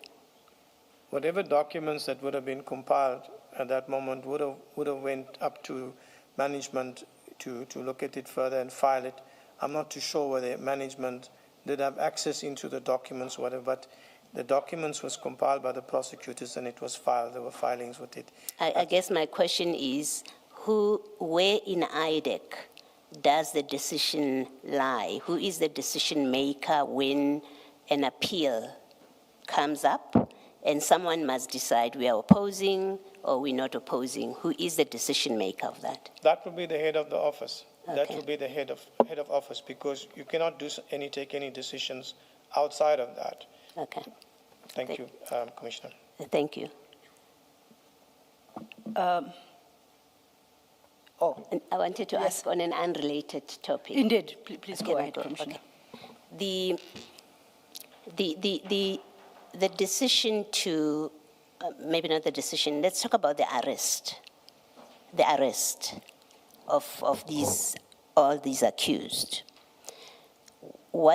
Is there a policy in IDAC which guides and informs how you exercise the discretion to arrest, to summon, because we know in some cases you've summoned. The most recent that we can all take judicial notice of is the National Commissioner, right? He was called and he presented to court, but we are also aware of other cases. Here you arrested these 7 accused. Is there a policy, guideline in IDAC that informs that guides you as the investigating officer how to go about making that election of how you present or you get an accused person to present to court? The way I understand you, Chair, Commissioners, is there a policy in how we go about compiling about our arrests in respect of the cases? It's more specifically with how you get to make the decision whether you are arresting or you're summoning. So I'm not talking about the practicalities of where, how, when do you arrest? It's not my question. My question is, you have options of how you secure the appearance of an accused person at court, and you know those options that are available to you. So my question is there a policy position, a protocol, an instruction, whatever it is called, is there an instrument in IDAC which informs and guides investigating officers when to arrest, when to summon, when to, I think the other is a warning or something, the different options that you have? Is there such an instrument? Thank you, Chair, Commissioners. There's no policy or protocol that exists. With regards to the arrest warrants or whether J175, we look at the seriousness. In most cases, if it is Schedule 5, Schedule 6, the onus is on the accused persons to put forward why they should be released on bail. So when it comes No, we are not at bail. We are not at bail yet. We are at how do you bring this accused to court? You have options. So the conversation is about you exercising that discretion, because it is a discretion, right? Unless you tell me that, or you tell us that there is a prescript in IDAC which says if it is this kind of charge, they must be arrested, right?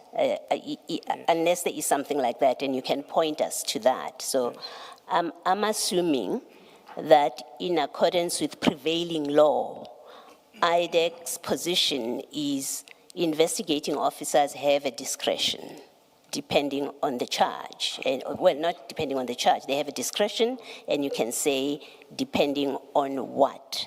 And is that written, or there's nothing? If there's nothing, there's nothing, and you go about making your selection of the options available to you. So I'm not prescribing to you that there has to be. I'm trying to understand whether there's anything at all. Yes. What I'm saying here, Commissioner, thank you, Chair, Yes, you may. is that there's no particular policy that I know of there. It's when you finish and you're ready and you're prepared to go for your apply for your warrants. You have your chief criminal investigator that's there that says, okay, we're going to now prepare for the arrest, prepare for the takedown. What is the offense? It's a Schedule 5 offense, and we proceed. So, like, for example, I'll give you something out of the normal. When the matters like one of the recent ones was done, and why was it J175? When you look at it, it was a PMFA. So a J175 will be issued. So when as a team that we're sitting together, we look at what is the charges. It's corruption, it's Schedule 5. We have to prepare bail affidavits. So that is where it is taken there. The other considerations, the person is armed, may make away with, intimidate witnesses, et cetera, et cetera. But the basic thing was what I'm saying. First of all, there's no policy that says this is an office policy. It's a decision taken there by the team, and that's where it is. So is it irrelevant to the decision that is made by the team that you know where the accused lives? If you know, and let's come back to these facts. Yes. You know where General Madondo lives, or you can easily get her information. You actually now have a full docket, so you have her address, you know where she works. Are you saying, well, notwithstanding that I know where to find her and I can serve her with a summons to appear, notwithstanding all of that, all I look at is it's a Schedule 5 offense that I'm charging her with. It follows, I must arrest her.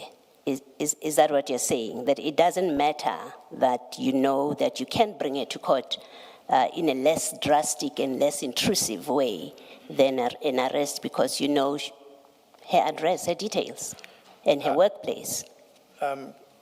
Chair, Commissioners,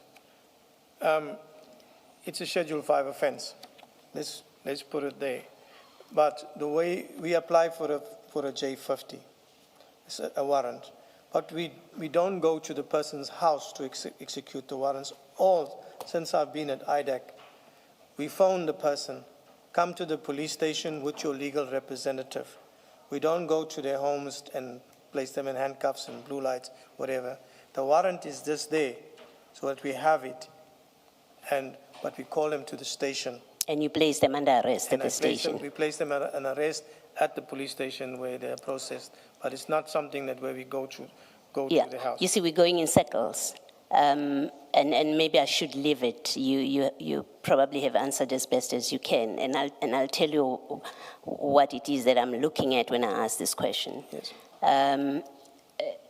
We back at, you call them to the police station where you arrest them. My very question is, if you call them to the police station, why do you not give them a summons? Because you know they will appear. The point I'm making to you is, you know their details, you know where they work.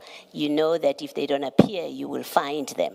Why do you not issue under what circumstances would you not issue a summons in that circumstance, where you know a person's details?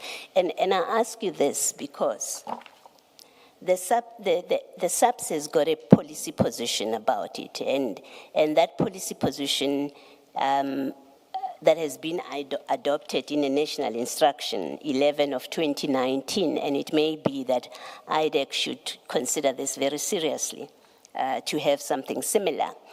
First, this National Instruction, its bedrock is the law, the position of law, right?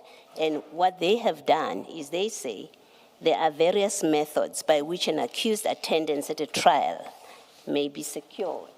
Oh, I see they've given you a copy. Apparently they've given you a copy. If you go to item 6, it's at page 7.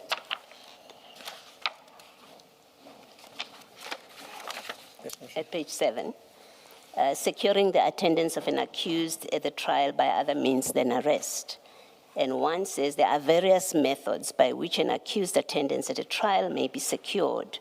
Although arrest is one of these methods, it constitutes one of the most drastic infringements of the rights of an individual, and a member should therefore regard it as a last resort. This is what SAPS is saying to its members, not to you, I accept. It's not to you. Arrest is never an obligation, irrespective of the offense. But you seem to consider it an obligation when you say, well, in a Schedule 5 offense, I have to arrest. They must come and argue for bail.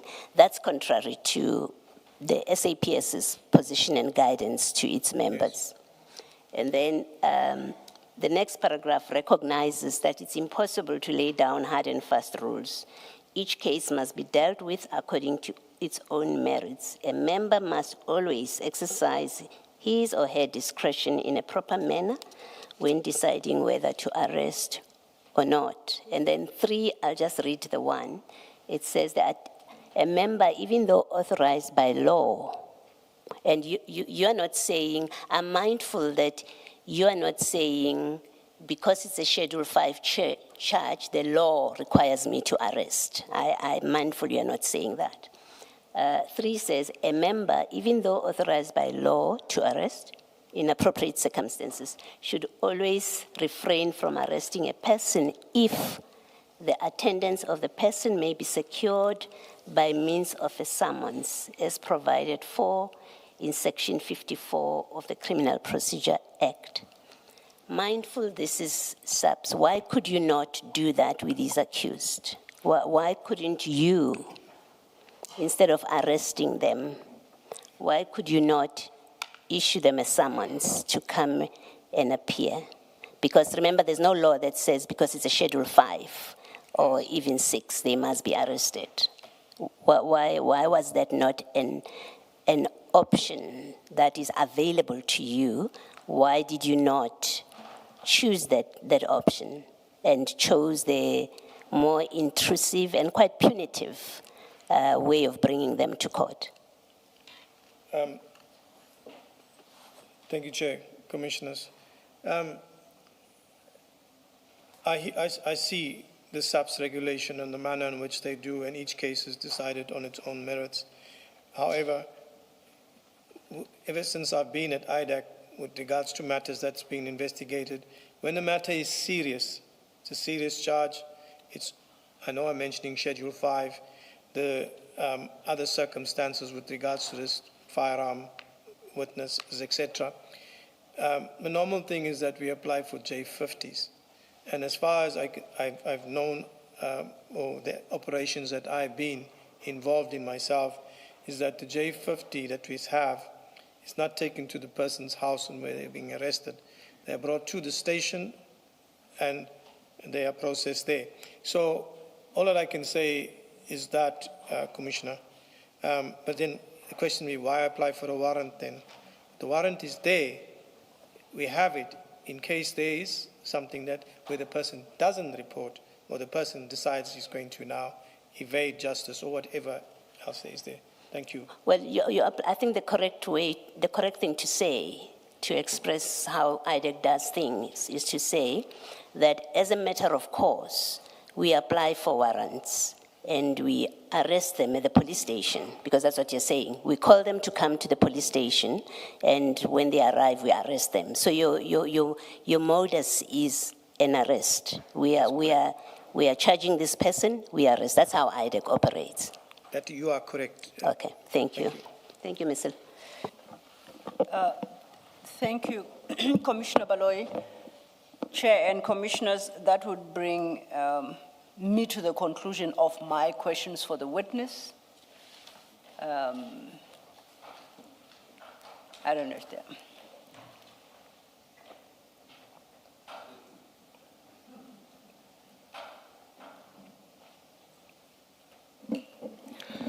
Colonel, Chair.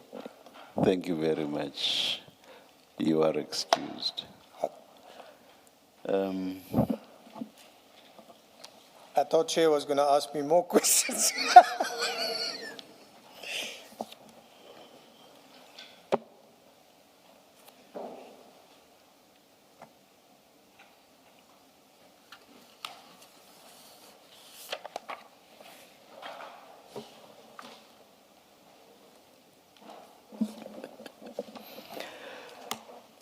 We'll resume at 9:30 tomorrow. Indeed, Chair. Let's adjourn. Thank you. Thank you.